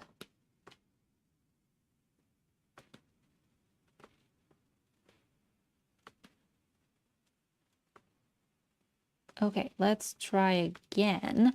Save the file. Magic wand tool select. Ooh, okay, cool. Now select inverse and just fill. That's pretty good. That's not too bad. Let's select that shape and get rid of it. And just clean that up. Get rid of that little bitty bit.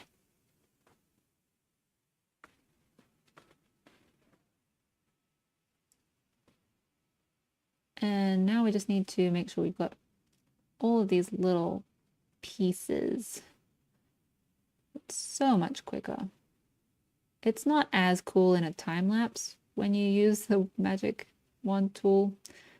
So for that reason, I often will avoid, just because I like to have a good time lapse that then I can turn into like TikTok shorts and stuff. But it's so much quicker. It's very efficient. When you work in animation, you really want to be efficient.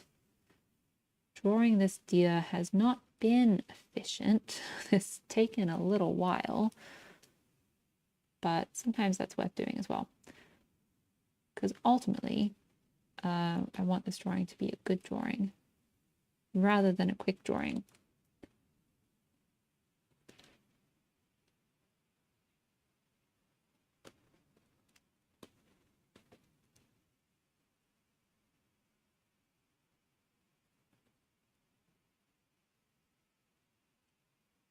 I suppose it depends also on like what you're working on as to like some projects you can spend longer on things and really make sure that they look really good and that you're exploring all of the options. And then some projects you really just need to be working through them and like making stuff and moving on. So on some projects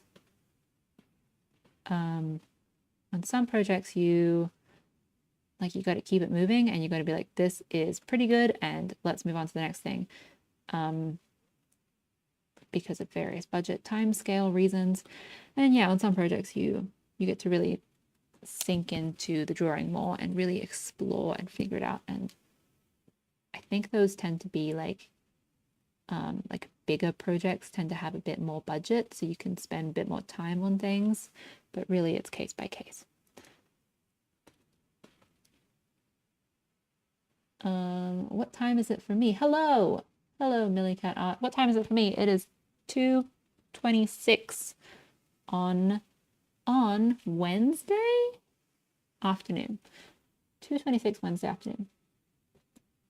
And I started this at 9, so we've been here for a while. I really wanted to do like a 1-hour stream, but there were technical difficulties, and then I just started having fun drawing, and so now we're just hanging out and drawing. So, but I think after I finish this deer, I might go have lunch. But you can see I drew a deer and I drew a horse earlier, and you can see them all on my Instagram story. At the end of the stream, I'm going to take pictures of them and pop them up on my Instagram story. So you'll be able to see them if you missed them. It's 11 a.m. for you. That's a pretty good time. 11 a.m. Are you, oh, p.m. Okay, well, 11 p.m. still a pretty good time. All times are good times, really. What makes a good time? I don't know. Cool. Okay, I think I got all the little bits. Oop, nope, there's a bit.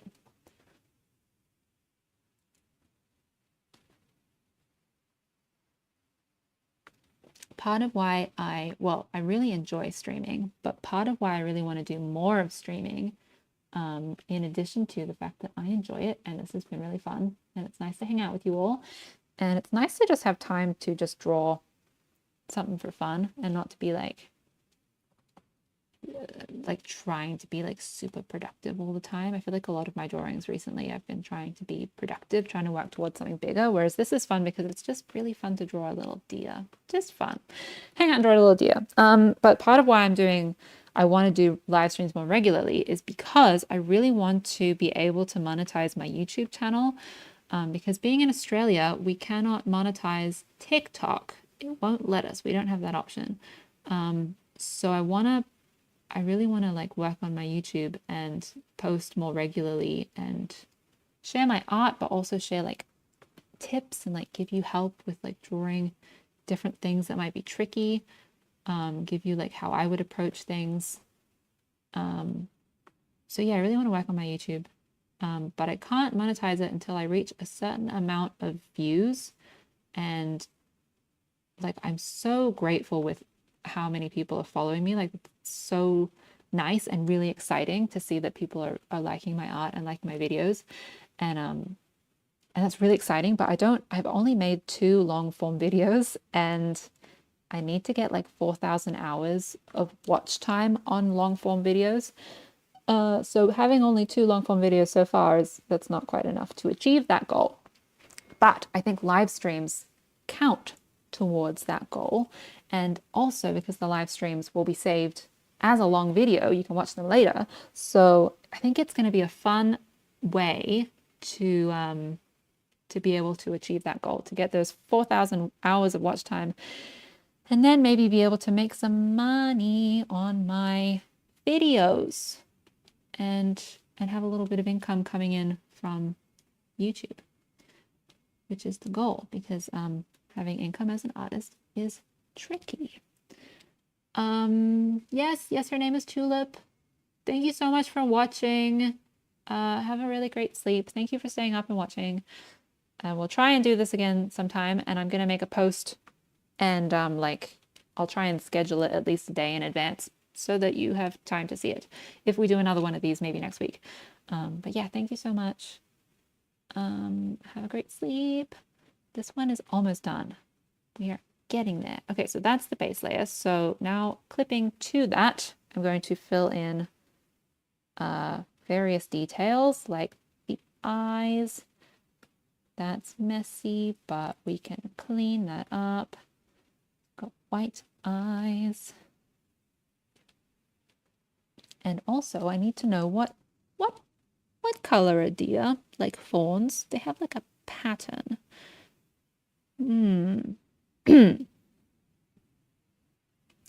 Looking at my reference. Okay, interesting. That is eyes. So underneath that, let's do a layer that's like a lighter gray.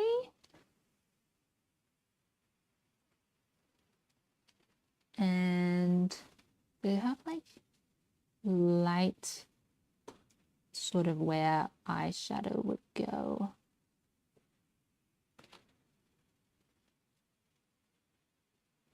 Like that kind of section. I'm using a brush that's not flat, so it's coming out textured. So I'm just going to go over it with a proper flat brush.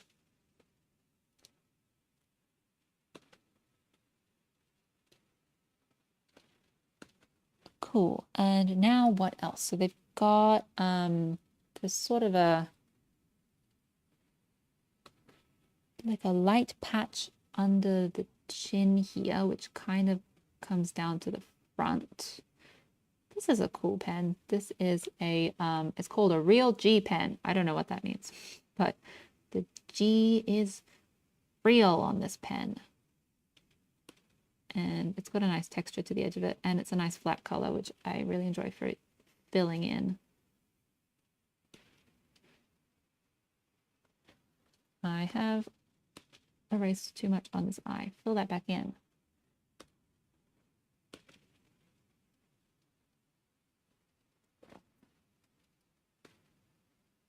Gonna like, I went too far on this side. I like being able to see the edge there.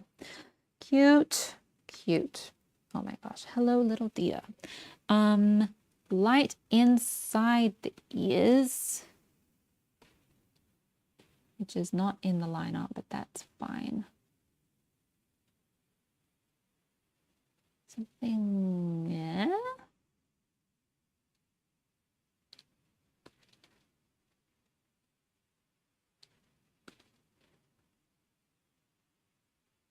Texture, texture.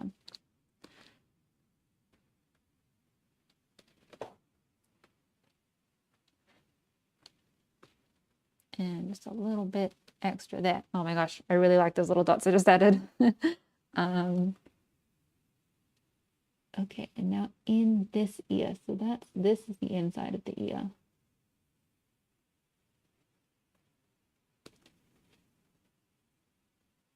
Adorable. Oh my gosh, adorable.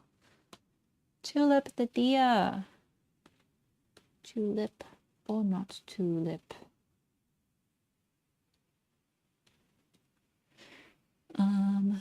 Going down here, looking at more deer reference. There's sort of light on the inside of the legs. This is great because that lets us define the volumes more, because we're going to see, I really like doing this sort of thing, more light on the inside of this one, and it kind of goes down to the knee. More light on the inside of this one, and then a thinner amount of light on the inside of this one. Isn't that satisfying? How there's like, that makes it look so much more dimensional.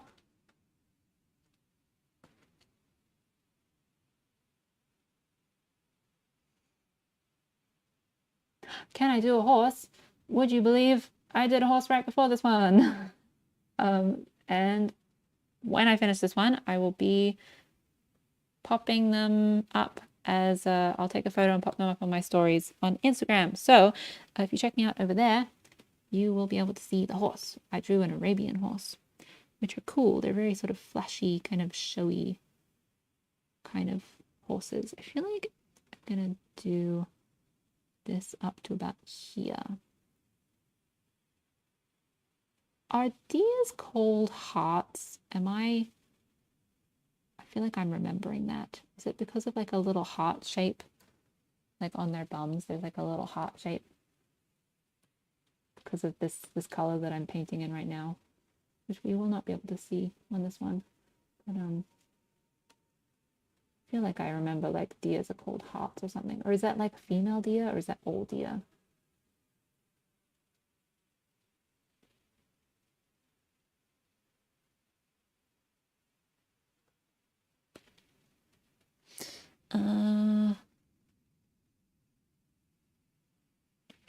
Okay, also on the inside of the back legs, which is great because that means I get to differentiate these two from each other.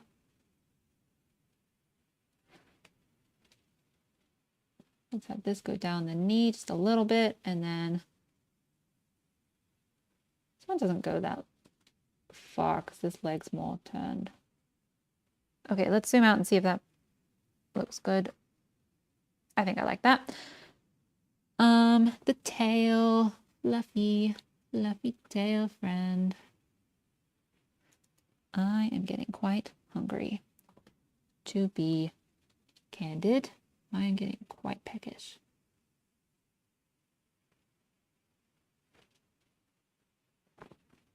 It is 2:30 and I started this at 10 and I thought I was going to do like an hour, maybe an hour and a half, but we're just having so much fun. I just like drawing characters.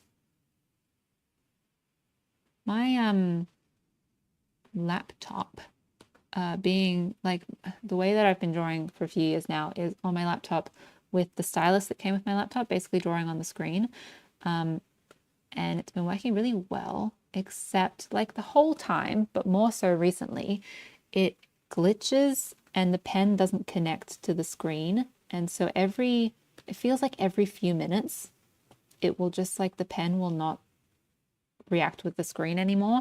And I have to wait for it to come back, which is really frustrating. It's very difficult to get like into like a drawing flow when you're constantly waiting for the technology to be working again. So I've like recently I've been really like frustrated with that.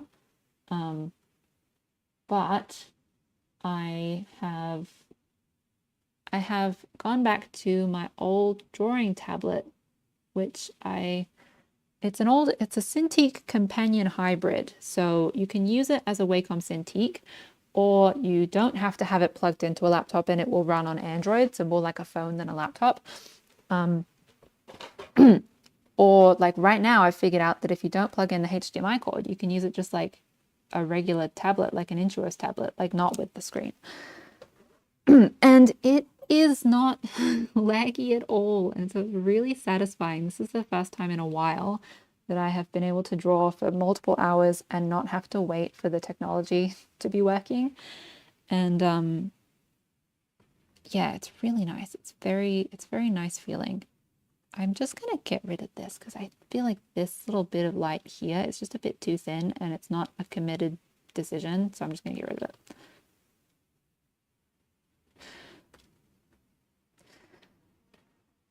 Yes, so part of why I am enjoying being on this stream for a lot longer than I originally planned is that it's just working.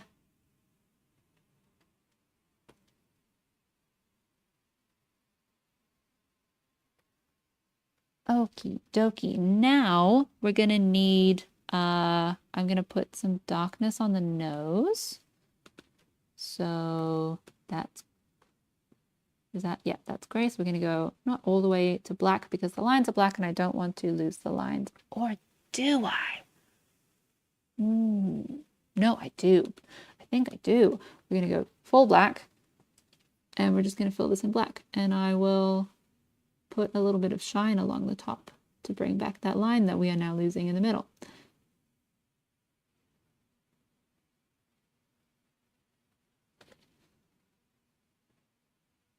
Adorable. Adia.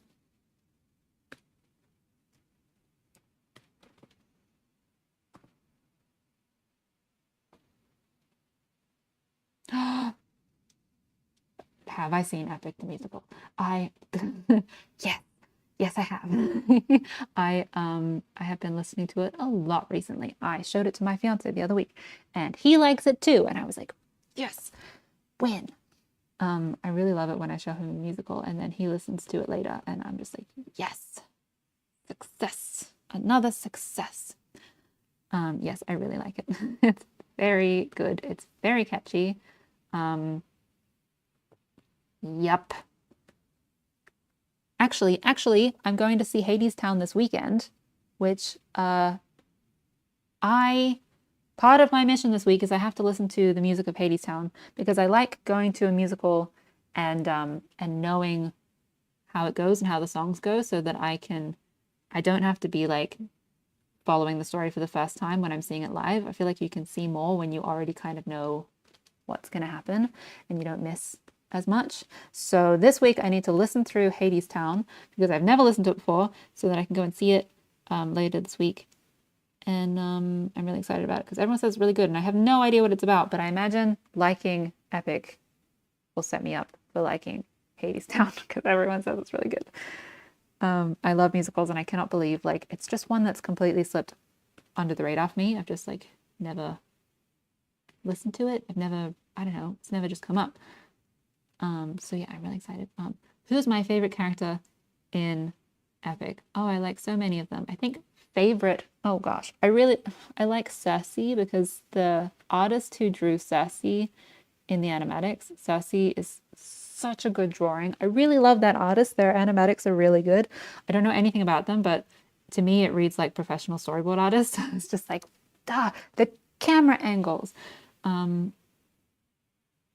Like some of those camera moves, I was like, whoa. Very good. I really love Cersei. And I really like Athena. I like her vocal track is really nice. Like how she's like in chest voice and she's like belting and it's good stuff. It's good stuff. I like Odysseus's mum.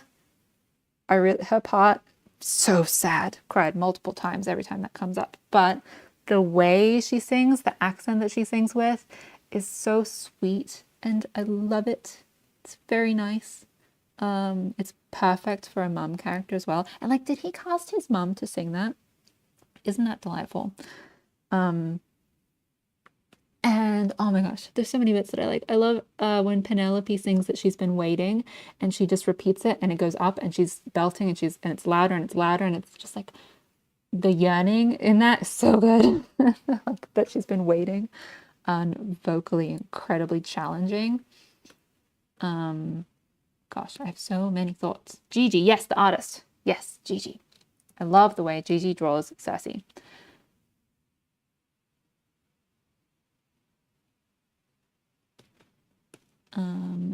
Who else do I like? I just like all of it. It's very good. Oh my gosh, the Cyclops. I particularly like when the Cyclops is like, you killed my sheep, my favorite sheep. It's just like, the feels. I was like, your favorite sheep, not your favorite sheep. That makes me really sad. I'm losing my voice a little bit because I've been talking so much. But yeah, oh my gosh, I don't think murdering everyone is the way. I don't think that's good. I don't endorse that behavior. But like, I understand why the Cyclops is sad because his favorite sheep. I don't think murdering everyone is good.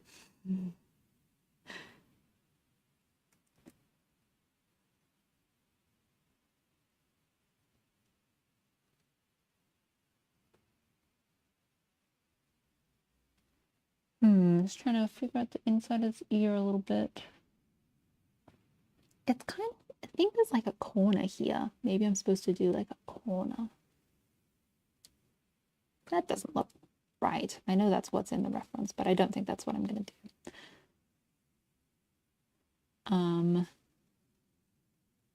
do. Who is your favorite character in Epic? And or favorite bit? There are so many bits I like the Wind Gods song, like keep your friends close and your enemies closer, is just like keep your friends close and your enemies. It's really nice. It's just like catchy.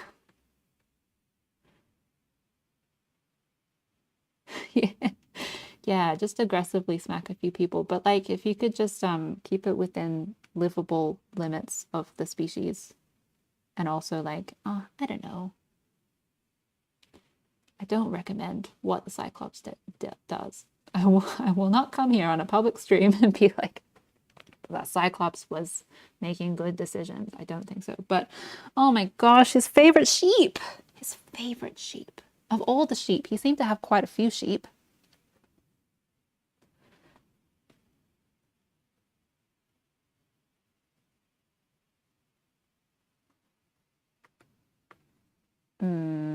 I think I'm overthinking this like little ear section that I'm drawing now.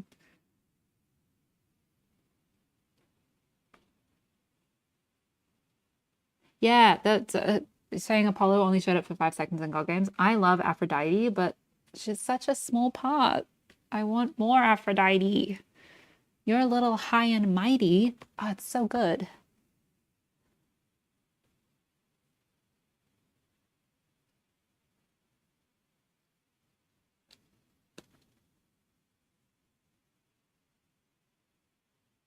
Yes, can we have a like a sequel that is like more of the gods? That would be good.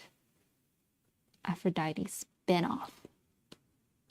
I want to know, like, I don't know a lot about Greek mythology, but she says to what's his name? Ares, that Aphrodite is his lover, which kind of that's very interesting. Like the idea that the goddess of love is partnered with the god of war.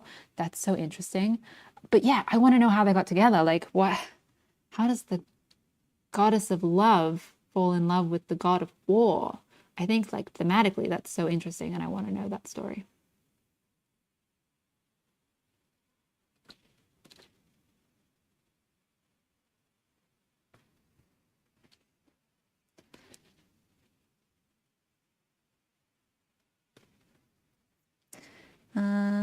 Okay, I am prepared to leave that here where it is. Save the file. Yeah, I would love to know. I would love to know what happened like in mythology. Like why I understand that war is motivated by love and like protecting the things you love, and that makes sense. But like why would in terms of those characters, why would Aphrodite?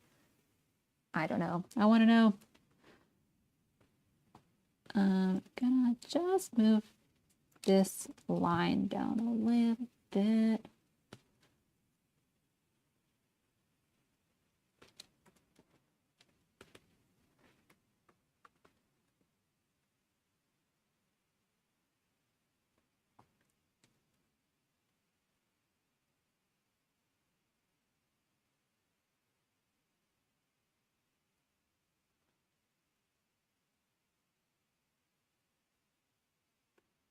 Hello.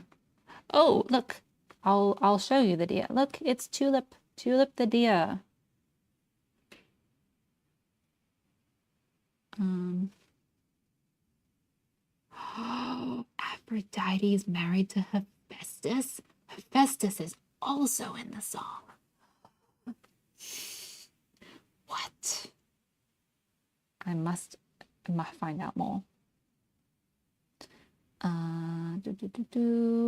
Let's do, what's the layer? I put like a slightly dark color on the eyebrows. Let's use that layer to do a slightly dark color on the leaves. A slightly dark color? What am I? Yes, a slightly dark color because I'm going to lighten the legs. So I'm going to do a slightly dark color so that there's a little bit of contrast. Not the petals. Nope. Shift. There we go. And all together. No, you're not spoiling. You can't. It happened so long ago. Like if I haven't read it by now. Sometimes though I'm like books and movies that came out a long time ago that people haven't seen. Like I still am like, don't spoil it. But some people are like, you know, you've had 30 years to watch this movie. Why haven't you watched this movie? I don't know. I feel like I'm very lenient. Like I've had other stuff going on. I haven't gotten to read all the Greek mythology. Like Anna Karenina. I have read most of Anna Karenina. And when did that come out? Like ages ago. Ages ago. 100 years? 100 years maybe? I'm losing my voice. I haven't quite finished Anna Karenina. But I also am like, don't spoil the ending of Anna Karenina for me, even though it came out in what? Like, I don't know, 1800s? Early 1900s? I actually don't know.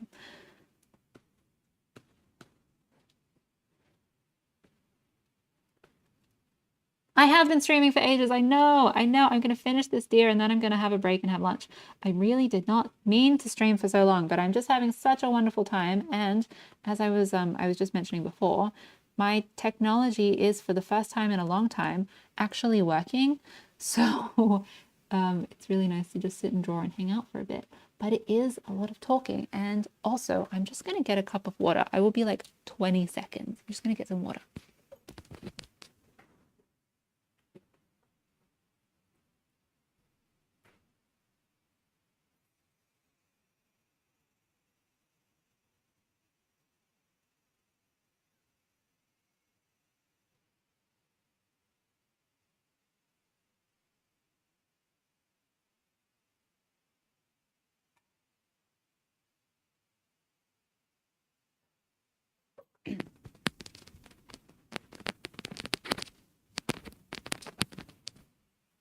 Hello again.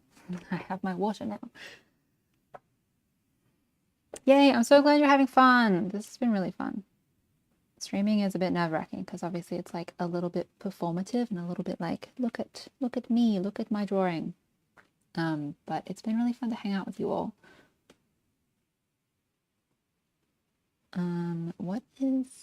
Okay, what's the plan? Okay, I'm gonna pick this light color, and deer, unlike the horse that we drew before that had dark legs, baby deer have light legs.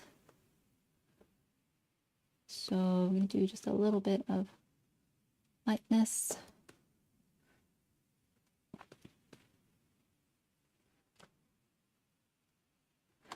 I'm just noticing that I kind of wish there was more room for feet.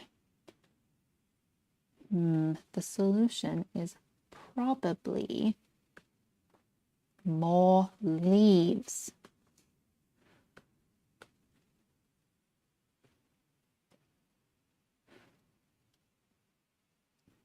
Let's just indicate some leaves. Let's go like slightly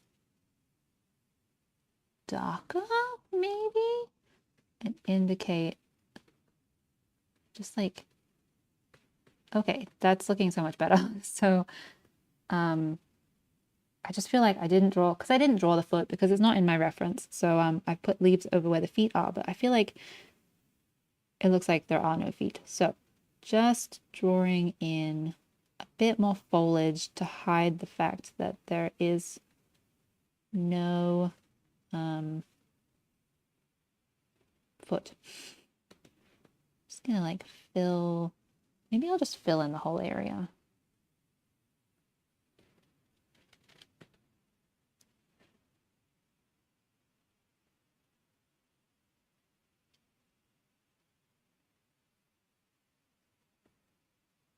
You are so nice. Thank you so much. I'm really glad you're having a nice time.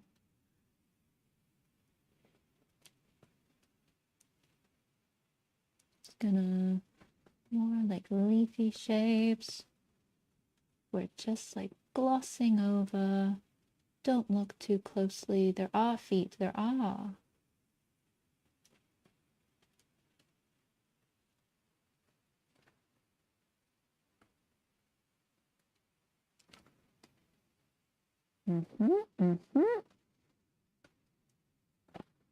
And back to that same color, and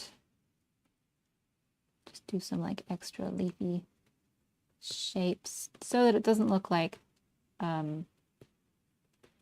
flat ground. It looks more like foliage and bushy shapes and leaves, and that's why we can't see the feet.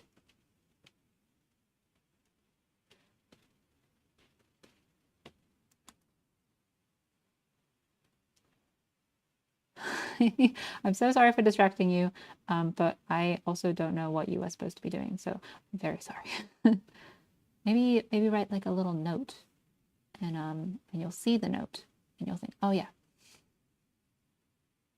I have to write everything in lists or I will forget. I've started writing lists for everything I need to do in the day.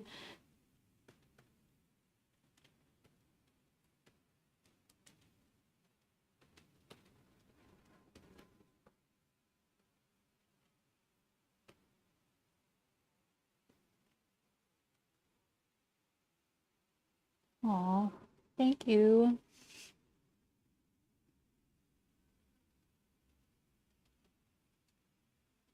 Does that look more like, yeah, probably, right? Yeah. Like it's definitely kind of sketchy, but that's okay. And then with the, where did I leave the actual leaf layer? There it is. I'm going to select that. And over the top, I'm going to pick a slightly lighter color. And with a big soft brush, I'm just going to bring out the tops of those leaves again.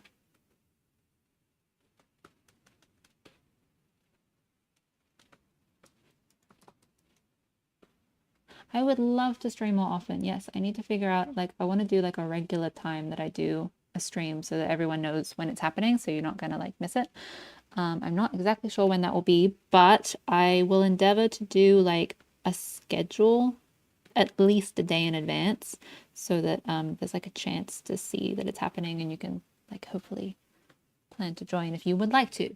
But yeah, I'm thinking, I think I was saying before, I'm thinking maybe like today we've started on my Wednesday morning. It's now my Wednesday afternoon. But I'm thinking maybe like Monday morning, and then for, I imagine for most of the US and well, for the US and like most of the world, that might be Sunday afternoon.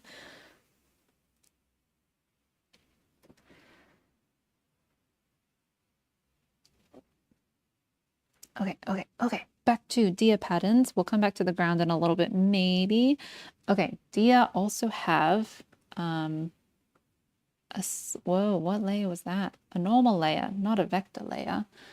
They have a slightly darker color along their back. So I'm going to pick this gray and it's going to go along here. Just like big soft brush.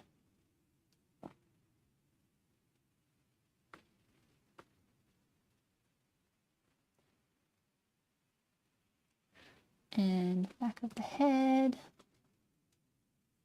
Big soft brush. And ears.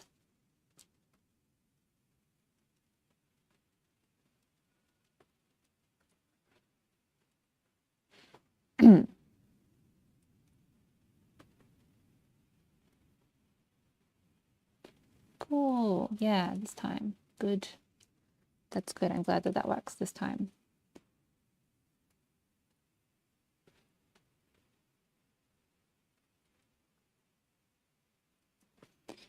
I like doing slightly darker like knees, which is not really in the reference, but like any point on the body where there's more, it's more like bone and less like muscle and less weight. I like to darken those because I imagine that you can kind of, like on a person, unlike a deer is covered in hair, but on a person where there's less like fat and there's less muscle, so there's more of the bone, there might also be more of the blood under the skin, so that's why like you get more of like a darkness to those joints. So I like to do that on animals as well. I just like to do it on characters, like highlight joints with a slightly darker color. What brush am I using?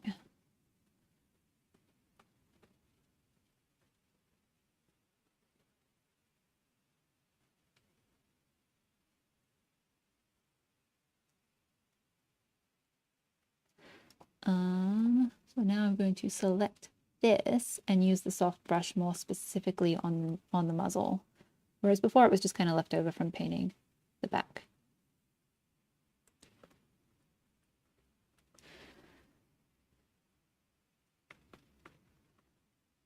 Just gonna get rid of some of that on the opposite side of the face, so it's like muzzle, not so much cheeks. Cute. And define that a little bit more.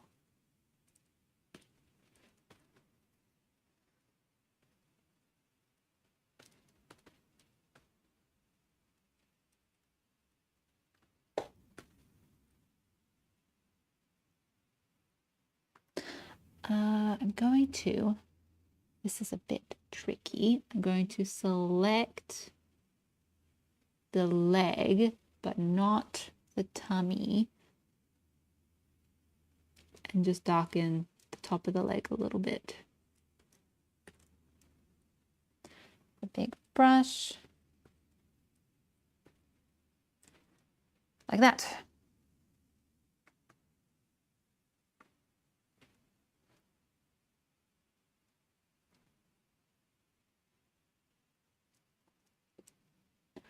Oh, you saw the Zodiac dogs? Yay! Yeah, that was a really fun series. And it was really cool to see like a lot of people responding to that series and getting involved, because I think like I've noticed that in addition to really liking certain dog breeds, people are really interested in their zodiac sign. It's like a thing that people get really passionate about. So I was really excited to do that, and to engage with people about like what do they think their sign is like, and like offering suggestions for which dog breed their star sign would be was really cool and very helpful. Like there's definitely some of them that I got feedback on, and I was able to keep that in mind as I was drawing them.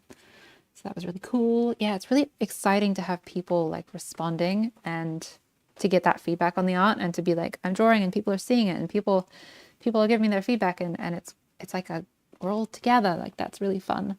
And I haven't had that for a really long time. Like TikTok is the first place that I've actually gotten an audience for my art. And it's been really fun. And I think like starting up my YouTube coming from TikTok, I was like pushing people onto YouTube from my TikTok videos as well. And like the practice on YouTube, on TikTok has really helped with YouTube, because I'm most like all of my shorts are shorts that I posted to TikTok, and then starting to do longer videos over here. I'm using like my TikTok short form practice, which is really cool. So yeah, that's been really fun, because I've been on Instagram for years and never found anyone, and I was on Twitter for forever, which I've now gotten rid of my Twitter. But I was there forever, and never got past like 200 followers, and it's like, where are the people? Like where are they? Whereas TikTok is like, here they are. You're actually being seen by people.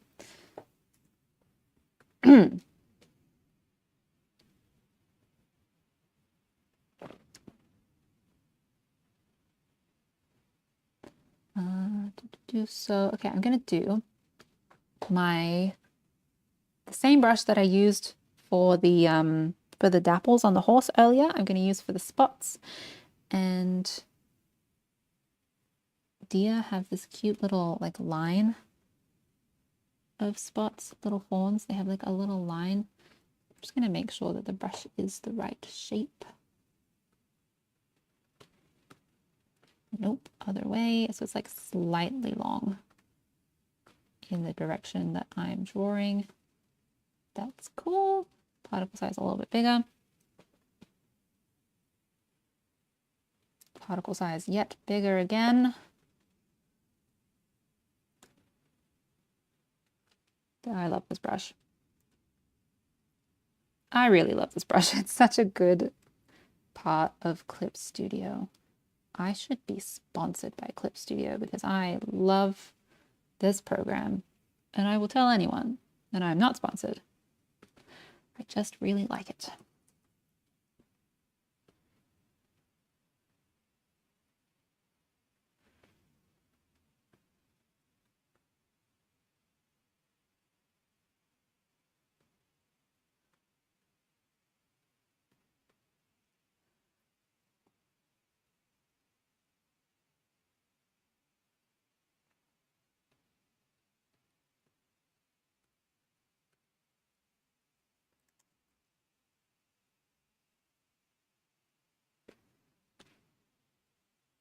What's my star sign? My sun sign is Libra. Libra, I'm a September child. I like to do a few spots on the other shoulder just to balance that out. And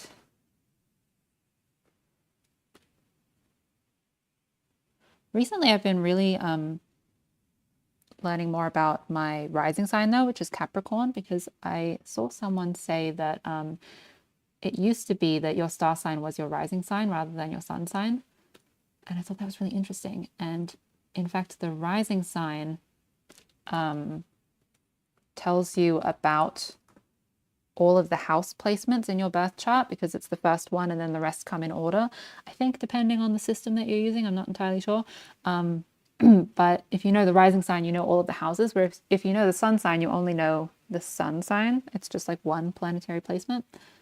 So yeah, I've been really interested about my my rising sign being a Capricorn.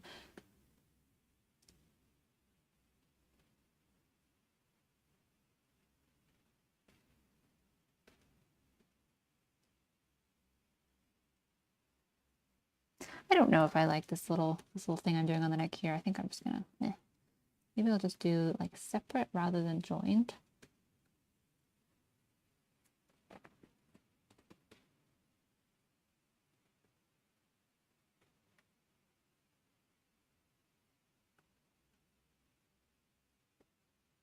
Maybe a little joined.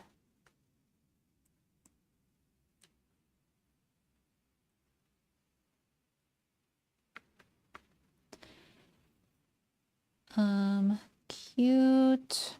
So those are spots. So I'm going to go back to this layer and just get this chin here. Oh my gosh.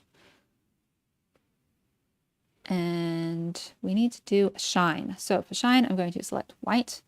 I'm going to zoom in.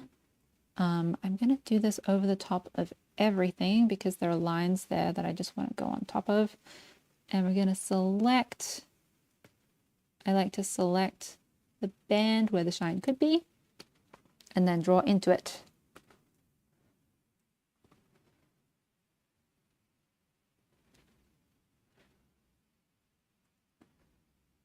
And maybe I might just make that a bit thinner here.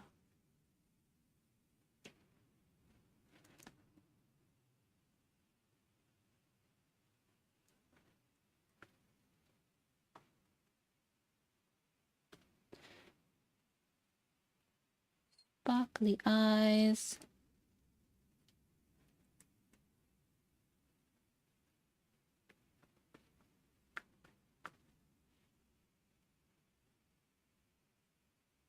So cute.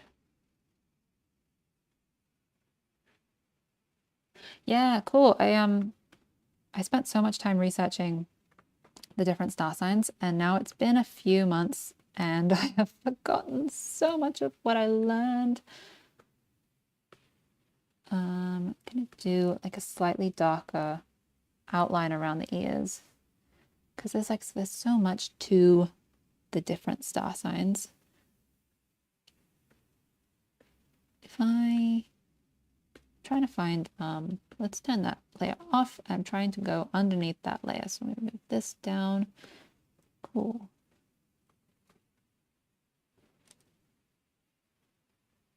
There we go. Outline those ears. Like on the other side as well. Yeah. Yeah, it's really frustrating. Like, in school, I learned so much, and like, where did that go? I spent so much time learning so many things, and now I have like a vague idea of a lot of things. But I learned so much.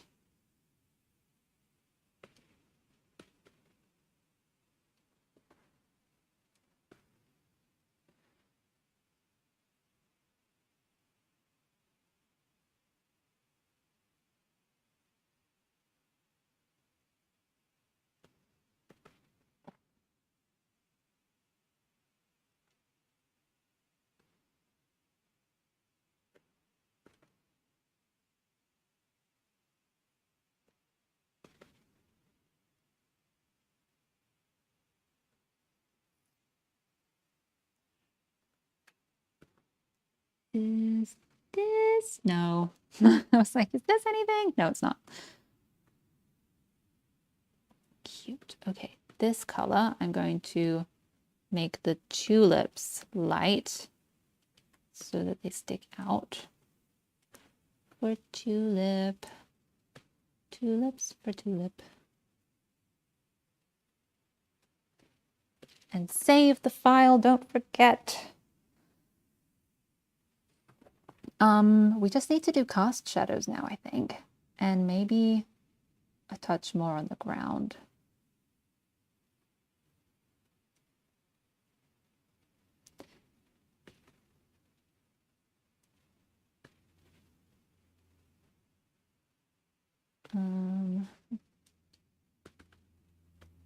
It's a little baby deer. I love this brush for so many reasons. This scattery one, because if you make it like, if you make it thin, it can be like leaves. Or if you make it round, it can be like dapples.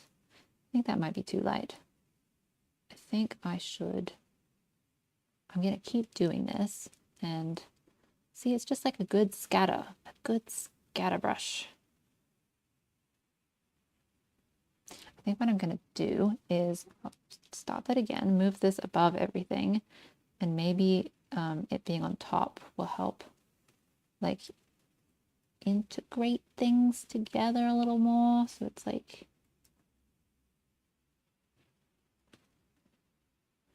so like the leaves are all together on the ground.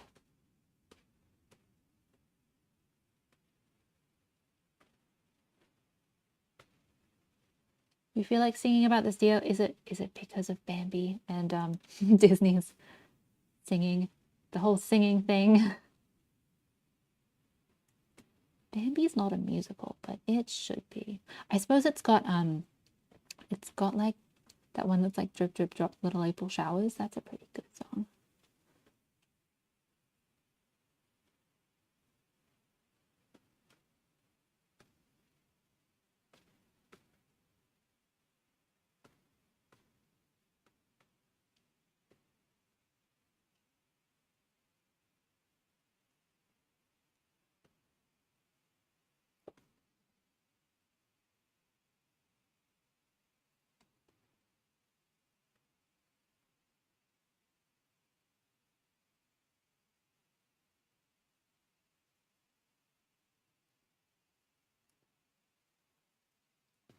Cool, so now I'm going to bring out those leaves a bit more.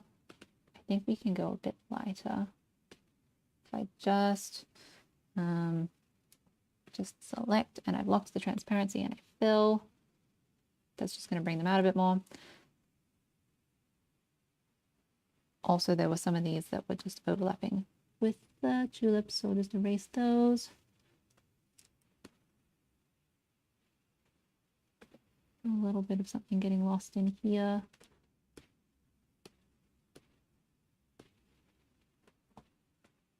Oh no, it's not. It's just the lines that I drew. Never mind.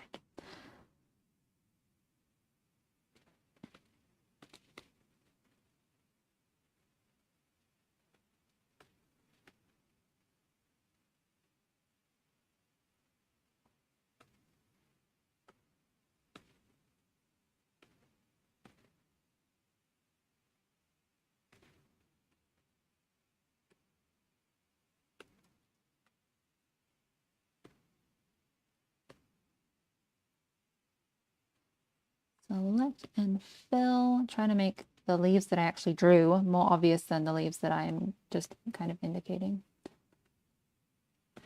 So we're doing, trying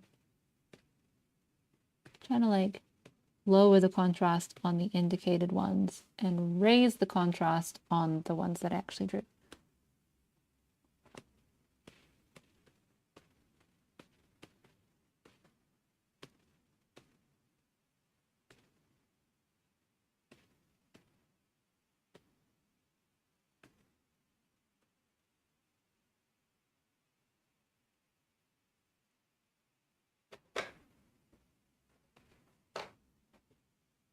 Fluffy grass. Okie dokie. Is this, how light is this? We could go lighter on this color. More contrast, why not?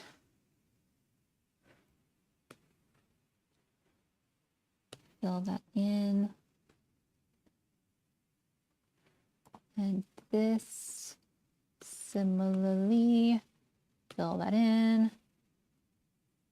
Delightful. Okay, cast shadows, and then I think that is about it. And I should have some lunch. I'm getting hungry and my voice is dying. Drinking water is good. Okay, use black.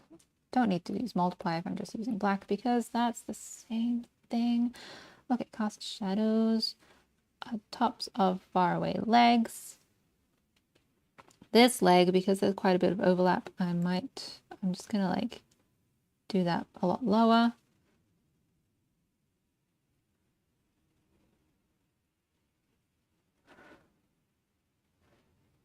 Also necks. The neck, I like to have the lower part sort of on the side where the chin is, with the shadow on the neck. I'm just gonna raise this up so that I can see what I'm doing a bit better, but I will lower the opacity again later. This ear could be casting a shadow.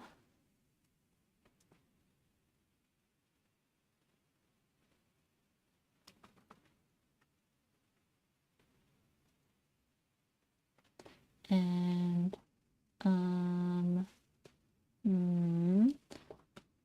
we could probably have a bit of a shadow here just because there's an overlap going on.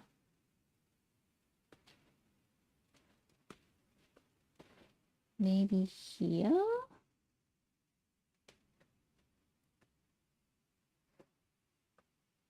What would happen if I did that? That's very complicated. Ooh, but I do like that. For the angle change. No, never mind. Undo. Okay, bit neater here. So this this being the front of the shoulders, I'm just gonna like go across it like that.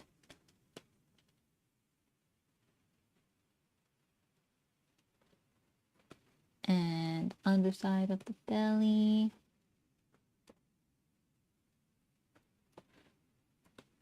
This little thin piece here, I don't like it, so I'm going to do more so that that's more deliberate.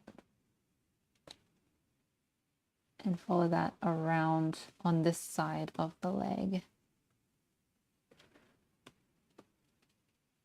Let's do this side of the leg. Since we're doing the shadow on this side of the upper leg, might as well continue that down.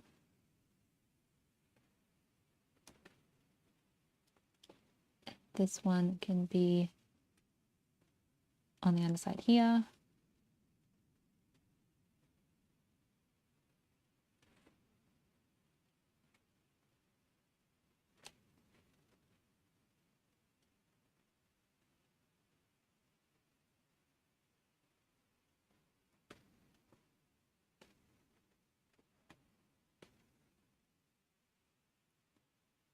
I think I'm not gonna not gonna shade the underside of that leg because they're quite thin, so I don't think I really need to.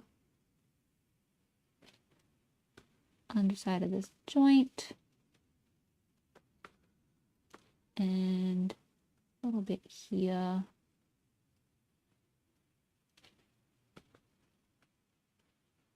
What have I done? I'm painting in white. That's what's going on. I thought I was erasing.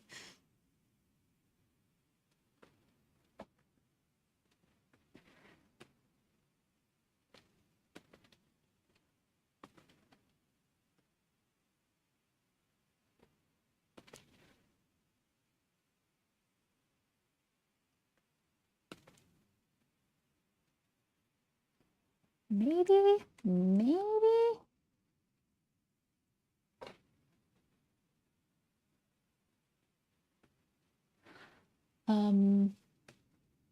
Yeah, I don't know what, I don't think I've heard of those. Unravel 2 or the Ori and the Blind Forest. I don't think I've heard of those. What are those? What if I just do like the whole tail? Is it too much? Does that mean I can do like this? like a shadow like that. I don't know. Maybe not.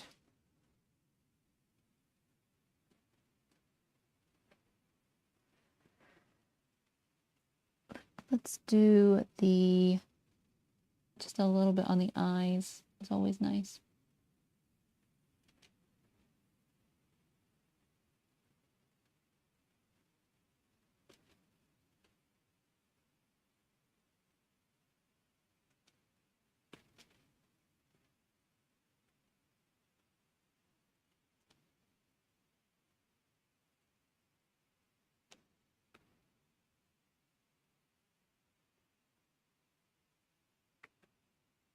Cute. Okay, and now petals.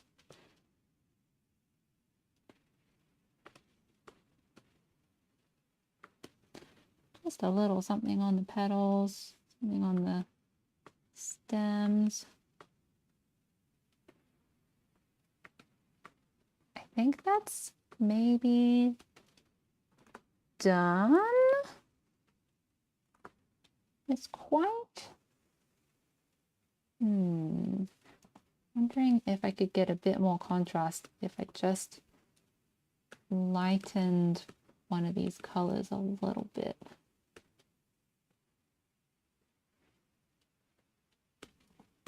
Flatten that, base color gets a bit lighter. Yeah, I feel like that's just a bit easier to see. Maybe it's just my screen.